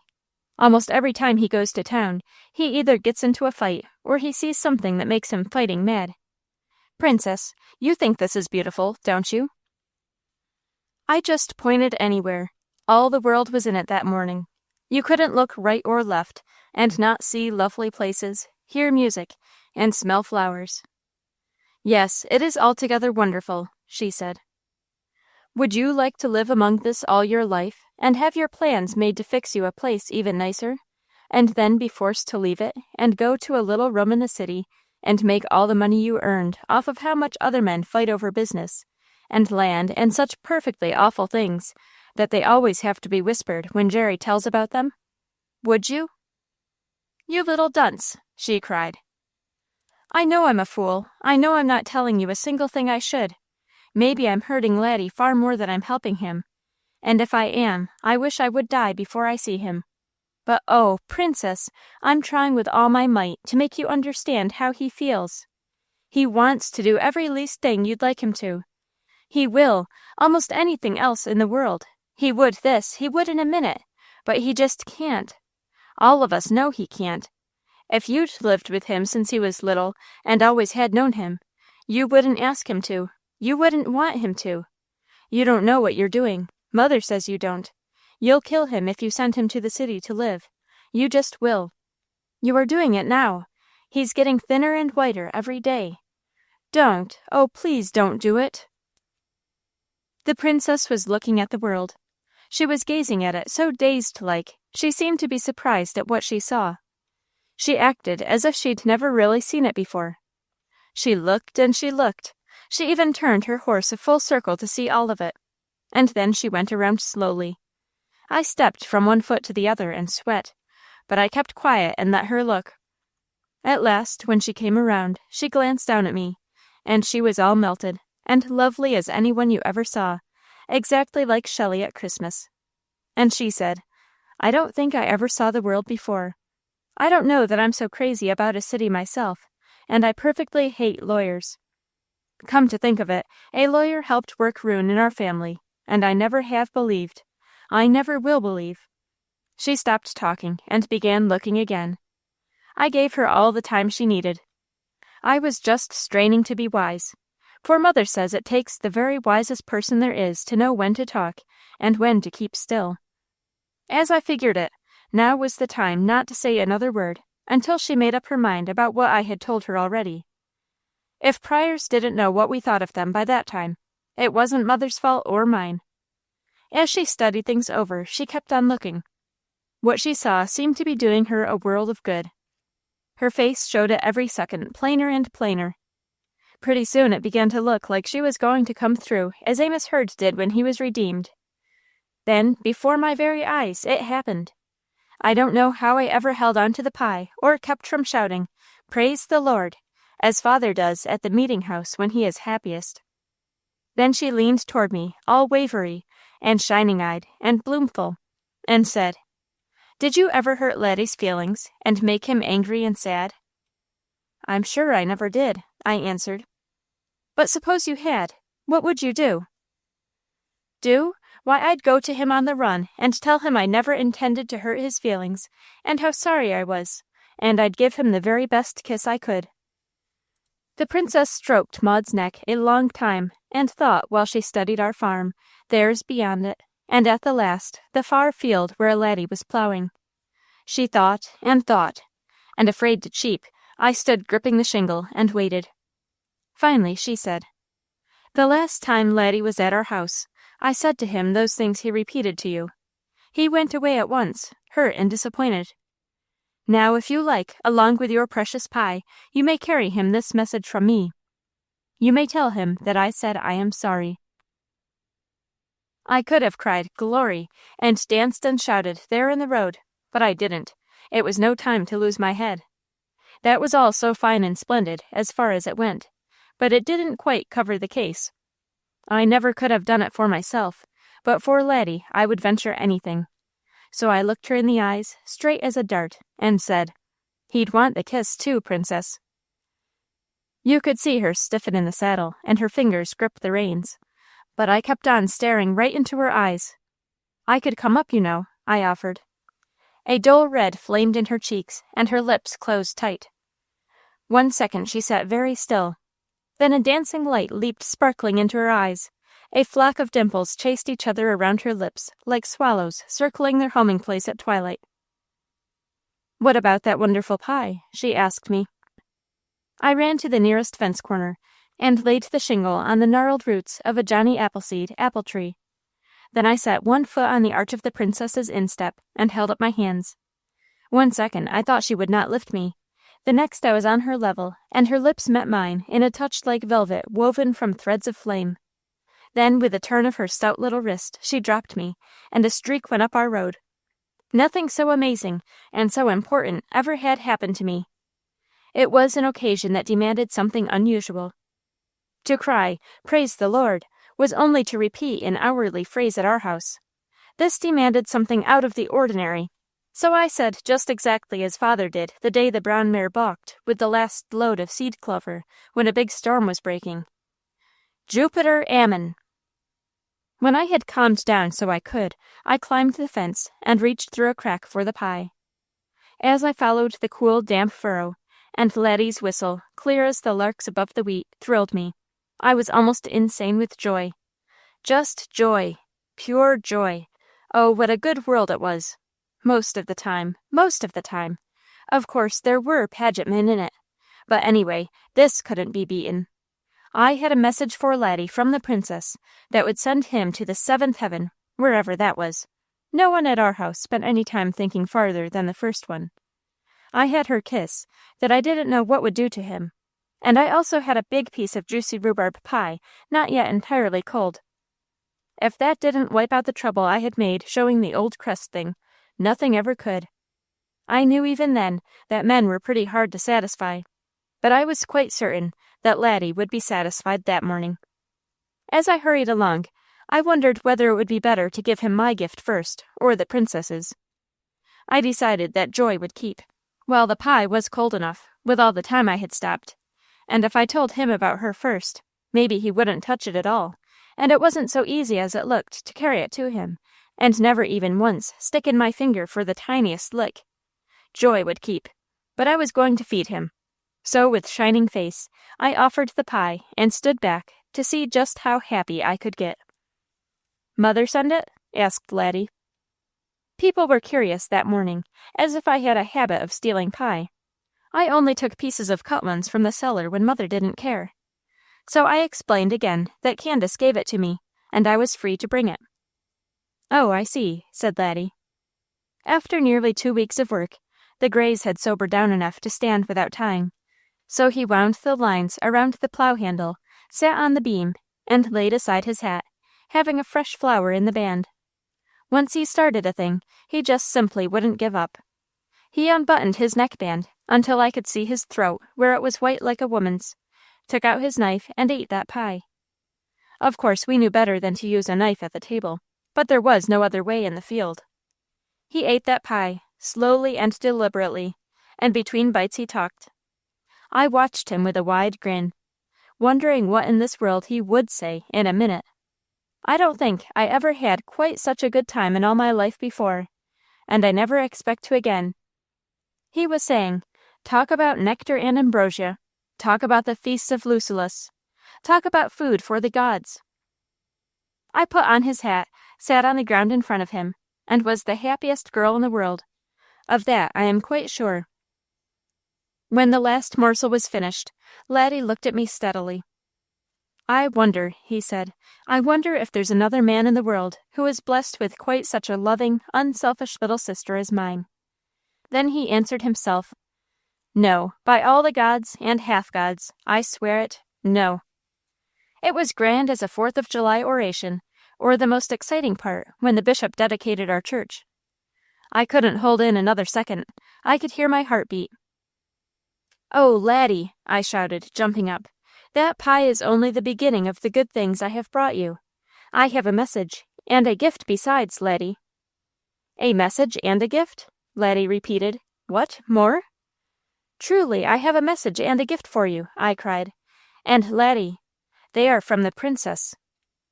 His eyes raised to mine now, and slowly he turned Sabethany-like. From the princess? He exclaimed. A message and a gift for me, little sister? You never would let Leon put you up to serve me a trick. That hurt. He should have known I wouldn't. And besides, Leon feels just as badly about this as any of us, I said. Have you forgotten he offered to plow and let you do the clean, easy work? Forgive me, I'm over-anxious, said Laddie, his arms reaching for me.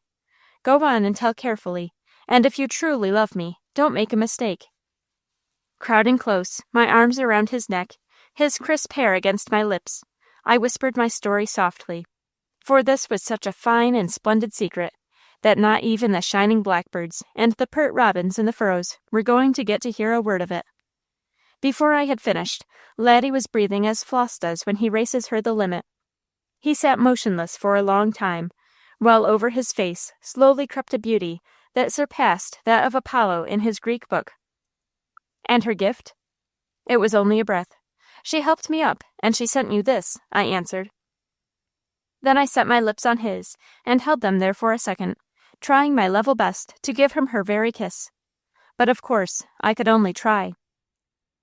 Oh, Laddie, I cried. Her eyes were like when stars shine down in our well. Her cheeks were like mother's damask roses. She smelled like flowers. And when her lips touched mine, little stickers went all over me. Then Laddie's arms closed around me, and I thought sure every bone in my body was going to be broken. When he finished, there wasn't a trace of that kiss left for me. Remembering it would be all I'd ever have. It made me see what would have happened to the princess if she had been there, and it was an awful pity for her to miss it, because he'd sobered down a lot before he reached her. But I was sure as shooting that he wouldn't be so crazy as to kiss her hands again. Peter wasn't a patching to him. That night, Laddie rode to Pryor's. When he brought Floss to the gate, you could see the shadow of your face on her shining flank. Her mane and tail were like raveled silk, her hoofs bright as polished horn, and her muzzle was clean as a ribbon. I broke one of those rank green sprouts from the snowbush and brushed away the flies, so she wouldn't fret, stamp, and throw dust on herself. Then Laddie came, fresh from a tubbing, starched linen, dressed in his new riding suit, and wearing top hat and gauntlets. He looked the very handsomest I ever had seen him. And at the same time, he seemed trembling with tenderness, and bursting with power. Goodness sake, I bet the princess took one good look and came down, like Davy Crockett's coon. Mother was on his arm, and she walked clear to the gate with him. Laddie, are you sure enough to go? I heard her ask him, whisper-like. Sure as death, Laddie answered. Mother looked, and she had to see how it was with him. No doubt she saw more than I did from having been through it herself, so she smiled, kind of a half-sad, half-glad smile. Then she turned to her damask rosebush, the one Lucy brought her from the city, and that she was so precious about, that none of us dared touch it. And she searched all over it, and carefully selected the most perfect rose. When she borrowed Laddie's knife and cut the stem as long as my arm, I knew exactly how great and solemn the occasion was, for always before about 6 inches had been her limit. She held it toward him, smiling bravely and beautifully, but the tears were running straight down her cheeks. "Take it to her," she said. "I think, my son, it is very like." Laddie took her in his arms and wiped away the tears. He told her everything would come out all right about God, and the mystery even. Then he picked me clear off the ground, and he tried to see how near he could come to cracking every bone in my body without really doing it, and he kissed me over and over. It hadn't been so easy, but I guess you'll admit that paid. Then he rode away with the damask rose waving over his heart. Mother and I stood beside the hitching rack and looked after him, with our arms tight around each other, while we tried to see which one could bawl the hardest. Chapter 16. The Homing Pigeon. A millstone and the human heart are ever driven round, and if they've nothing else to grind, they must themselves be ground. It seemed to me that my mother was the person who really could have been excused for having heart trouble. The more I watched her, the more I wondered that she didn't. There was her own life, the one she and father led, where everything went exactly as she wanted it to. And if there had been only themselves to think of, no people on earth could have lived happier, unless the pain she sometimes suffered made them trouble. And I don't think it would, for neither of them were to blame for that. They couldn't help it. They just had it to stand, and fight the stiffest they could to cure it. And Mother always said she was better. Every single time anyone asked, she was better.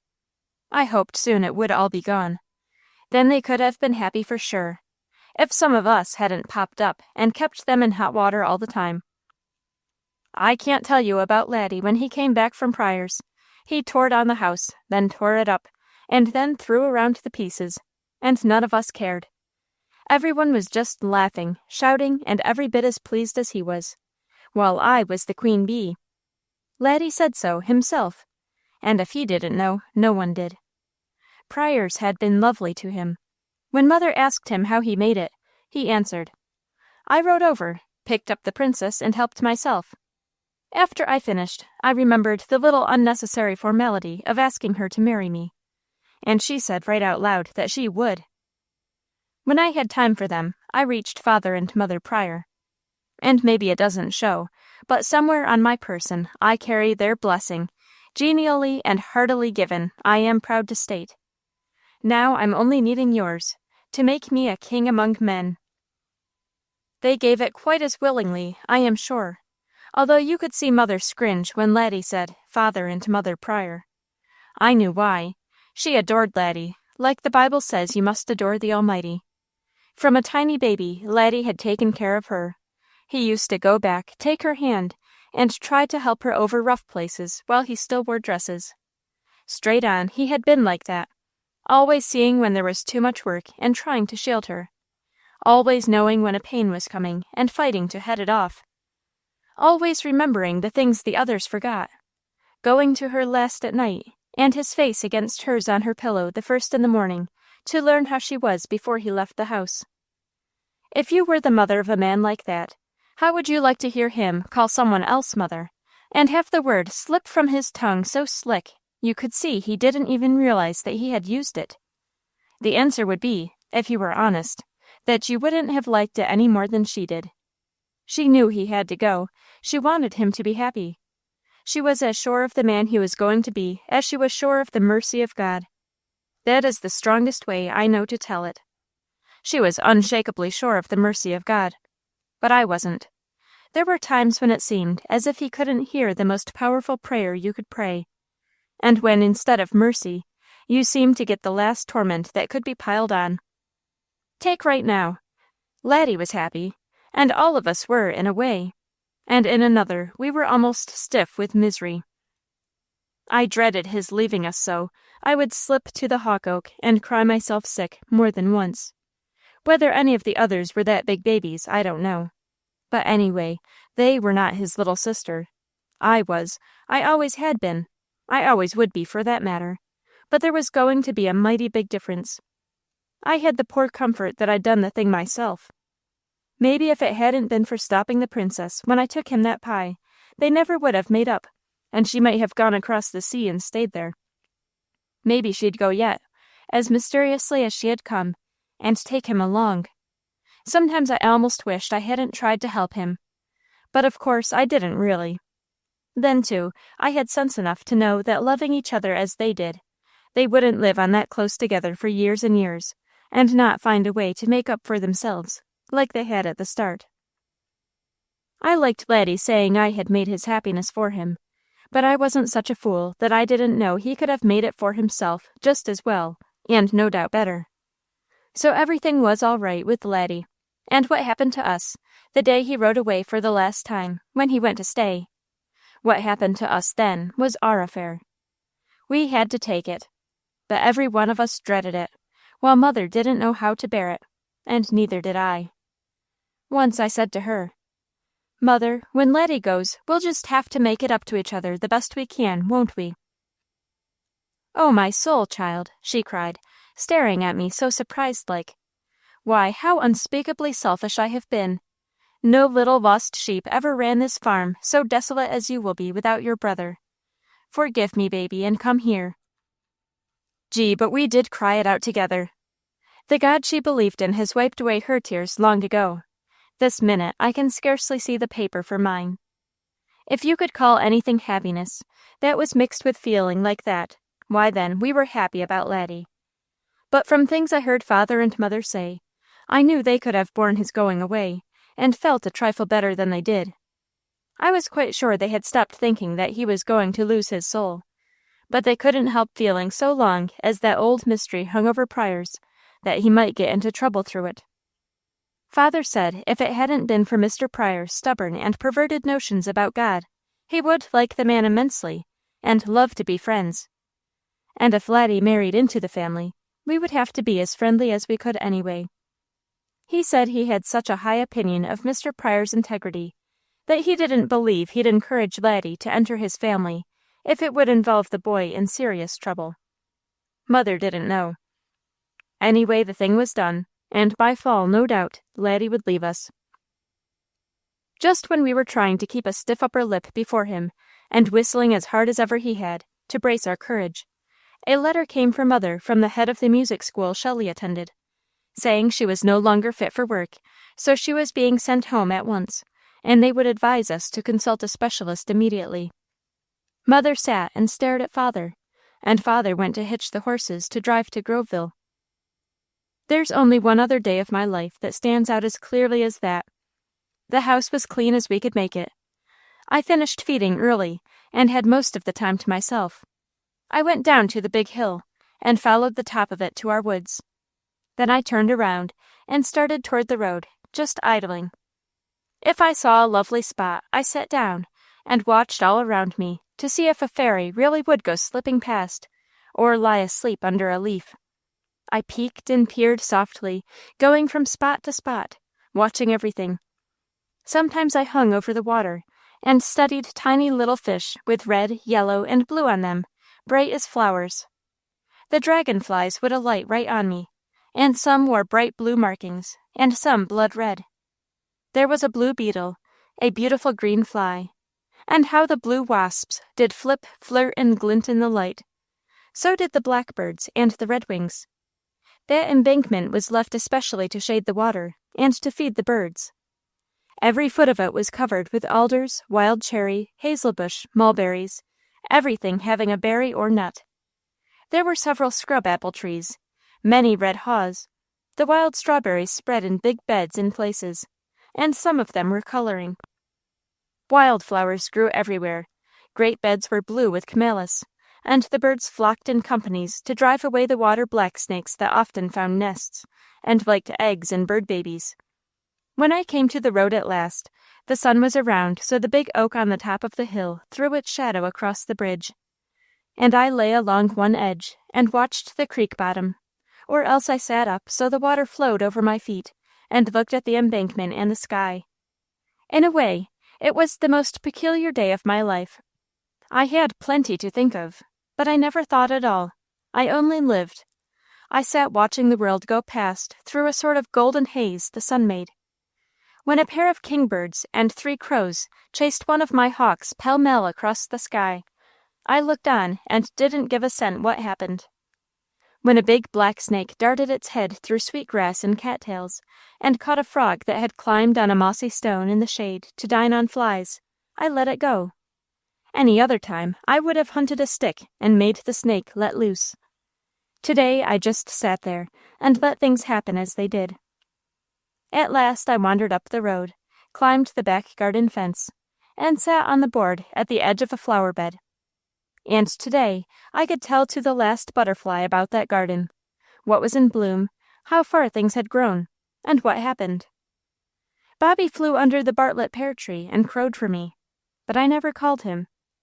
I sat there and lived on, mostly watched the bees tumble over the bluebells. They were almost ready to be cut to put in the buttered tumblers for perfume, like Mother made for us. Then I went into the house and looked at Grace Greenwood, but I didn't take her along. Mother came past and gave me a piece of stiff yellow brocaded silk, as lovely as I ever had seen, enough for a dress skirt, and a hand-embroidered chemise sleeve that only needed a band and a button to make a petticoat for a queen doll. But I laid them away and wandered into the orchard. I dragged my bare feet through the warm grass and finally sat under the beet-red peach tree. If ever I seemed sort of lost and sorry for myself, that was a good place to go. It was so easy to feel abused there, because you didn't dare touch those peaches. Fluffy baby chickens were running around, but I didn't care. There was more than a bird for every tree, bluebirds especially. They just loved us, and came early and stayed late, and grew so friendly, they nested all over the woodhouse, smokehouse, and any place we fixed for them, and in every hollow apple limb. Bobby came again, but I didn't pay any attention to him. Then I heard the carriage across the bridge. I knew when it was Father every single time his team touched the first plank. So I ran like an Indian and shinned up a cedar tree, scratching myself until I bled. Away up I stood on a limb, held to the tree and waited. Father drove to the gate and Mother came out, with May, Candace, and Leon following. When Shelley touched the ground and straightened, any other tree except a spruce having limbs to hold me up, I would have fallen from it. She looked exactly as if she had turned to tombstone, with eyes and hair alive. She stopped a second to brush a little kiss across Mother's lips. To the others, she said without even glancing at them, "Oh, do let me lie down a minute. The motion of that train made me sick." Well, I should say it did. I quit living and began thinking in a hurry, and so did everyone else at our house. Once I had been sick and queened it over them for a while. Now all of us strained ourselves trying to wait on Shelley, but she wouldn't have it. She only said she was tired to death, to let her rest, and she turned her face to the wall and lay there. Once she said she never wanted to see a city again so long as she lived. When Mother told her about Laddie and the princess to try to interest her, she never said a word. I doubted if she even listened. Father and Mother looked at each other when they thought no one would see, and their eyes sent big, anxious questions flashing back and forth. I made up my mind I'd keep awake that night and hear what they said, if I had to take pins to bed with me and stick myself. Once Mother said to Shelley that she was going to send for Dr. Fenner, and she answered, "All right, if you need him. Don't you dare for me. I'll not see him. All I want is a little peace and rest." The idea! Not one of us ever had spoken to Mother like that before in all our born days. I held my breath to see what she would do, but she didn't seem to have heard it, or to notice how rude it had been. Well, that told about as plain as anything what we had on our hands. I wandered around, and now there was no trouble about thinking things. They came in such a jumble I could get no sense from them. But one big black thought came over and over and over, and wouldn't be put away. It just stood and stayed, forced you, and made you look it in the face. If Shelley weren't stopped quickly, she was going up on the hill with the little fever and whooping cough sisters. there it was. You could try to think other things, to play, to work, to talk it down in the pulpit, to sing it out in a tree, to slide down the haystack away from it. There it stayed, and every glimpse you had of Shelley made it surer. There was no trouble about keeping awake that night. I couldn't sleep. I stood at the window and looked down the big hill through the soft white moonlight, and thought about it. And then I thought of Mother. I guess now you see what kind of things mothers have to face. All day she had gone around doing her work, every few minutes suggesting some new thing for one of us to try, or trying it herself. All day she had talked and laughed, and when Sarah Hood came, she told her she thought Shelley must be bilious, that she had traveled all night and was sleeping, but she would be up the first place she went. And then they talked all over creation, and Mrs. Hood went home and never remembered that she hadn't seen Shelley. She worked Mrs. Freshett off the same way. But you could see she was almost too tired to do it, so by night she was nearly as white as Shelley, yet keeping things going. When the house was still, she came into the room and stood at the window as I had, until Father entered. Then she turned, and I could see they were staring at each other in the moonlight, as they had all day. "She's sick?" asked Father at last. "Heartsick," said Mother bitterly. "We'd better have Doc come." "She says she isn't sick, and she won't see him." "She will if I put my foot down." "Best not, Paul. She'll feel better soon. She's so young. She must get over it." They were silent for a long time, and then Father asked in a harsh whisper, "Ruth, can she possibly have brought us to shame?" "God forbid," cried Mother. "Let us pray." Then those two people knelt on each side of that bed, and I could hear half the words they muttered, until I was wild enough to scream. I wished with all my heart that I hadn't listened. I had always known it was no nice way. I must have gone to sleep after a while, but when I woke up, I was still thinking about it, and to save me I couldn't quit.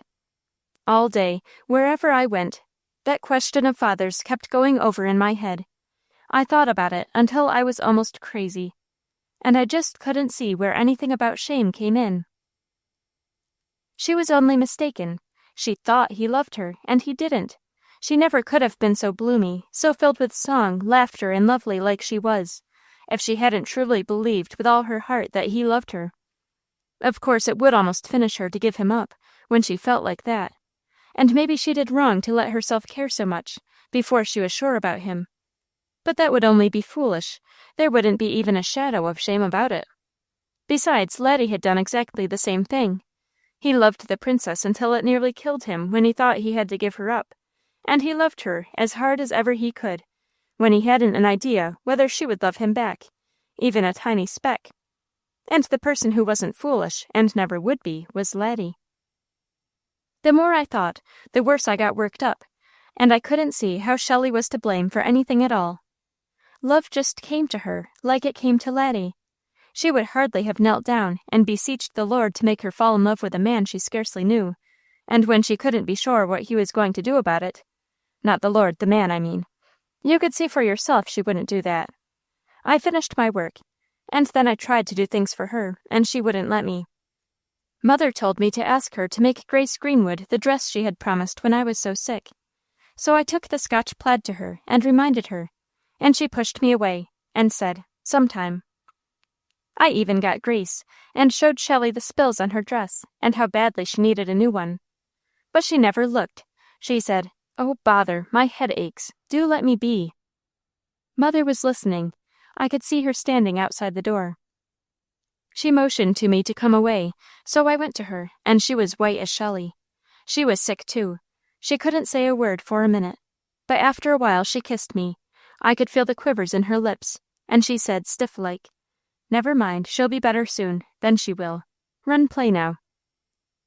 Sometimes I wandered around, looking at things, and living dully. I didn't try to study out anything, but I must have watched closer than I knew, for every single thing I saw, over that whole farm, I can shut my eyes and see today.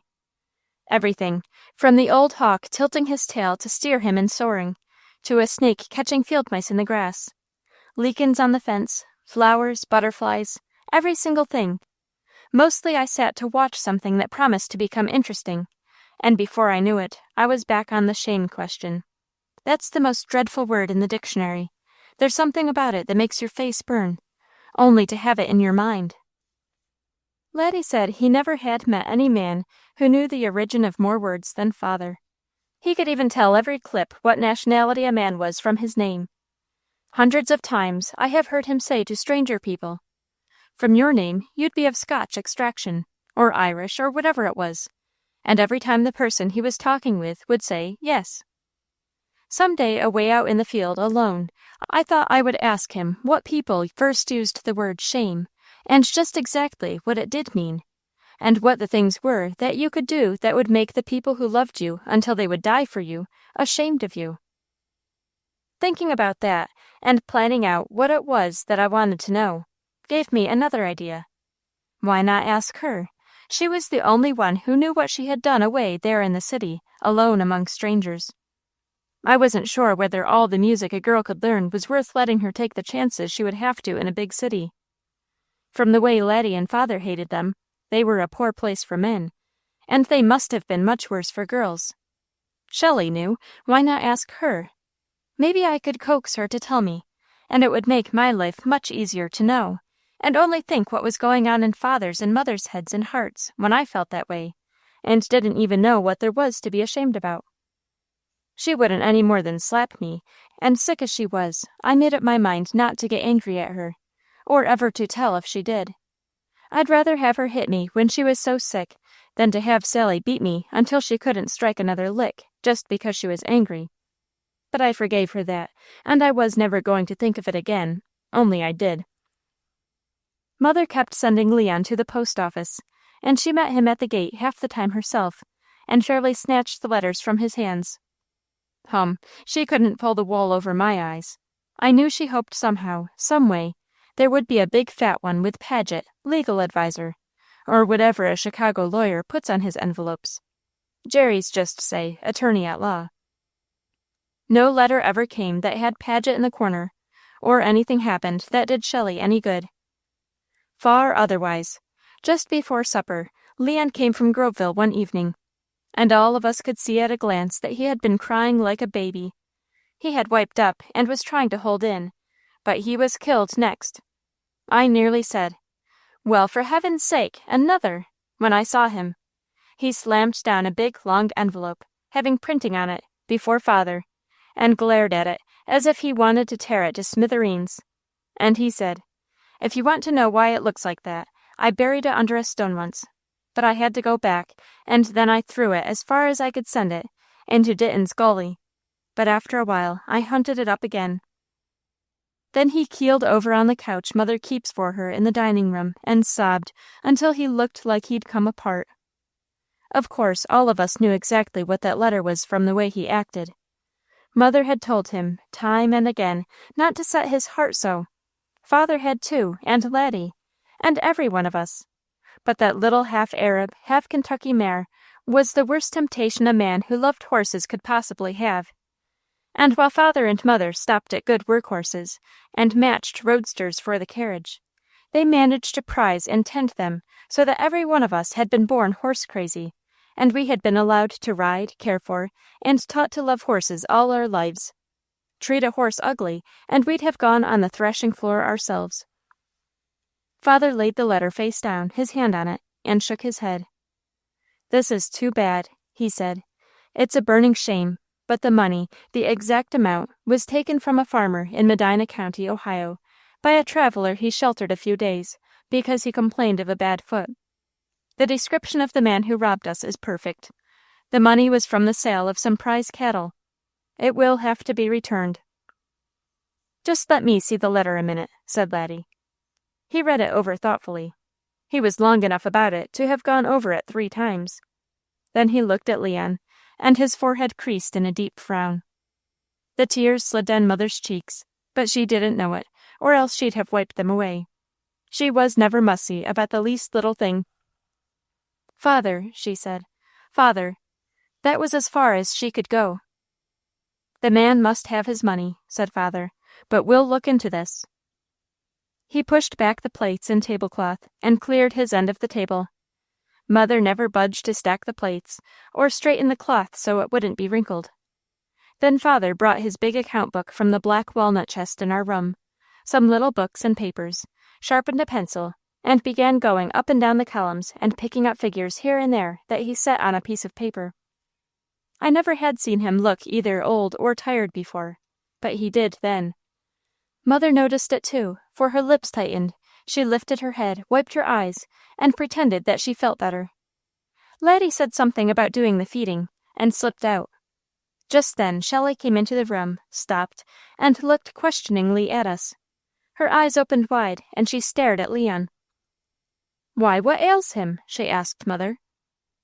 "You remember what I wrote you about a man who robbed us, and the money Leon was to have, provided no owner was found in a reasonable time, and the horse the boy had planned to buy, and how he had been going to Pryor's.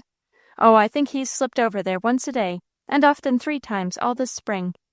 Mr. Pryor encouraged him, let him take his older horses to practice on, even went out and taught him cross-country riding himself." "I remember," said Shelley. Leon sobbed out loud.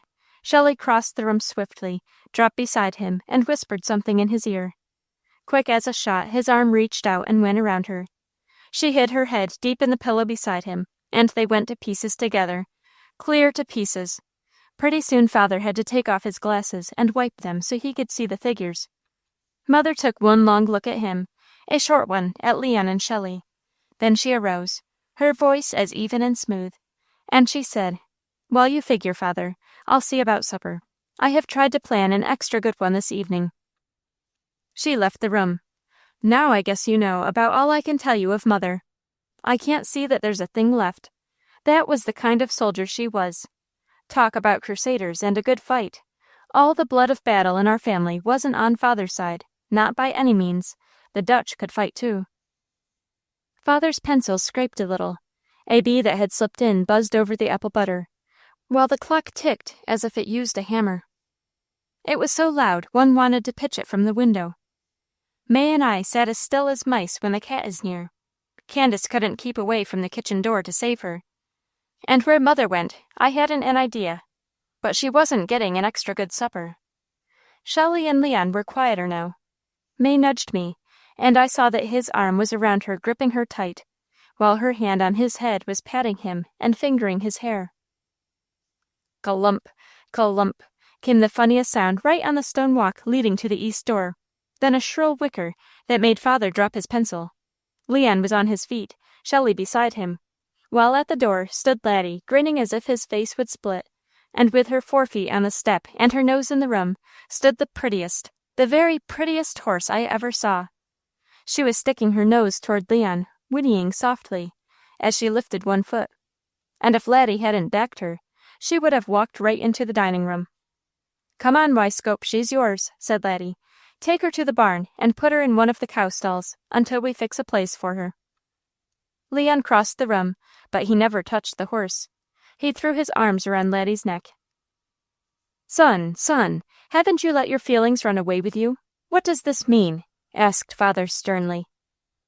"There's nothing remarkable in a big 6-footer like me buying a horse," said Laddie.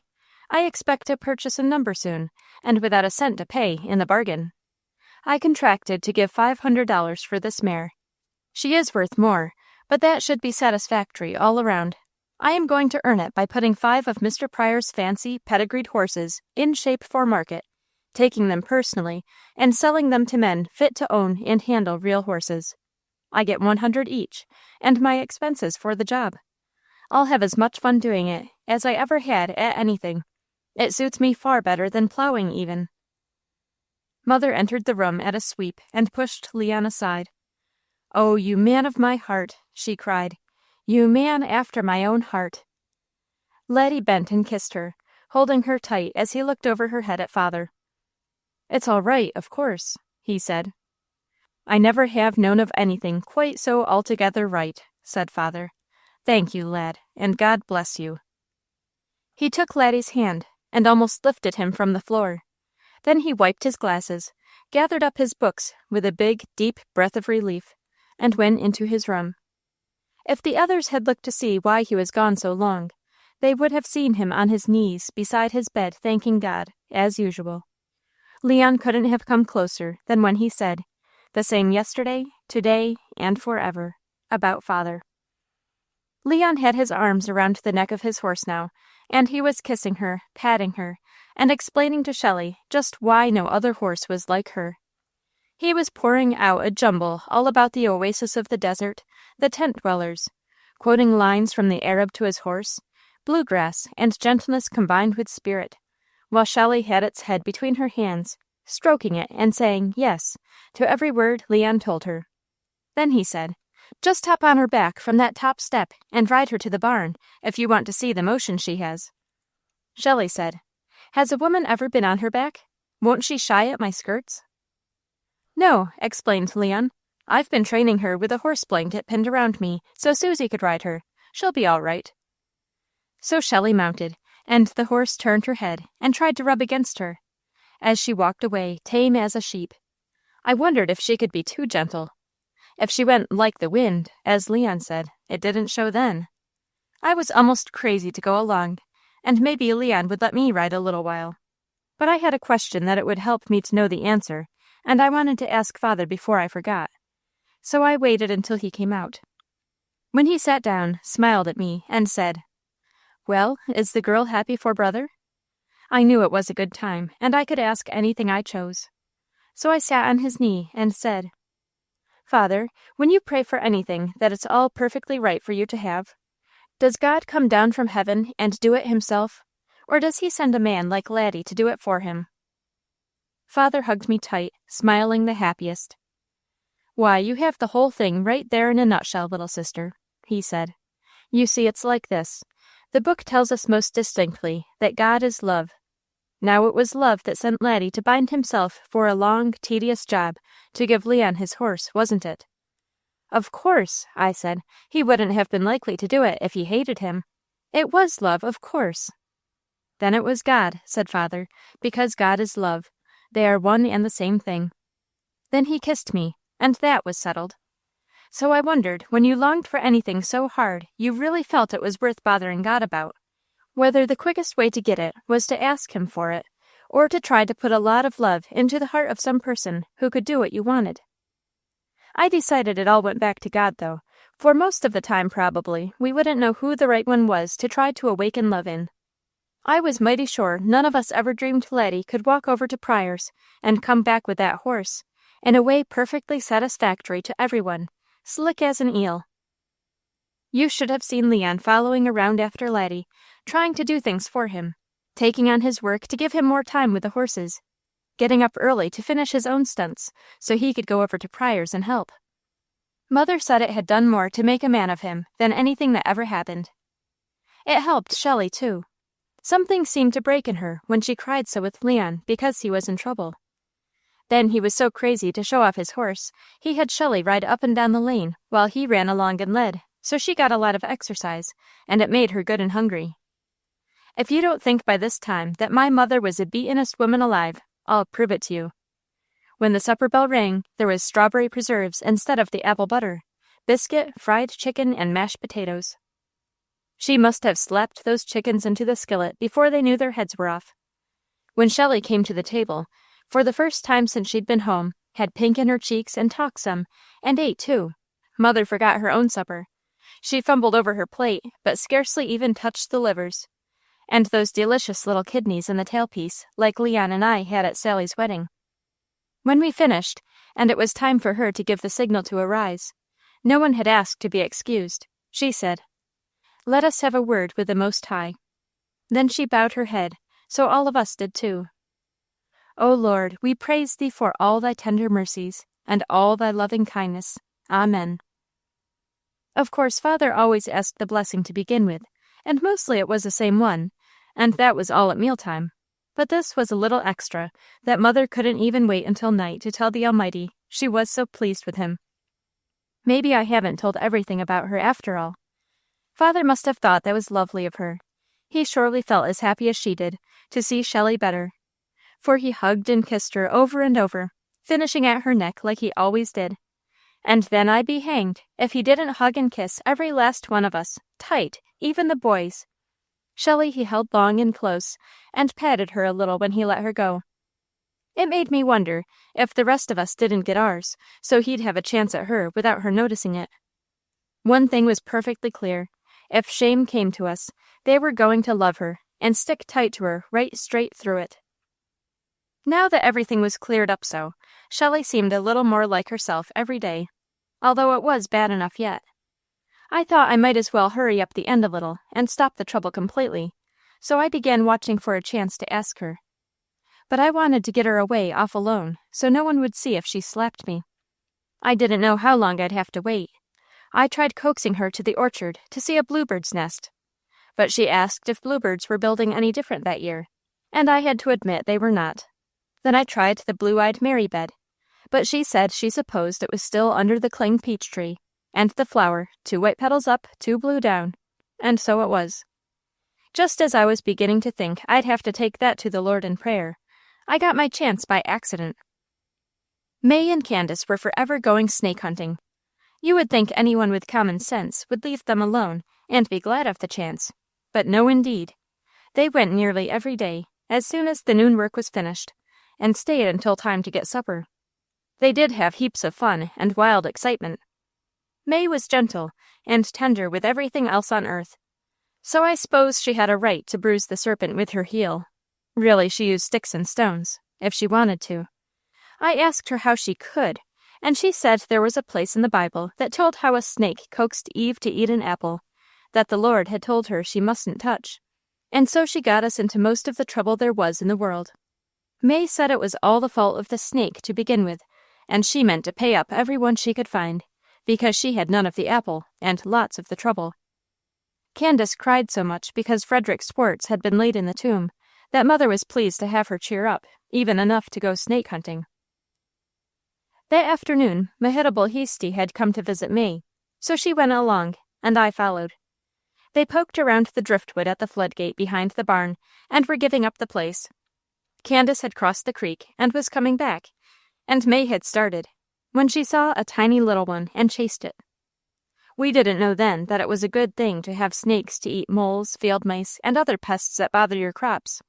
The Bible had no mercy on them at all, so we were not saving our snakes. And anyway, we had more than we needed, while some of them were too big to be safe to keep, and a few poison as could be. May began to bruise the serpent, when out of the driftwood, where they hadn't found anything, came its mammy, a great big black snake, maddest you ever saw, with its pappy right after her, mad as ever too. Candace screamed at May to look behind her, but May was busy with the snake and didn't look quick enough, so the old mammy struck her right in the back. She just caught in the hem of May's skirt, and her teeth stuck in the goods. You know how a snake's teeth turn back, so she couldn't let go. May took one look and raced down the bank to the crossing, through the water and toward us, with the snake dragging and twisting, and trying her best to get away. May was screaming at every jump for Candace, and Mehitabel was flying up and down, crying, "Oh, there's snakes in my shoes! There's snakes in my shoes!" That was a fair sample of how much sense a Heasty ever had.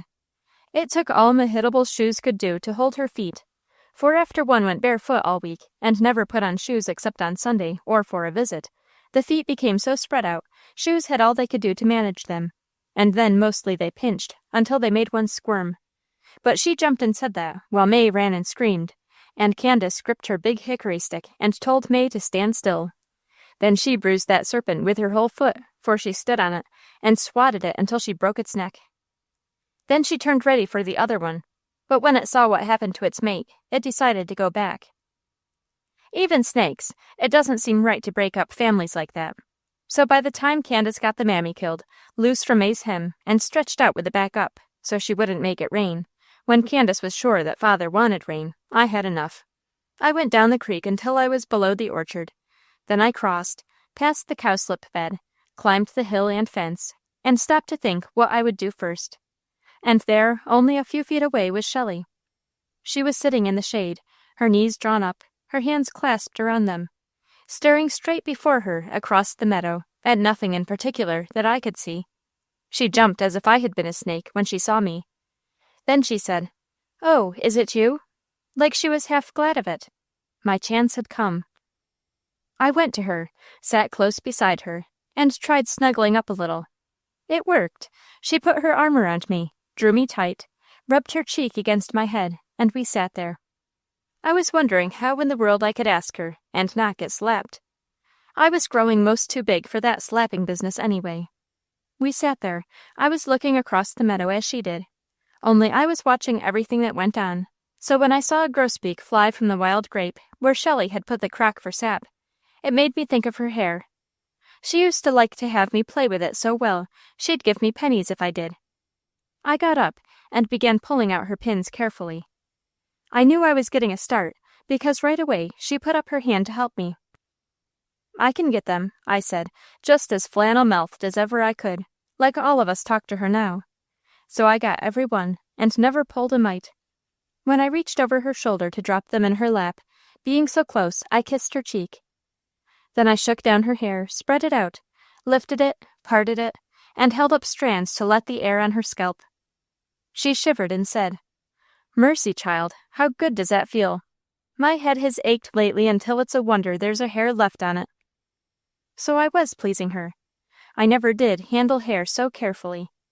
I tried every single thing it feels good to you to have done with your hair, rubbed her head gently, and to cheer her up, I told her about May and the snake, and what fool Mehitabel had said, and she couldn't help laughing, so I had her feeling about as good as she could, for the way she actually felt. But still I didn't really get ahead. Come right to the place to do it. That was no very easy question to ask a person, when you wouldn't hurt their feelings for anything. I was beginning to wonder if I would lose my chance, when all at once a way I could manage popped into my head. "Shelley," I said, "they told you about Laddie and the princess, didn't they?" I knew they had, but I had to make a beginning some way. "Yes," she said, "I'm glad of it. I think she's pretty as a picture, and nice as she looks. Laddie may have to hump himself to support her, but if he can't get her as fine clothes as she has, her folks can help him. They seem to have plenty, and she's their only child." "They're going to. I heard Mr. Pryor ask Laddie if he'd be so unkind as to object to them having the pleasure of giving her things." "Well, the greenhorn didn't say he would." "No, he didn't want to put his nose to the grindstone quite that close. He said it was between them." "I should think so." "Shelley, there's a question I've been wanting to ask someone for quite a while." "What?" "Why, this. You know Laddie was in love with the princess, like you are when you want to marry folks, for a long, long time, before he could be sure whether she loved him back." "Yes." "Well, now, suppose she never had loved him. Would he have had anything to be ashamed of?" "I can't see that he would. Someone must start a courtship, or there would be no marrying, and it's conceded to be the place of the man. No, he might be disappointed or dreadfully hurt, but there would be no shame about it." "Well, then, suppose she loved him and wanted to marry him, and he hadn't loved her or wanted her. Would she have had anything to be ashamed of?" "I don't think so. If she was attracted by him and thought she would like him, she would have a right to go to a certain extent to find out if he cared for her. And if he didn't, why, she'd just have to give him up. But any sensible girl waits for a man to make the advances, and plenty of them, before she allows herself even to dream of loving him, or at least I would." Now I was getting somewhere. "Of course you would," I said. "That would be the way Mother would, wouldn't it?" "Surely." "If that Paget man you used to write about had seemed to be just what you liked, you'd have waited to know if he wanted you before you loved him, wouldn't you?" "I certainly would," answered Shelley. "Or at least I'd have waited until I thought sure as death I knew. It seems that sometimes you can be fooled about those things." "But if you thought sure you knew, and then found out you had been mistaken, you wouldn't have anything to be ashamed of, would you?" "Not in your life I wouldn't," cried Shelley, hammering each word into her right knee with her doubled fist. "What are you driving at, Blatherskite? What have you got into your head?" "Oh, just studying about things," I said, which was exactly the truth. Sally getting married last fall, and Laddie going to this, just started me to wondering. Fooled her, too. "Oh, well, there's no harm done," she said. "The sooner you get these matters straightened out, the better able you will be to take care of yourself. If you ever go to a city, you'll find out that a girl needs considerable care taken of her." "You could look out for yourself, Shelley." "Well, I don't know as I made such a glorious fist of it," she said. "But at least, as you say, I've nothing to be ashamed of." I almost hugged her head off. "Of course you haven't," I cried. "Of course you wouldn't have." I just kissed her over and over for joy. I was so glad. My heart hurt for father and mother. Shame had not come to them. "Now I guess I'll run to the house and get a comb," I told her.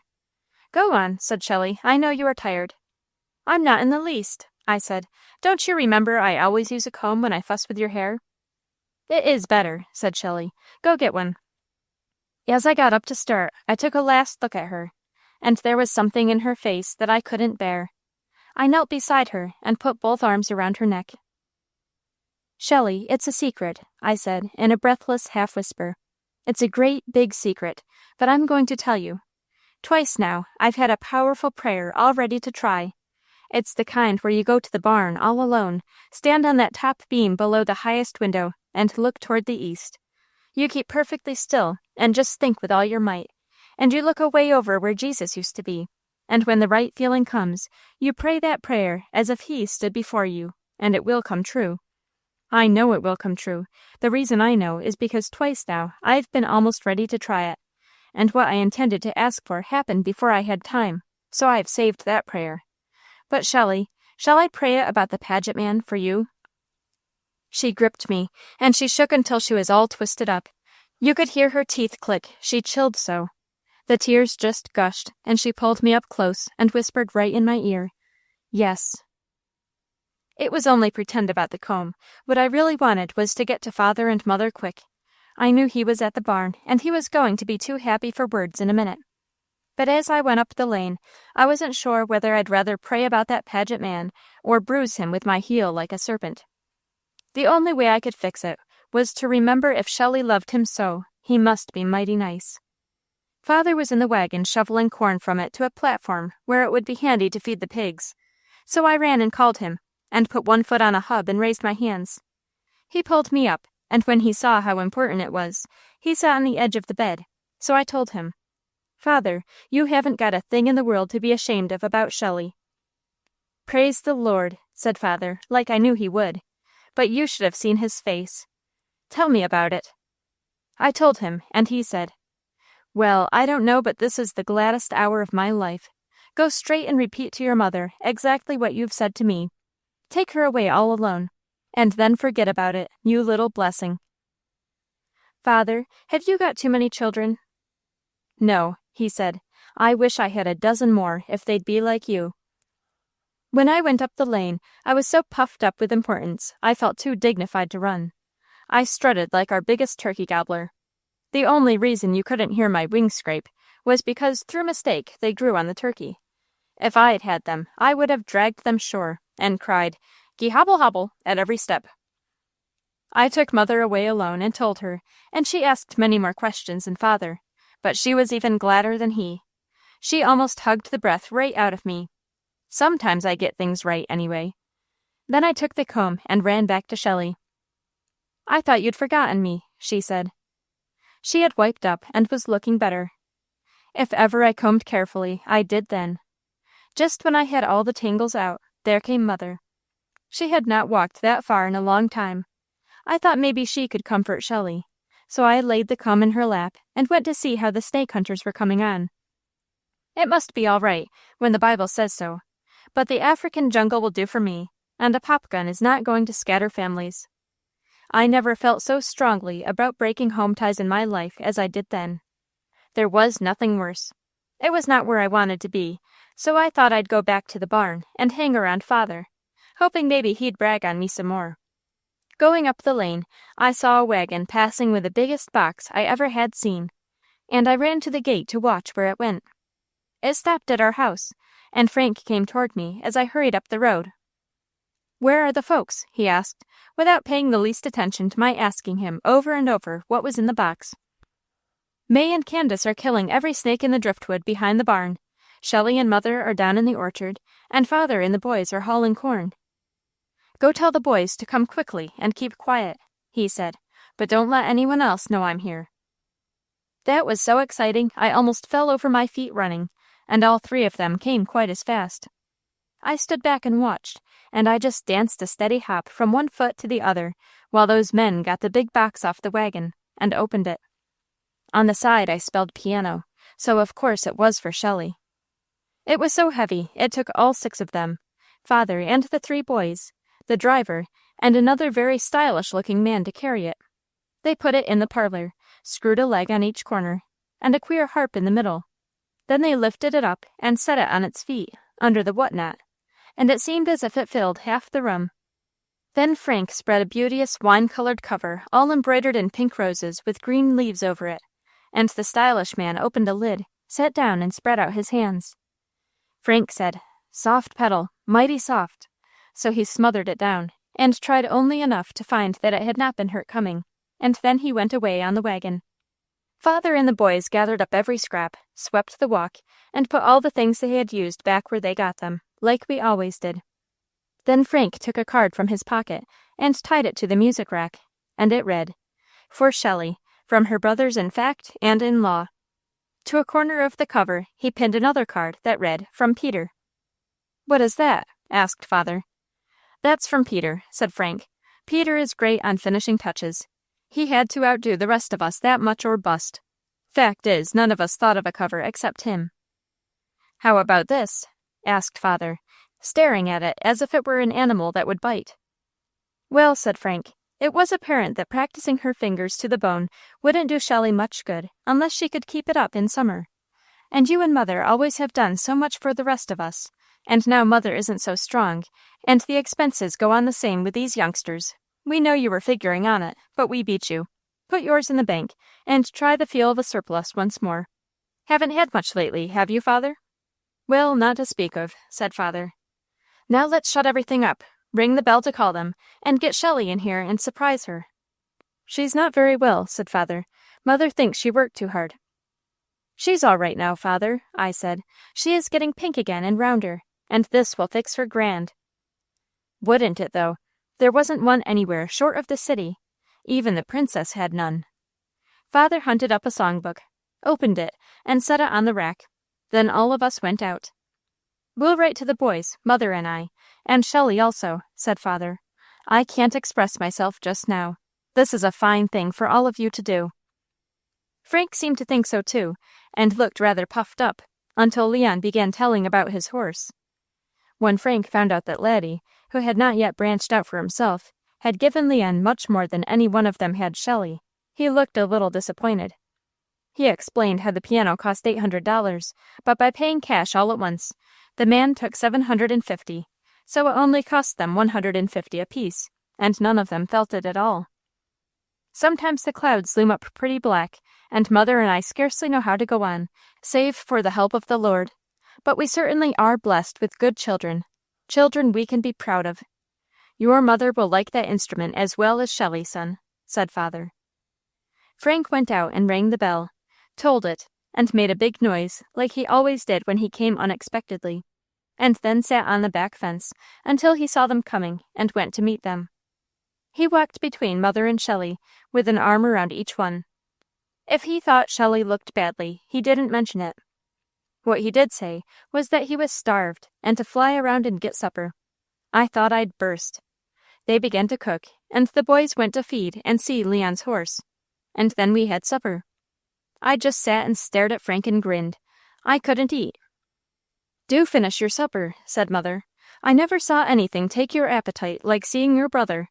You'll be wanting a piece before bedtime." I didn't say a word because I was afraid to, but I kept looking at Leon and he smiled back, and we had great fun. Secrets are lovely. Mother couldn't have eaten a bite if she'd known about that great shining thing, all full of wonderful sound, standing in our parlor. When the last slow person had finished, Father said, "Shelley, won't you step into the front room and bring me that book I borrowed from Frank on taxation? I want to talk over a few points." All of us heard her little breathless cry, and Mother said, "There," as if she'd been listening for something, and she beat all of us to the door. Then she cried out too, and such a time as we did have.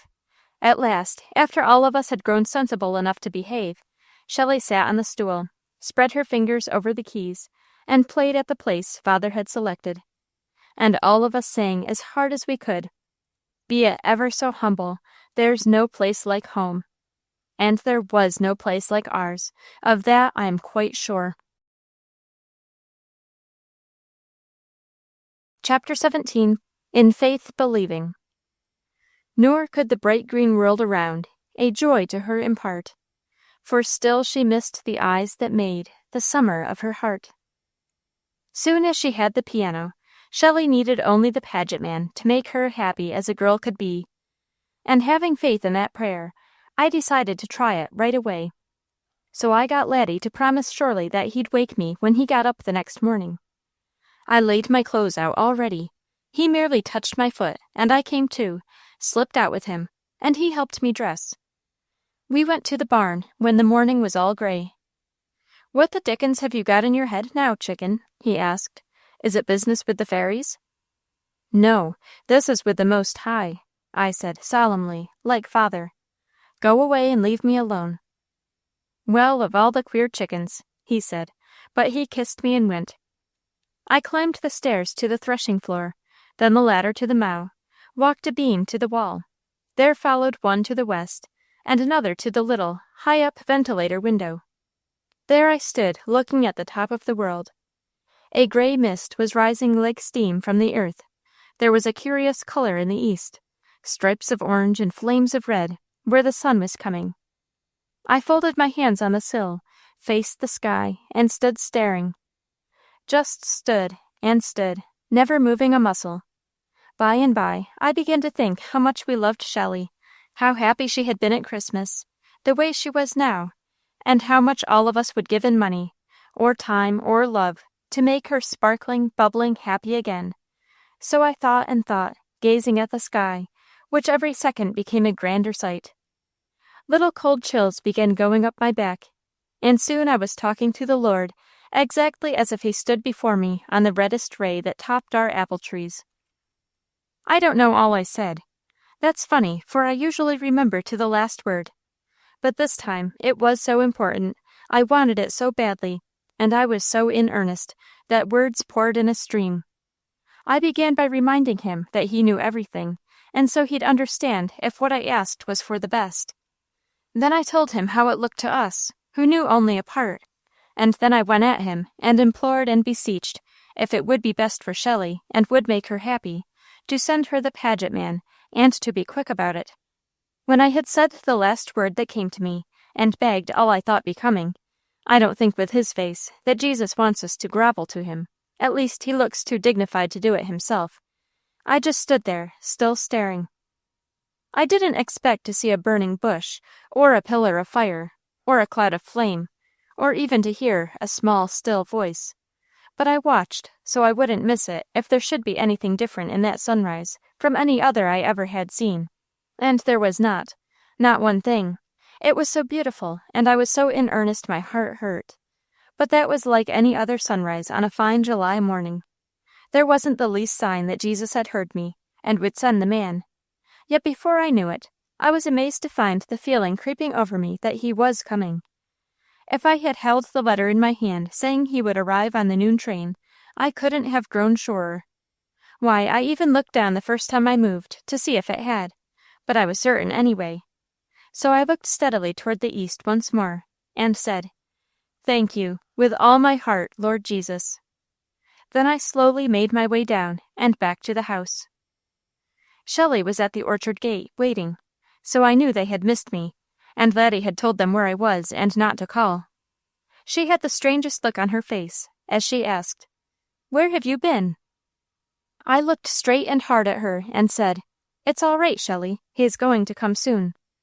But I didn't think it was a thing to mouth over, so I twisted away from her and ran to the kitchen to see if breakfast had all been eaten. I left Shelley standing there with her eyes wide, also her mouth. She looked about as intelligent as Mehitable Heasty, and it wouldn't have surprised me if she had begun to jump up and down and say there were snakes in her shoes. No doubt you have heard of people having been knocked silly. I knew she was, and so she had a perfect right to look that way, until she could remember what she was doing and come back to herself. Maybe it took her longer, because Mother wasn't there, to remind her about her mouth, and I didn't propose to mention it. At breakfast, Mother said Father was going to drive Frank home in the carriage, and if I would like, I might go along. I would have to sit on the back seat alone, going, but coming home, I could ride beside and visit with Father. I loved that, for you could see more from the front seat, and Father would stop to explain every single thing. He always gave me the money and let me pay the toll. He would get me a drink at the spring, let me wait a few minutes at Enyard's Riffles, where their creek, with the loveliest gravel bed, ran beside the road, and he always raced like wildfire at the Narrows, where for a mile the railroad ran along the turnpike. We took Frank to his office, stopped a little while to visit Lucy, and give her the butter and cream Mother sent, went to the store to see Peter, and then to the post office. From there we could see that the veranda of the hotel across the street was filled with gaily dressed people, and Father said that the summer boarders from big cities around must be pouring in fast. When he came out with the mail, he said he'd better ask if the landlord did not want some of Mother's corn and milk-fed spring chickens, because last year he had paid her more than the grocer. So he drove across the street, stopped at the curb, and left me to hold the team. Maybe you think I wasn't proud. I've told you about Ned and Joe, with their sharp ears, dappled sides, and silky tails, and the carriage almost new, with leather seats, patent leather trimmings, and side lamps, so shiny you could see yourself in the brass. We never drove into the barn with one speck of mud or dust on it. That was how particular Mother was. I watched the team carefully. I had to if I didn't want my neck broken. But I also kept an eye on that veranda. You could see at a glance that those were stylish women. Now my mother liked to be in fashion as well as anyone could, so I knew she'd be mightily pleased if I could tell her a new place to set her comb, a different way to fasten her collar, or about an unusual pattern for a frock. I got my drink at the spring. Father offered to stop at the Riffle, but I was enjoying the ride so much, and I could always wait at home, although our creek was not so beautiful as Enyard's. But for common waiting it would do. We went through the Narrows, like two shakes of a sheep's tail. Then we settled down to a slow trot, and were having the loveliest visit possible, when in the bundle on my lap I saw the end of something that interested me.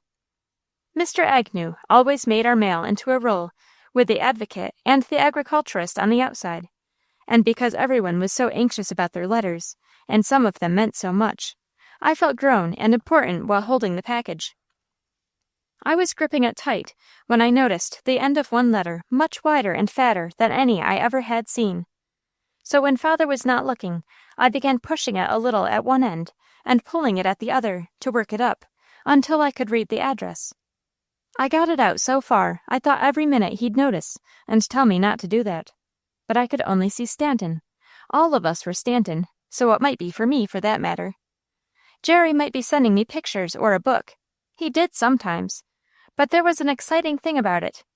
Besides being fatter than it looked right at the end, it was plastered with stamps. Lots of them, enough to have brought it clear around the world. I pushed that end back, pulled out the other, and took one good look. I almost fell from the carriage.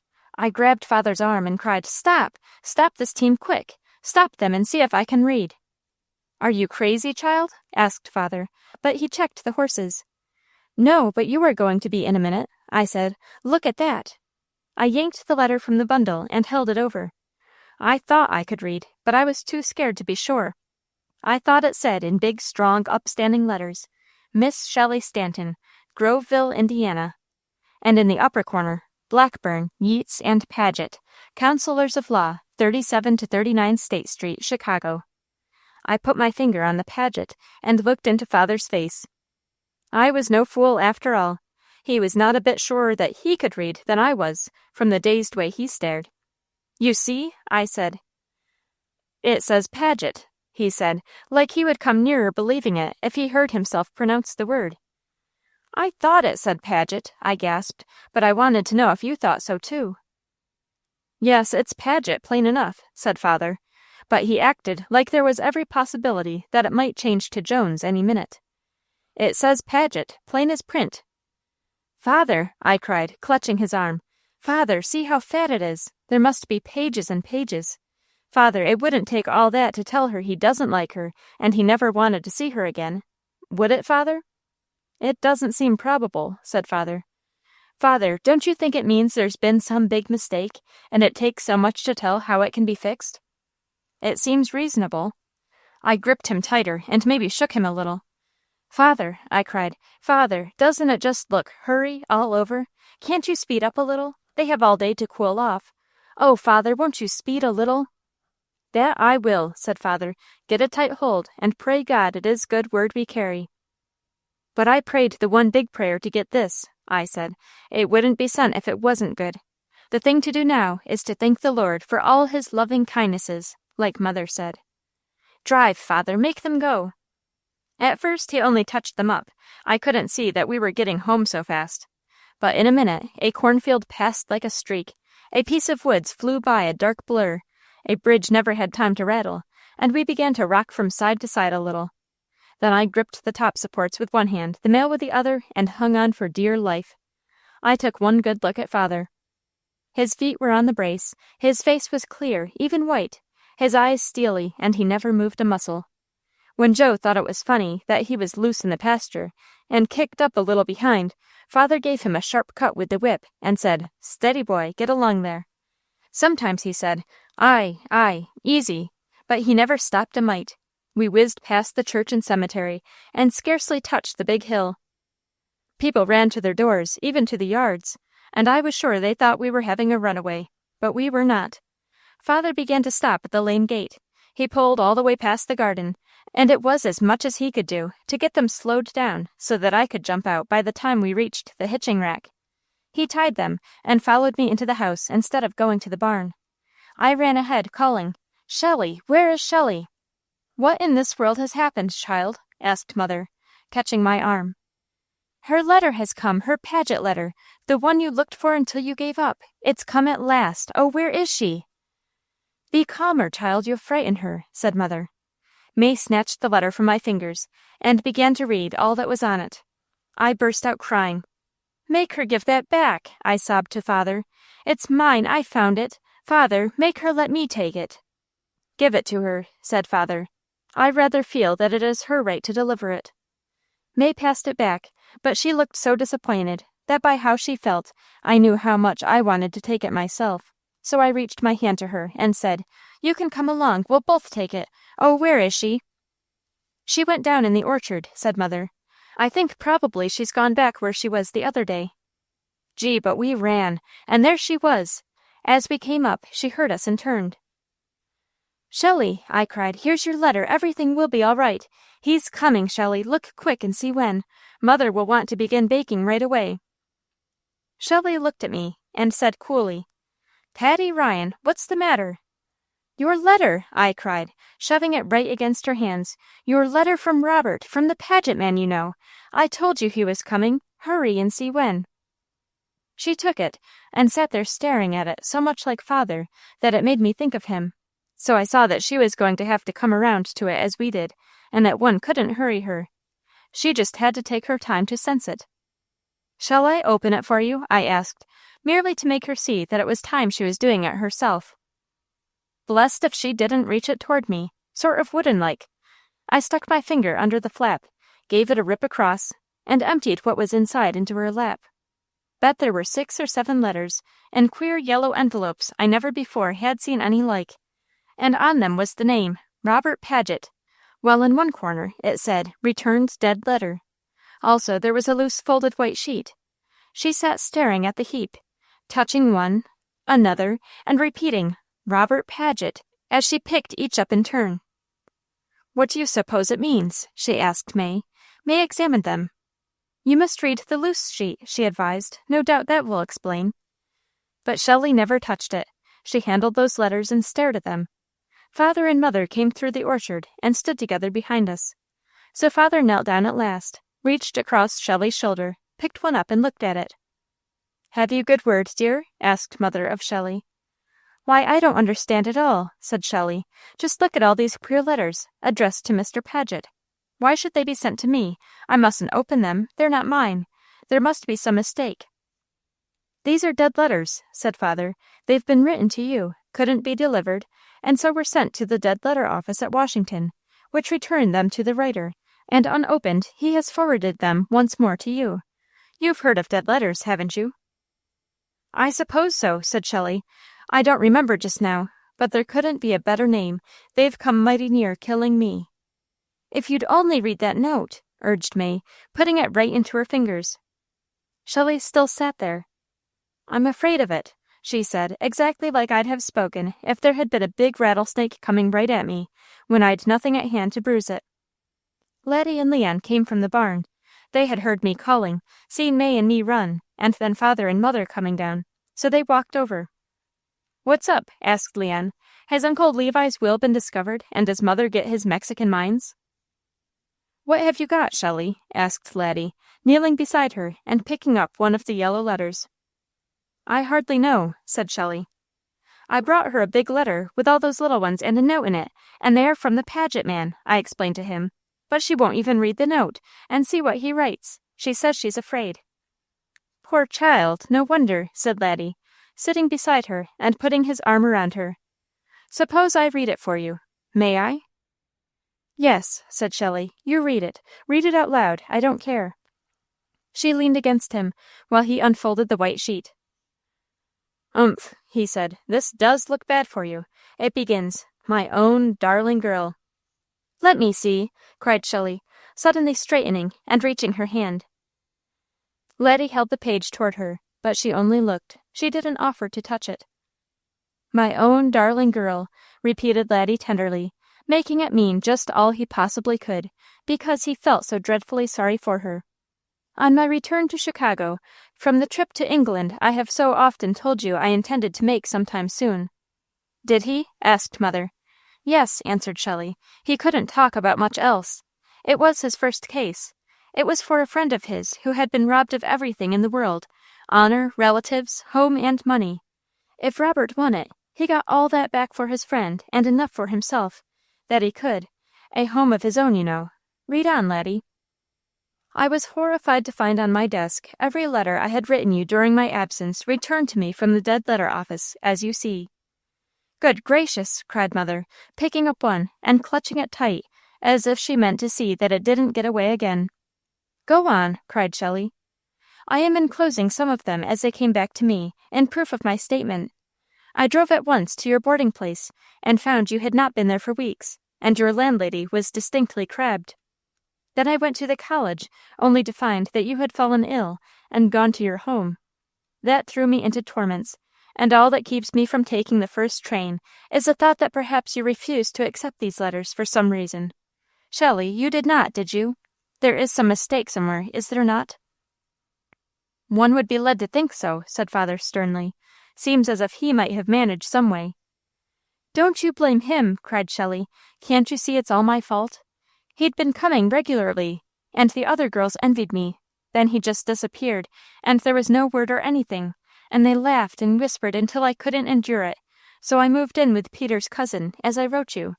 But that left Mrs. Fleet with an empty room in the middle of the term, and it made her hopping mad.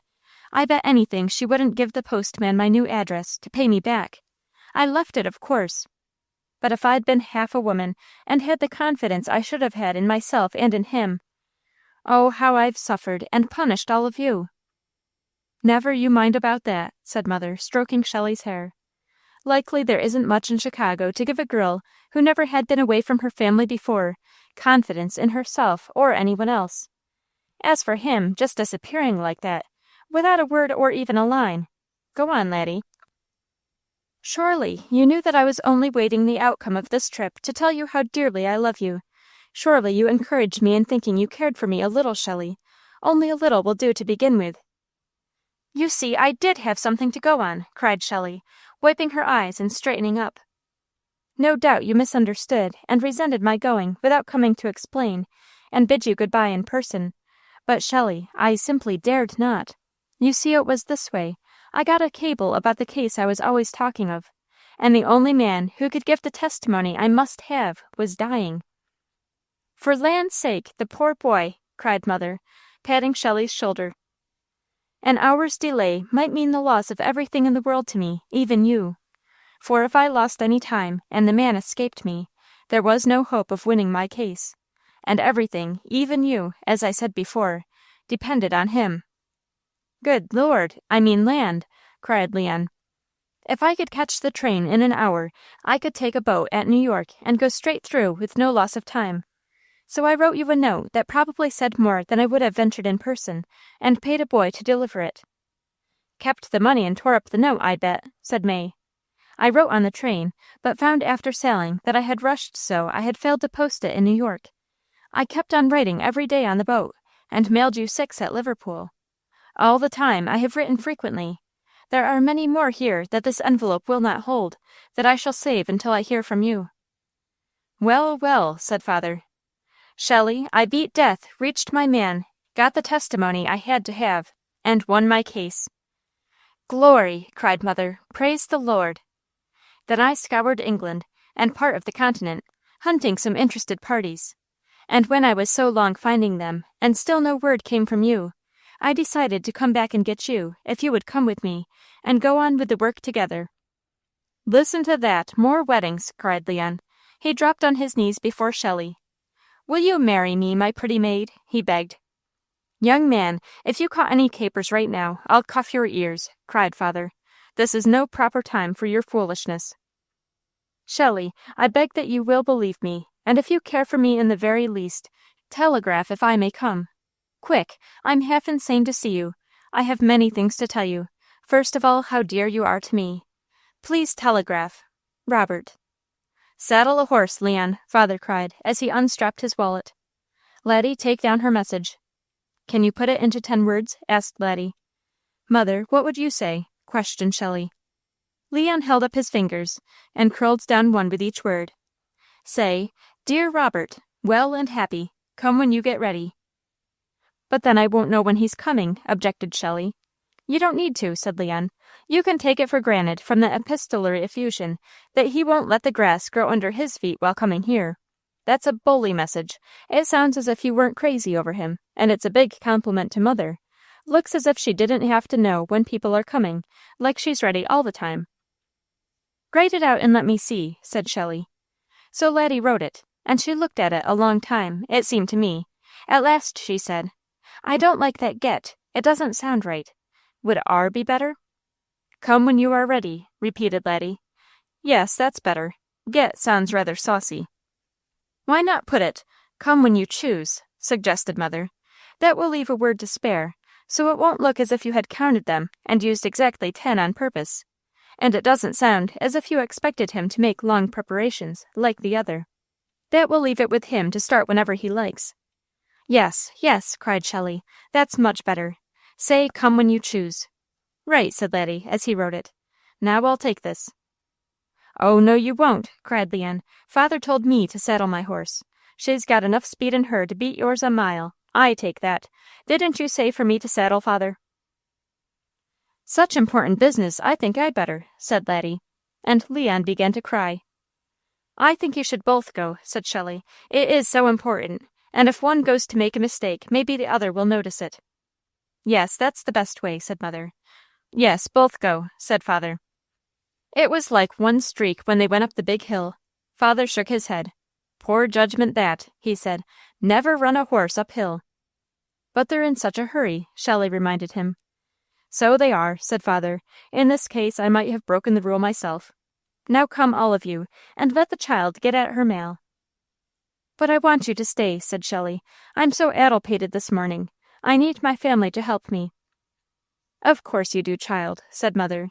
Families were made to cling together and stand by each other in every circumstance of life, joy or sorrow. Of course you need your family.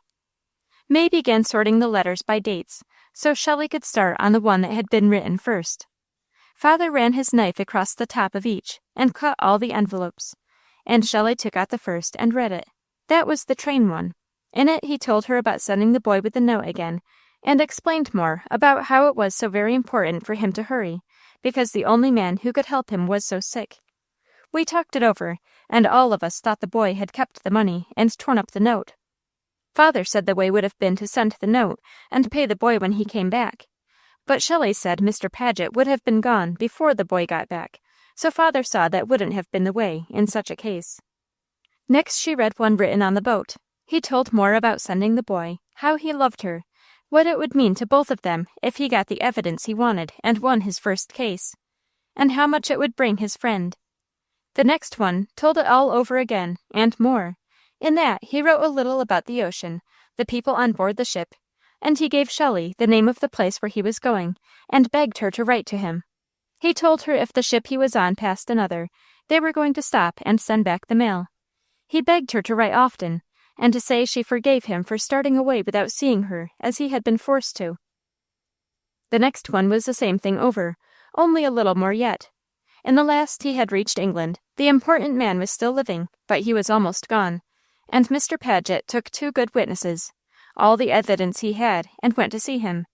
And the man saw it was no use, so he made a statement, and Robert had it all written out, signed, and witnessed. For the real straight sense there was in that letter, I could have done as well myself.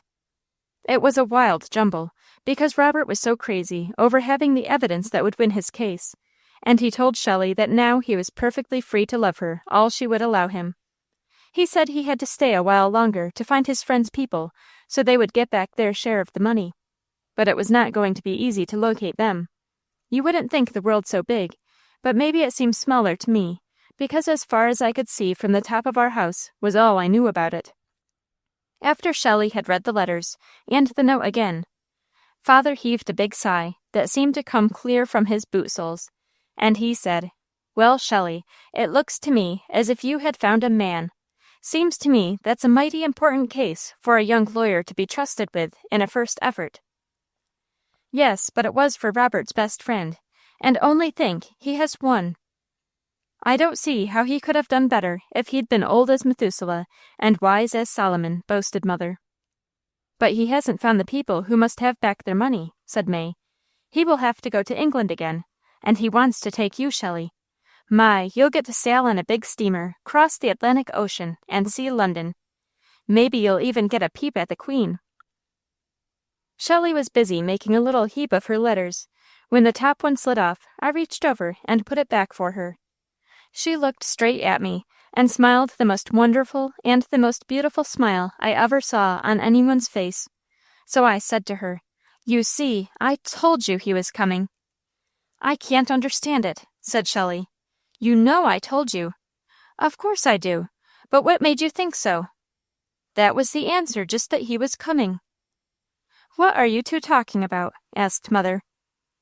Shelley looked at me and waited for me to tell Mother as much as I wanted to of what had happened.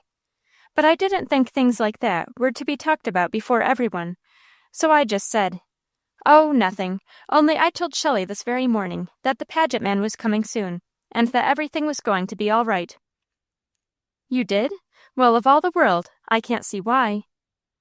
"Oh, something told me. I just felt that way." "More of that fairy nonsense?" asked Father sharply. "No, I didn't get that from the fairies." "Well, never mind," said Shelley, rising, because she saw that I had told all I wanted to. "Little sister did tell me this morning that he was coming, that everything would be made right, and it's the queerest thing, but instantly I believed her.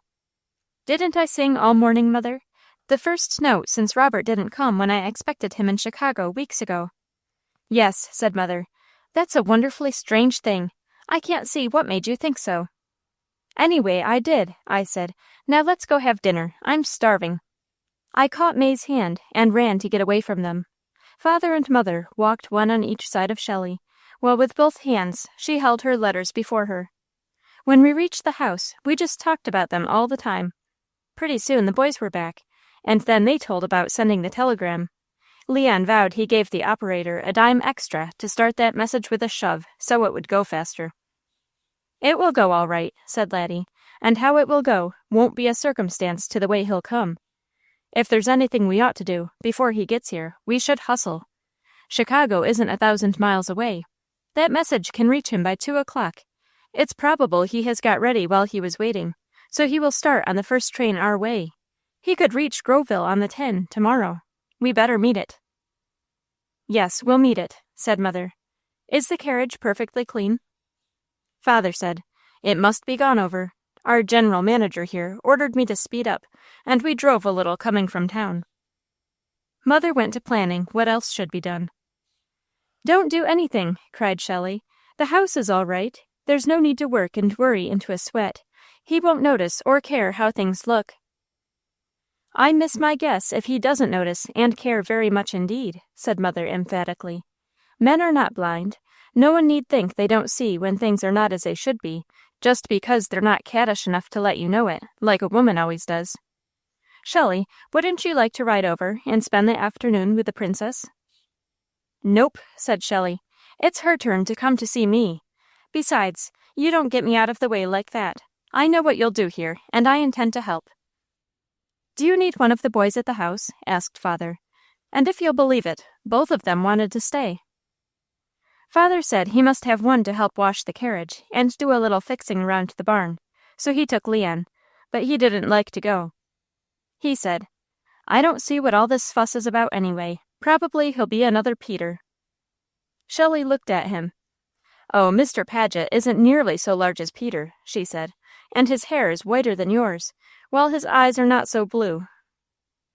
Saints preserve us, cried Leon. Come on, Father, let's only dust the carriage. He's not worth washing it for.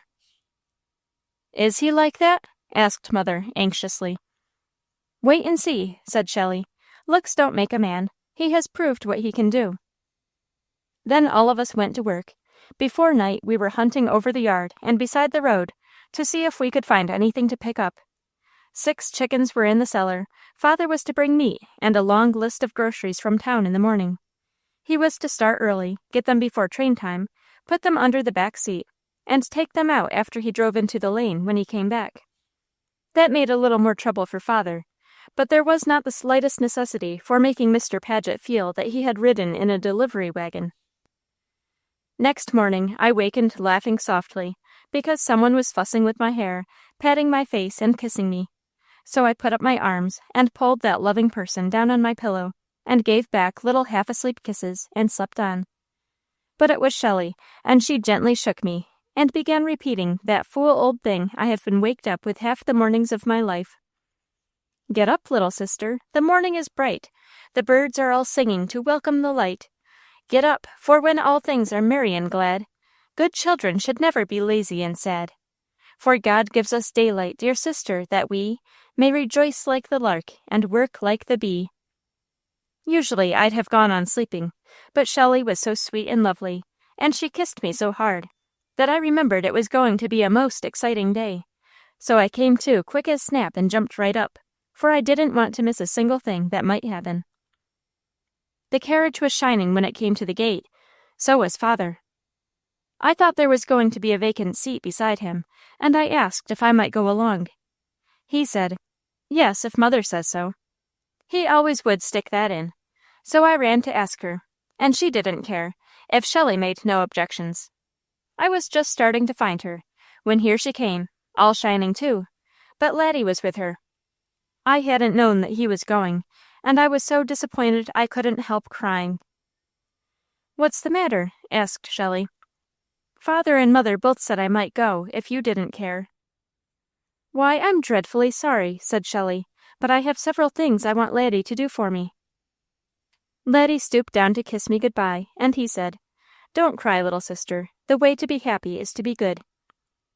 Then they drove to Groveville, and we had to wait. But there was so much to do, it made us fly to get all of it finished.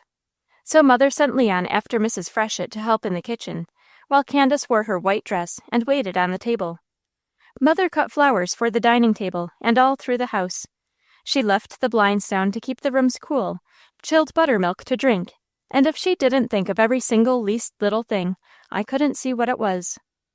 Then all of us put on our best dresses. Mother looked as glad and sweet as any girl when she sat to rest a little while. I didn't dare climb to Kaltapa in my white dress, so I watched from the horse block, and when I saw the Grays come over the top of the hill, I ran to tell. As Mother went to the gate, she told May and me to walk behind, to stay back until we were spoken to, and then to keep our heads level and remember our manners. I don't know where Leon went. He said he lost all interest when he found there was to be another weak-eyed towhead in the family, and I guess he was in earnest about it, because he wasn't even curious enough to be at the gate when Mr. Paget came. Father stopped with a flourish. Laddie hurried around and helped Shelley, and then Mr. Paget stepped down. Goodness gracious sakes alive! Little? Towhead? He was taller than Laddie. His hair was most as black as ink and wavy. His eyes were big and dark. He was broad and strong, and there was the cleanest, freshest look about him. He put his arm spang around Shelley, right there in the road, and Mother said, "Hold there, not so fast, young man. I haven't given my consent to that." He laughed, and he said, "Yes, but you are going to." And he put his other arm around Mother, so May and I crowded up, and we had a family reunion right between the daylilies and the snowball bush. We went into the house, and he liked us. His room and everything went exactly right. He was crazy about the cold buttermilk, and while he was drinking it, Leon walked into the dining room, because he thought of course Mr. Paget and Shelley would be on the davenport in the parlor. When he saw Robert, he said low-like to Shelley, "Didn't Mr. Paget come? Who's that?" Shelley looked so funny for a minute, then she remembered what she had told him, and she just laughed as she said, "Mr. Paget, this is my brother." Robert went to shake hands, and Leon said right to his teeth, "Well, a divil of a towhead you are." "Towhead?" said Robert, bewildered like. "Shelley said you were a little bit of a man, with watery blue eyes and whiter hair than mine." "Oh, I say," cried Robert, "she must have been stringing you." Leon just whooped, because while Mr. Paget didn't talk like the Orse Ouse people, he made you think of them in the way he said things, and the sound of his voice. Then we had dinner, and I don't remember that we ever had quite such a feast before. Mother had put on every single flourish she knew. She used her very best dishes, and linen, and no cook anywhere could beat Candace alone, now she had Mrs. Freshett to help her, and Mother also. If she tried to show Mr. Paget, she did it.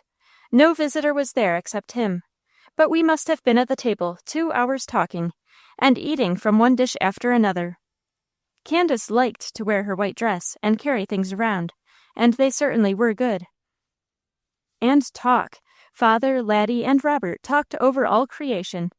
Every once in a while, when Mother saw an opening, she put in her paddle, and no one could be quicker, when she watched sharp and was trying to make a good impression. Shelley was very quiet. She scarcely spoke or touched that delicious food. Once the Paget man turned to her, looking at her so fond-like, as he picked up one of her sauce dishes and her spoon and wanted to feed her. And he said, "Here, child, eat your dinner. You have nothing to be fussed over.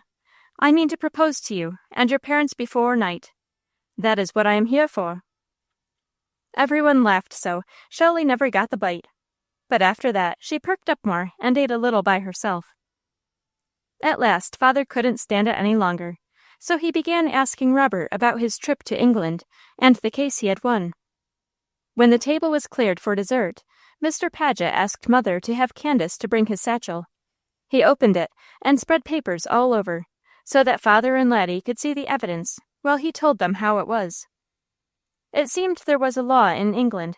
All of us knew about it, because Father often had explained it. This law said that a man who had lots of money and land must leave almost all of it to his eldest son, and the younger ones must go into law, the army, be clergymen, or enter trade and earn a living, while the eldest kept up the home place. Then he left it to his eldest son, and his other boys had to work for a living. It kept the big estates together, but it was hard on the younger sons, and no one seemed even to think about the daughters. I never heard them mentioned. Now there was a very rich man. He had only 2 sons, and each of them married and had 1 son. The younger son died and sent his boy for his elder brother to take care of. He pretended to be good, but for sure he was bad as ever he could be. He knew that if his cousin were out of the way, all that land and money would be his when his uncle died. So he went to work, and he tried for years, and a lawyer man who had no conscience at all helped him. At last, when they had done everything they could think of, they took a lot of money and put it in the pocket of the son they wanted to ruin. Then, when his father missed the money, and the house was filled with policemen, detectives, and neighbors, the bad man said he'd feel more comfortable to have the family searched too, merely as a formality. So he stepped out and was gone over. And when the son's turn came, there was the money on him. That made him a public disgrace to his family, and a criminal who couldn't inherit the estate. And his father went raving mad and tried to kill him, so he had to run away. At first he didn't care what he did, so he came over here. Robert said that man was his best friend, and as men went, he was a decent fellow, so he cheered him up all he could, and went to work with all his might to prove he was innocent, and to get back his family and his money for him. When Robert had enough evidence that he was almost ready to start to England, his man got a cable from an old friend of his father's, who always had believed in him, and it said that the bad man was dying, to come quick. So Robert went all of a sudden, like the dead letters told about. Now he described how he reached there, took the old friend of the father of his friend with him, and other witnesses, and all the evidence he had, and went to see the sick man.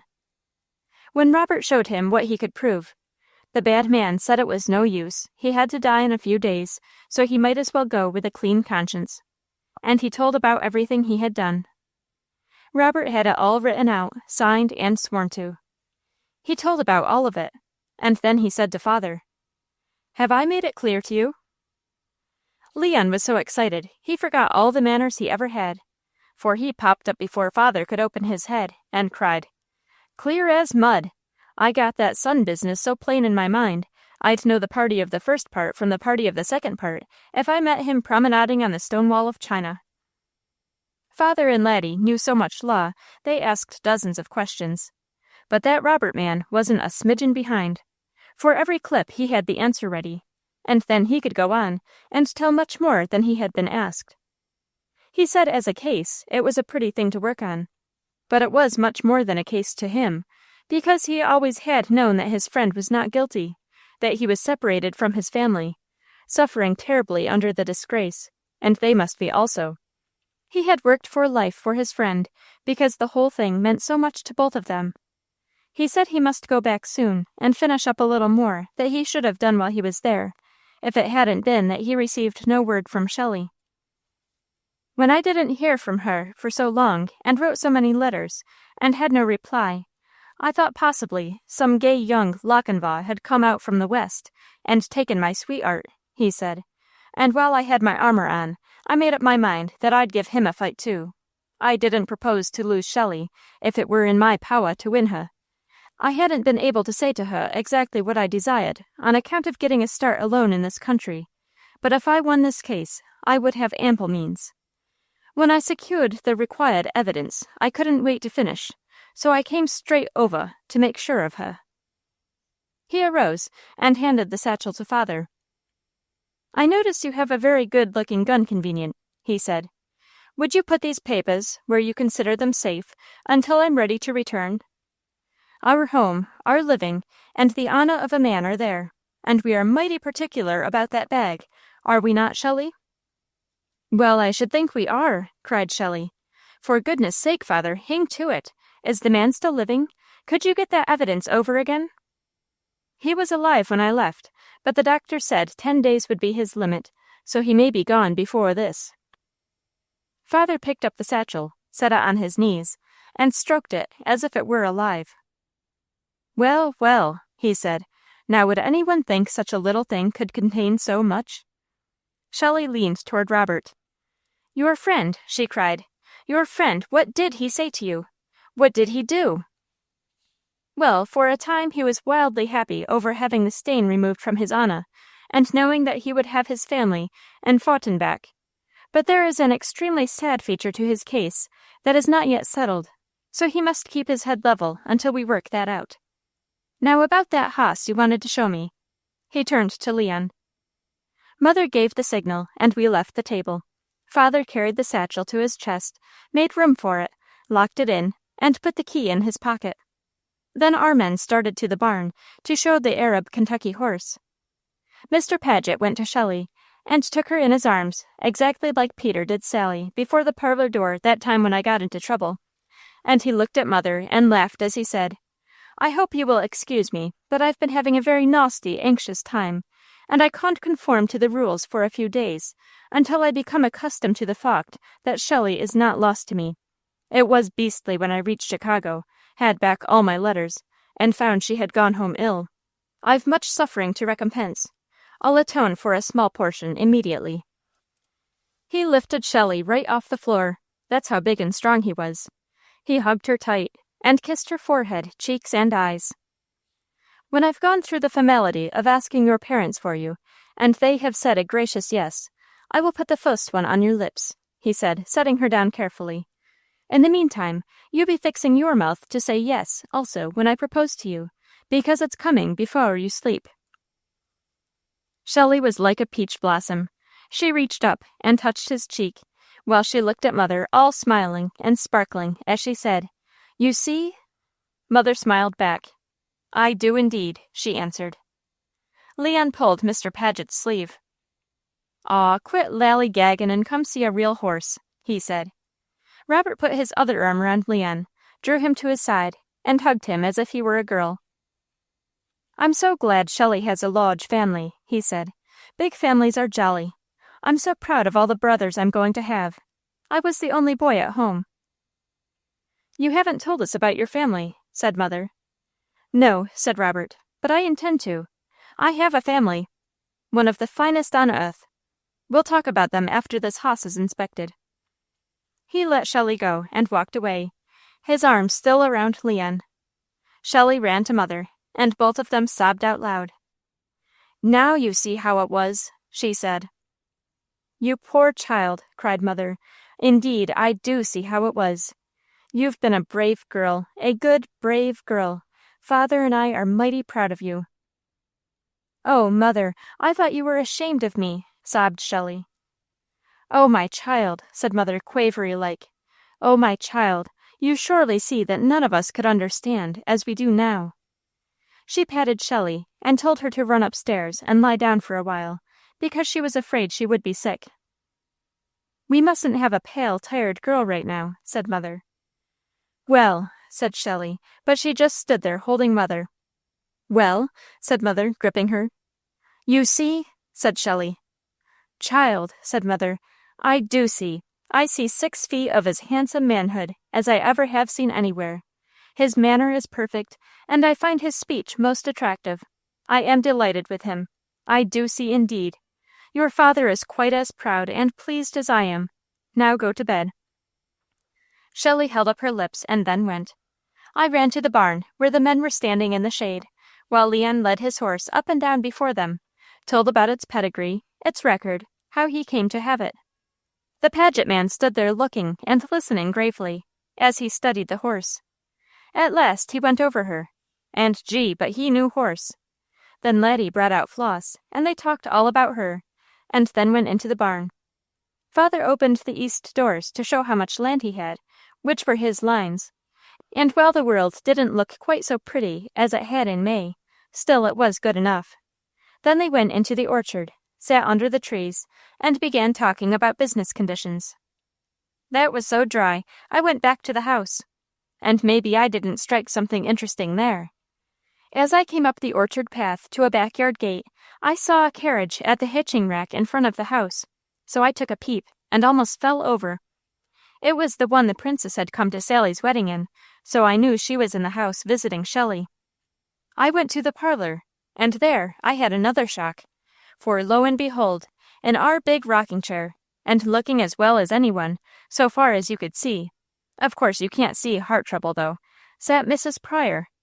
The princess and Mother were there, all of them talking, laughing, and having the best time, while on the davenport enjoying himself as much as anyone was Mr. Pryor. They talked about everything, and it was easy to see that the Pryor door was open so far as we were concerned anyway. Mrs. Pryor was just as nice and friendly as she could be, and so was he. Shelley sat beside him, and he pinched her cheek and said, "Something seems to make you especially brilliant today, young woman." Shelley flushed redder, laughed, and glanced at Mother. So she said, "Shelley is having a plain, old-fashioned case of beau. She met a young man in Chicago last fall, and he's here now to ask our consent. All of us are quite charmed with him. That's why she's so happy." Then the princess sprang up and kissed Shelley. So did Mrs. Pryor. Well, such a chatter you never heard. No one could repeat what they said, for as many as 3 talked at the same time. "Oh, do let's have a double wedding," cried the princess, when the excitement was over a little. "I think it would be great fun. Do let's. When are you planning for?" "Nothing is settled yet," said Shelley. "We've had no time to talk." "Mercy!" cried the princess. "Go make your arrangements quickly. Hurry up, then come over, and we'll plan for the same time. It will be splendid. Don't you think that would be fine, Mrs. Stanton?" I can't see any objections to it, said Mother. Where is your young man? I'm crazy to see him, cried the princess. If you have gone and found a better-looking one than mine, I'll never speak to you again. She hasn't, cried Mrs. Pryor calmly, like that settled it. I like her. They're not made. I am not so sure of that, said Shelley. Mother, isn't my man quite as good-looking, and as nice in every way, as Laddie? Fully as handsome, and so far as can be seen in such a short time, quite as fine, said Mother. I was perfectly amazed at her, as if any man could be. I don't believe it, I won't stand it, and I shan't go home until I have seen for myself, cried the princess, laughing, and yet it sounded as if she were half provoked. And I knew I was. The Paget man was all right, but I wasn't going to lose my head over him. Laddie was the finest, of course. Well, he's somewhere on the place with our men this minute, said Shelley, but you stay for supper and meet him. When you haven't your arrangements made yet, you surely are unselfish. Of course I won't do that, but I'd love to have one little peep. Then you bring him and come over tomorrow, so all of us can become acquainted. And indeed, I'm really in earnest about a double wedding. Go see where the men are, said Shelley to me. I went to the back door, and their heads were bobbing far down in the orchard. They're under the greening apple tree, I reported. If you will excuse us, said Shelley to Mr. and Mrs. Pryor, we'll walk down a few minutes and prove that I'm right. Don't stay, said Mrs. Pryor. This trip is so unusual for me that I'm quite tired. For a first venture in such a long time, I think I've done well, but now I'm beginning to feel I should go home. Go straight along, said the princess. I'll walk across the fields, or Thomas can come back after me. So Mr. and Mrs. Pryor went away, while the princess, Shelley, May, and I walked through the orchard toward the men. They were standing on the top of the hill, looking over the meadow, and talking with such interest they didn't hear us or turn until Shelley said, Mr. Paget, I want to present you to Laddie's betrothed, Miss Pamela Pryor. He swung around, finishing what he was saying as he turned. The princess took a swift step toward him. Then, at the same time, both of them changed to solid tombstone and stood staring. And so did all of us, while no one made a sound. At last, the Paget man drew a deep, quivery breath and sort of shook himself as he gazed at her.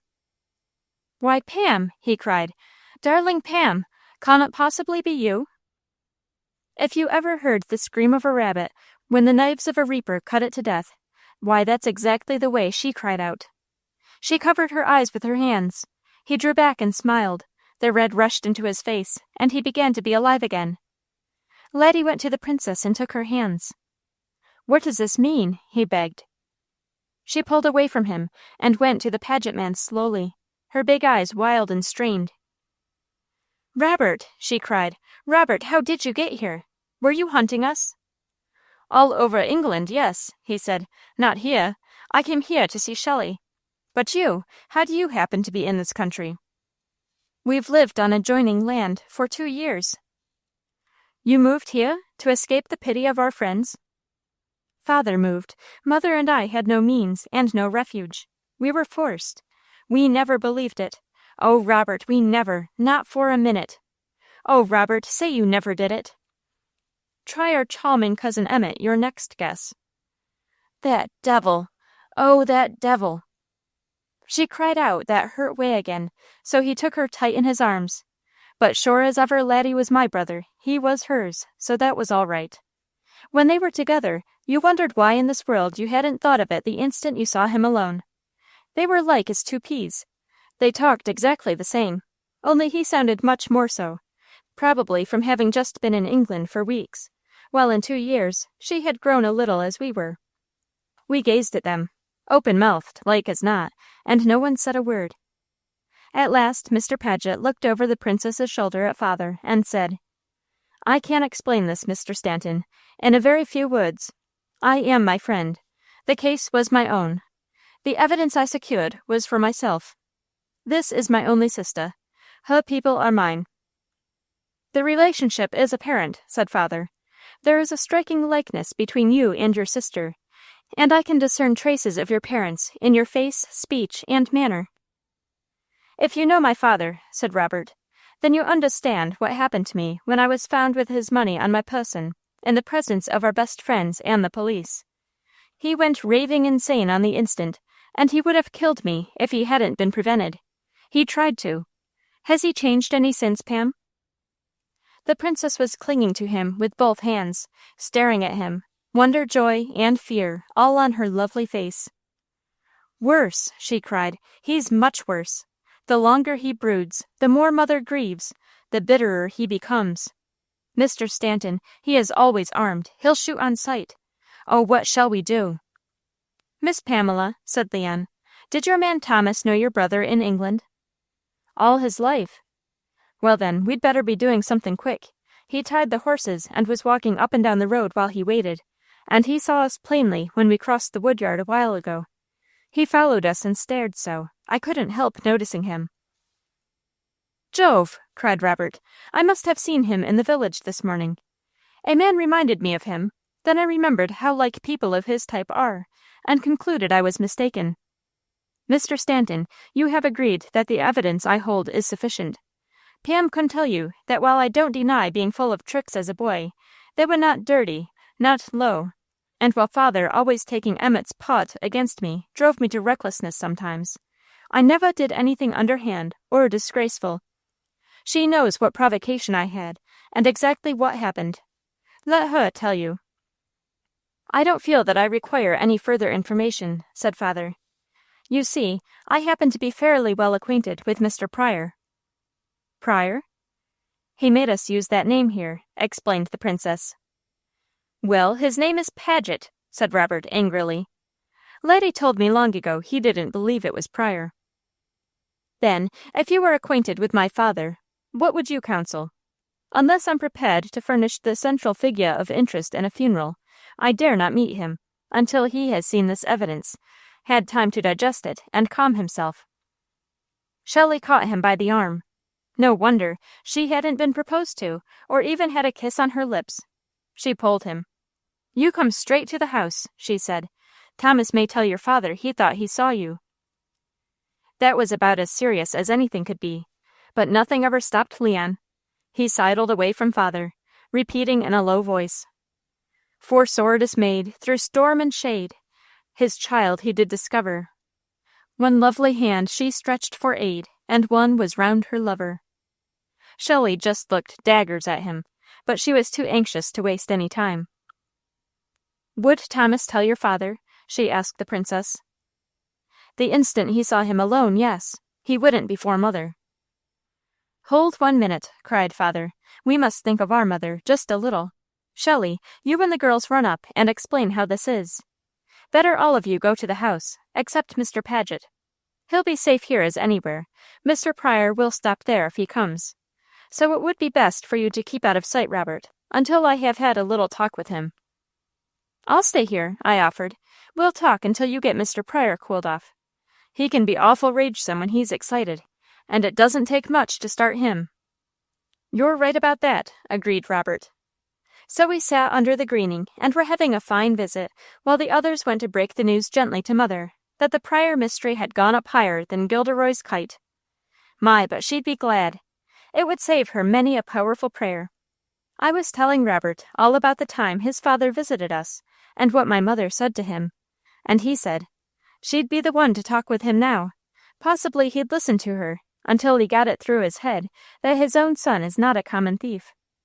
"Maybe he'll have to be held, like taking quinine, and made to listen," I said. "That would be easy if he were not a walking arsenal," said Robert. "You have small chance to reason with a half-crazy man while he is handling a pistol." He meant revolver. "But he'll shoot," I cried. "The princess said he'd shoot." "So he will," said Robert. "Shoot first, then find out how things are, and kill himself and everyone else with remorse afterward. He is made that way." "Then he doesn't dare see you until he finds out how mistaken he has been," I said, for I was growing to like Robert better every minute longer I knew him. Besides, there was the princess, looking like him as possible, and loving him, of course, like I did Laddie, maybe. And if anything could cure Mrs. Pryor's heart trouble, having her son back would, because that was what made it in the first place. And even before them, There was Shelley to be thought of and cared for. Chapter 18. The Pryor Mystery. And now old Dodson, turning pale, yields to his fate. So ends my tale. It didn't take me long to see why Shelley liked Robert Paget. He was one of the very most likable persons I ever had seen. We were sitting under the apple tree, growing better friends every minute, when we heard a smash, so we looked up, and it was the sound made by Ranger as Mr. Pryor landed from taking our meadow fence. He had ridden through the pasture and was coming down the creek bank. He was a spectacle to behold. A mile away you could see that Thomas had told him he had seen Robert, and where he was. Father had been mistaken in thinking Mr. Pryor would go to the house. He had lost his hat, his white hair was flying, his horse was in a lather, and he seemed to be talking to himself. Robert took one good look. "Ye gods," he cried, "there he comes now, a chattering madman." "The station," I panted. "Up that ravine. Roll back the stone and pull the door shut after you, quick." He never could have been inside before Mr. Pryor's horse was raving along the embankment beside the fence. "Where is he?" he cried. "Thomas saw him here." I didn't think his horse could take the fence at the top of the hill, but it looked as if he intended trying to make it, and I had to stop him if I could. "Saw who?" I asked, with clicking teeth. "A tall, slender man, with a handsome face and the heart of a devil." "Yes, there was a man here like that in the face. I didn't see his heart," I said. "Which way?" raved Mr. Pryor. "Which way? Is he at your house?" Then I saw that he had the reins in his left hand and a big revolver in his right. So there was no mistake about whether he'd really shoot.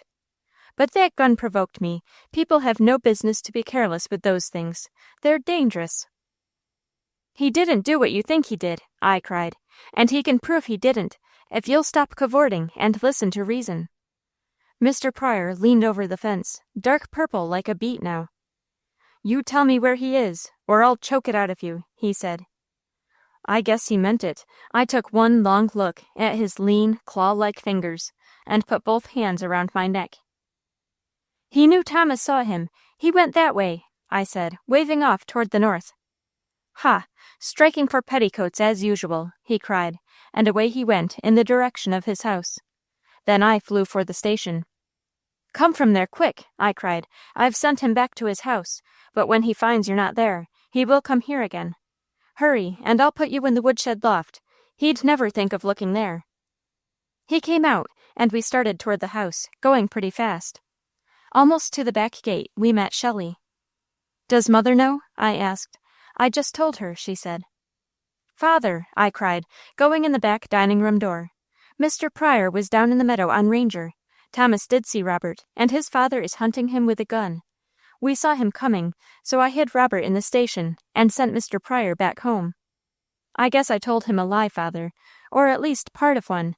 I said he went that way, and he did, but not so far as I made his father think, so he started back home.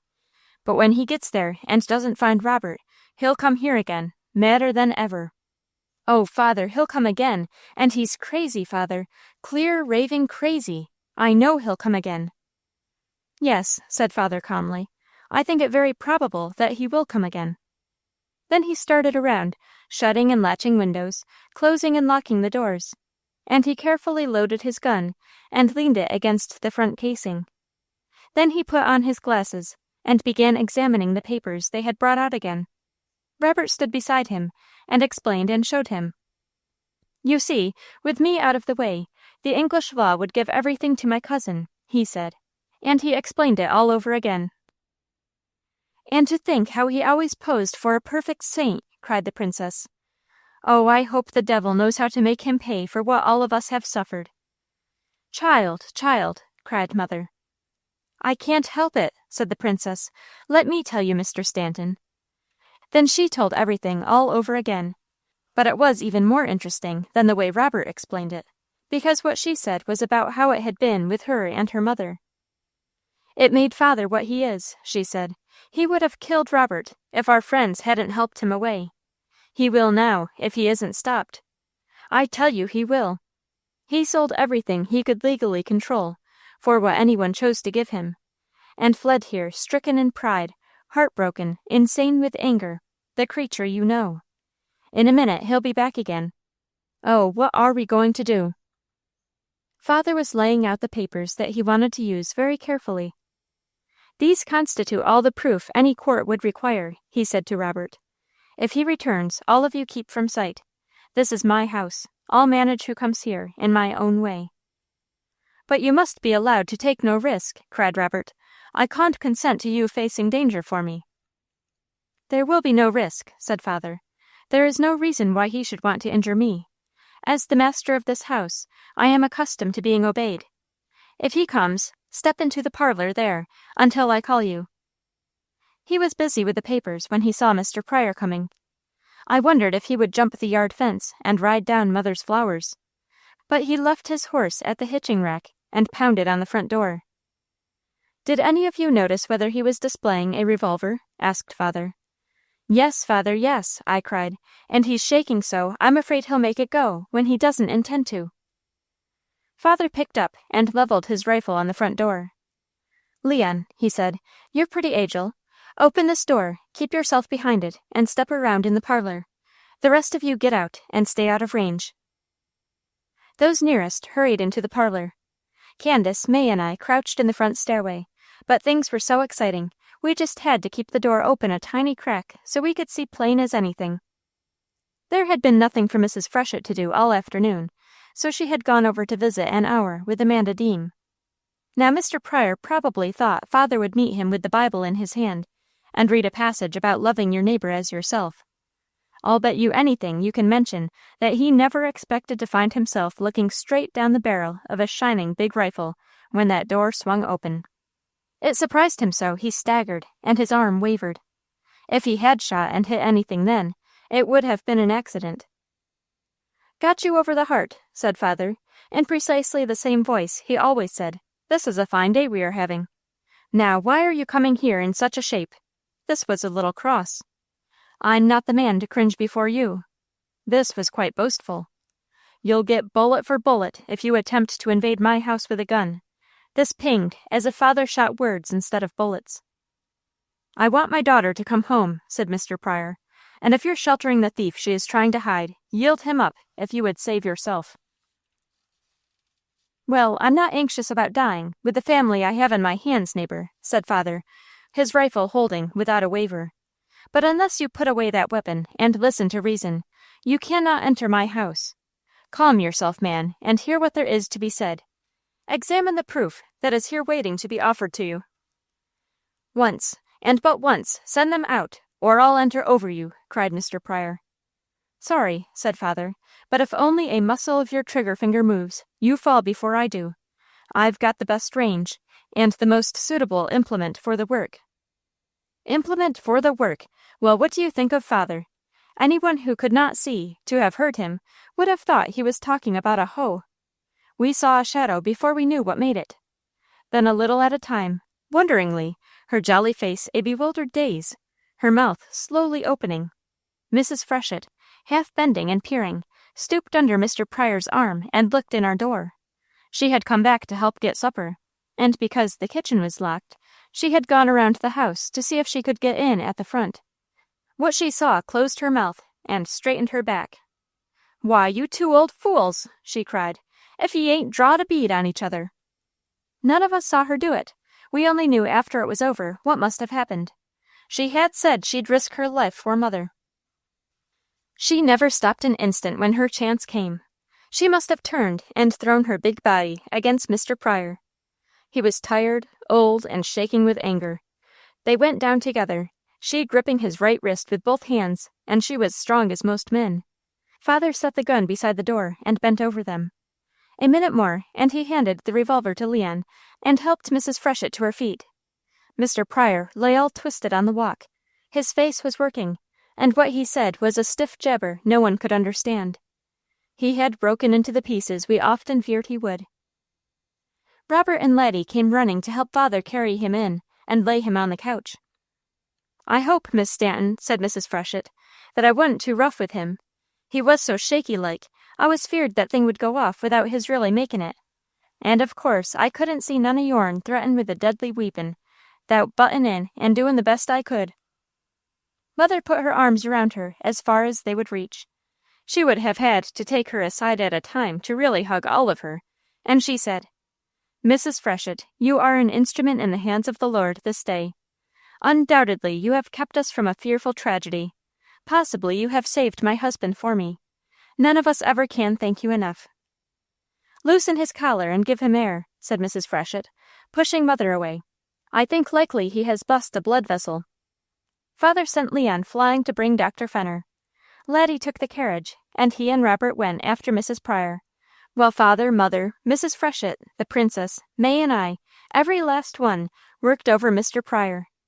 We poured hot stuff down his throat, put warm things around him, and rubbed him until the sweat ran on us, trying to get his knotted muscles straightened out. When Dr. Fenner came, he said we were doing all he could. Maybe Mr. Pryor would come to and be all right, and maybe his left side would be helpless forever. It was a stroke. Seemed to me having Mrs. Freshett come against you like that could be called a good deal more than a stroke, but I couldn't think of the right word then. And after all, perhaps stroke was enough. He couldn't have been much worse off if the barn had fallen on him. I didn't think there was quite so much of Mrs. Freshett, but then she was scared and angry, and he was about ready to burst, all by himself, if no one had touched him. He had much better have stayed at home and listened to what was to be said, reasonably, like Father would. And then if he really had to shoot, he would have been in some kind of condition to take aim. After a long, hard fight, we got him limber, straightened out, and warm. It didn't rip so when he breathed. Then they put him in the parlor on the big Davenport. Leon said if the sparkin' bench didn't bring him to, nothing would. Laddie sat beside him, and Mother kept peeping. She wouldn't let Dr. Fenner go, because she said Mr. Pryor just must come out of it right and have a few years of peace and happiness. Mrs. Pryor came back with Laddie and Robert. He carried her in, put her in the big rocking chair again, and he sat beside her, stroking and kissing her, while she held him with both hands. You could see now why his mother couldn't sleep, walked the road, and held her hands over her heart. She was a brave woman, and she had done well to keep alive and going in any shape at all. You see, we knew. There had been only the few hours when it seemed possible that one of our boys had taken Father's money and was gone. I well remembered what happened to our mother then. And if she had been disgraced before everyone, dragged from her home away across a big sea to live among strangers, and not known where her boy was for years, I'm not a bit sure that she'd have done better than Mrs. Pryor. Yes, she would too, come to think it out. She'd have kept on believing the Lord had something to do with it, and that he'd fix it some way. And I know she and Father would have held hands no matter what happened or where they went. I guess the biggest thing the matter with Pryors was that they didn't know how to go about loving each other right. Maybe it was because they didn't love God, so they couldn't know exactly what proper love was, because God is love, like Father said. Mrs. Pryor didn't want to see Mr. Pryor. I can't get used to calling them Paget, and she didn't ask anything about him. I guess she was pretty mad at him. She never had liked the Emmett cousin, and she'd had nothing but trouble with him all the time he had been in her family. And then that awful disgrace, that she always thought was all him, but she couldn't prove it, and she had no money. That's a very bad thing. A woman should always have some money. She works as hard as anyone, and usually she has more that worries her, so it's only fair for her to have part of what the work and worry bring. Mother always has money. Why, she has so much, she can help Father out when he is pushed with bills, as she did last fall, to start Shelley to music school. It's no way to be forced to live with a man, just to get a home, food, and clothing. I don't believe Mother ever would do it in all this world. But then Mother has worked all her life, and so if Father doesn't do as she wants him to, she'd know exactly how to go about taking care of herself. After all, Mrs. Pryor didn't need to sit back on her dignity and look so abused. He couldn't knock her down and drag her clear here. Why didn't she say right out, in the beginning, that her son couldn't be a thief, that she knew it, and she'd stay at home and wait for him to come back? She could have put a piece in the paper, saying she knew her boy was all right, and for him to come back, so they could go to work and prove it. I bet if she'd had 1/10 of the ginger Mother has, she'd have stopped the whole fuss in the start. I looked at her almost steadily, trying to figure out just what Mother would have done in her place. Maybe I'm mistaken about exactly how she would have set to work. But this I know, she'd have stuck to the Lord. She'd have loved Father so dearly, he just couldn't have wanted her to do things that hurt her until it gave her heart trouble. And she never would have given up one of us, and sat holding her heart for months, refusing to see or to speak to anyone, while she waited for someone else to do something. Mother never waits. She always thinks a minute. If she's in doubt, she asks Father. If he can't decide, both of them ask God. And then you ought to see things begin to fly. The more I watched Mrs. Pryor, the more I began to think she was a lady. And just about when I was sure that was what ailed her, I heard Father say, "Perhaps the lady would like a cup of tea." I had a big notion to tell her to come on, and I would show her where the canister was. But I thought I better not. I wanted to, though. She'd have felt much better if she had got up and worked like the rest of us. With all the excitement and everything happening at once, you'd have thought Mother would be flat on her back. But flat nothing. Everything was picked up and slid back, fast as it was torn down. She found time to flannel her nose and brush her hair. Her collar was straight, and the goldstone pin shone in the light, while her starched white apron fluttered as she went through the doors. She said a few words to Candace and Mrs. Freshett. May took out a linen cloth and began to set places for all the grown people, so I knew there'd be strawberry preserves and fried ham. But in all that, would you ever have thought that she'd find a second to make biscuit and tea cakes herself? Plain as preaching, I heard her say to Mrs. Freshett, "I do hope and pray that Mr. Pryor will come out of it right, so we can take him home and teach him to behave himself. But if he's gone this minute, I intend to have another decent meal for Shelley to offer her young man, and I don't care if I show Mrs. Pryor that we're not hungry over here, if we do lack servants to carry in food on silver platters." "That I just would," said Mrs. Freshett. "Even if he turns up his toes. 'Tain't your funeral, thank the Lord, and looky here, I'd just as soon set things in a bake pan and pass 'em for you myself. I'll do it if you say the word." Mother bit her lip and fought her face to keep it straight, as she said, confidential-like, "No, I'm not going to toady to her. I only want her to see that a meal really consists of food after all. I don't mind putting my best foot foremost, but I won't ape her." "How come they to fuss like this, peaceable as Mr. Stanton be? And what's Shelley's beau to them?" "I should think you could tell by looking at Pryor's," said Mother. "He's their mystery, and also their son. Shelley met him in Chicago. He came here to see her, and ran right into them. I'll tell you about it before you go. Now I must keep these applications hot, for I've set my head on pulling Mr. Pryor out so that he can speak, and have a few decent years of life yet." "But why did the old devil, excuse me, I meant the old gentleman, want to shoot your man?" "He didn't. I'll tell you all about it after they're gone." "I bet you don't get shut of them the night," said Mrs. Freshett. "All right," said Mother, "whatever Dr. Fenner thinks. I won't have Mr. Pryor moved until it can't hurt him, if he stays a week. I blame her quite as much as I do him, from what I know. If a woman is going to live with a man, there are times when she's got to put her foot down, flat, most unmercifully flat." "Ain't she, though?" said Mrs. Freshett. Then she and Mother just laughed. "There, what did I tell you? I feel as good as if Father had patted me on the head and bragged on me a lot. I thought Mother wouldn't think that Mr. Pryor was all to blame, and she didn't. I figured that out by myself, too." Every minute Mr. Pryor grew better. He breathed easier, and Mother tilted on her toes and waved her hands, when he moved his feet, threw back his head, lifted his hand to it, and acted like he was almost over it, and still in shape to manage himself. She hurried to tell Mrs. Pryor, and I know Mother didn't like it when she never even said she was glad, or went to see for herself. Laddie and the princess watched him, while everyone else went to supper. Laddie picked up Mrs. Pryor's chair, carried her to the dining room, and set her in my place beside Father. He placed Dr. Fenner next to her, and left Robert to sit with Shelley. I don't think Mrs. Pryor quite liked that, but no one asked her.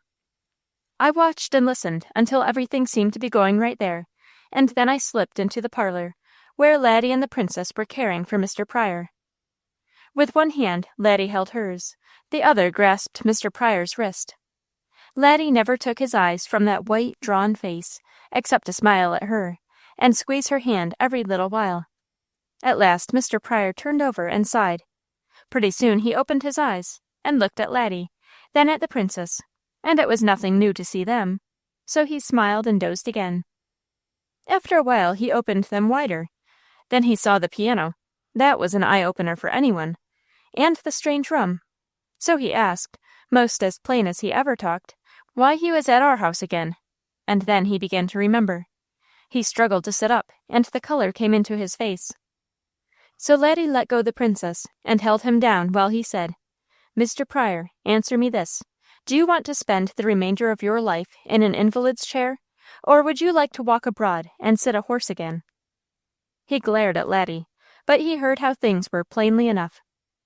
Laddie held him while he explained what a fight we had to unlock his muscles and start him going again, and how, if we hadn't loved him and wanted him so, and had left him untouched until the doctor came, very likely he'd have been paralyzed all the rest of his life if he hadn't died, and he said he wished he had, and he didn't thank anyone for saving him.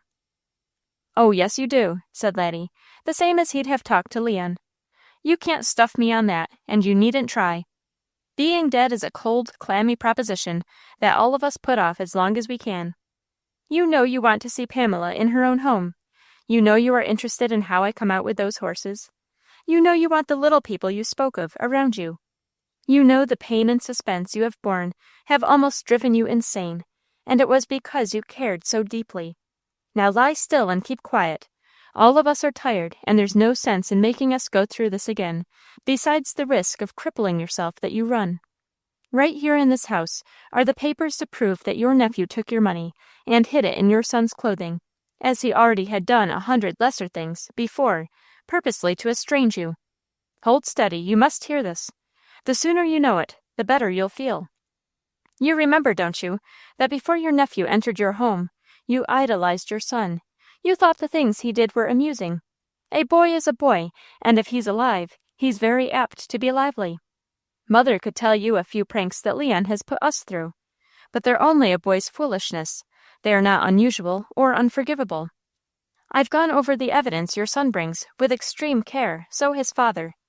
Both of us are quite familiar with common law. He has every proof you can possibly desire. You can't get around it. Even if your heart wasn't worn out with rebellion, and you were not crazy to have the loving sympathy of your family again." "I don't believe a word of it." "You have got to. I tell you it is proof, man. The documents are in this house now." "He forged them, or stole them, as he took the money." Laddie just laughed. "How you do long and fight to be convinced," he said. "I don't blame you. When anything means this much, of course you must be sure. But you'll know your nephew's signature, also your lawyer's. You'll know letters from old friends who are above question. Sandy McShiel has written you that he was with Robert through all of it, and he gives you his word that everything is all right. You will believe him, won't you?" Big tears began to squeeze from under Mr. Pryor's lids, until Laddie and the princess each tried to see how much of him they could hold to keep him together like. "Tell me," he said at last. So they took turns explaining everything plain as day, and soon he listened without being held. When they had told him everything they could think of, he asked, "Did Robert kill Emmett?" "I am very happy to be able to tell you that he did not. It would have been painful, and not helped a bad matter a particle. Your nephew had dissipated until he was only a skeleton just breathing his last. It's probable that his fear of death helped your son out, so that he got the evidence he wanted easier than he hoped to in the beginning. I don't mean that he is dead now, but he is passing slowly and loathsomely. Robert thinks word that he has gone will come any hour. Think how pleasant it will be to have your son. Think how happy your home will be now. Think how you will love to see Sandy and all your old friends. Think how glad you'll be to go home and take charge of your estate." "Think," cried Mr. Pryor, pushing Laddie away and sitting up. "Think how I shall enjoy wringing the last drop of blood from that craven's body with these old hands." What a sight he did look, to be sure! Sick, half crazy, on the very verge of the grave himself, and wanting to kill a poor man already dying. Aren't some people too curious? Laddie carefully laid him down, straightened him out, and held him again. Mother always said he was patient as Job, and that day it proved to be a good thing. You're determined to keep yourself well supplied with trouble, laughed Laddie. I don't believe anyone else would have dared. Now, to an unbiased observer, it would seem that you'd be ready to let well enough alone. You have your son back, you have him fully exonerated, you have much of your property. You are now ready for freedom, life, and love with the best of us. You have also 2 weddings on your hands in the near future. Why in the name of sense are you anxious for more? I should have thought that Sandy McShiel, if he's a real friend of mine. Sandy tells you all about it in the letter he has sent. He went with Robert, fully intending to do that very thing for you. But the poor creature was too loathsome. The sight of him made Sandy sick. He writes you that when he saw the horrible spectacle, all he could think of was to secure the evidence needed and get away. Suddenly the princess arose and knelt beside the Davenport. She put her arms around her father's neck and drew his wrinkled, white old face up against her lovely one. Daddy, dear old Daddy, she cried, I've had such a hard spot in my heart against you for so long. Oh, do let's forget everything and begin all over again. Begin away back where we were before Emmett ever came. Oh, Daddy, do let's forget and begin all over new, like other people. He held her tight a minute, then his lips began whispering against her ear. Finally he said, Take yourselves off and send Robert here. I want my son. Oh, I want my boy. It was a long time before Robert came from the parlor. When he did, it was only to get his mother and take her back with him. Then it was a still longer time before the door opened. But when it did, it was perfectly sure that they were all friends again. Then Leon went to tell Thomas, and he came with a big carriage. White and shaking, Mr. Pryor was lifted into it, and they went home together, taking Shelley with them to stay that night. So no doubt she was proposed to and got her kiss before she slept. That fall there were 2 weddings at our church at the same time. Sally's had been fine, but it wasn't worth mentioning beside Laddie and the princess, and Robert and Shelley. You should have seen my mother. She rocked like a kingbird on the top twig of the winesap, which was the tallest tree in our orchard, and for once there wasn't a single fly in her ointment. Not one. She said so herself, and so did Father. As we watched the big vehicle, as Leon called it, creep slowly down the little hill, it made me think of that pathetic poem, The 3 Warnings in McGuffey's 6th. I guess I gave Mr. Pryor the first. That time he got so angry, he hit his horse until it almost ran away. Mother delivered the second when she currycombed him about the taxes. And Mrs. Freshett finished the job. The last 2 lines read as if they had been especially written about him. And now old Dotson, turning pale, yields to his fate. So ends my tale. End of Laddie by Gene Stratton Porter.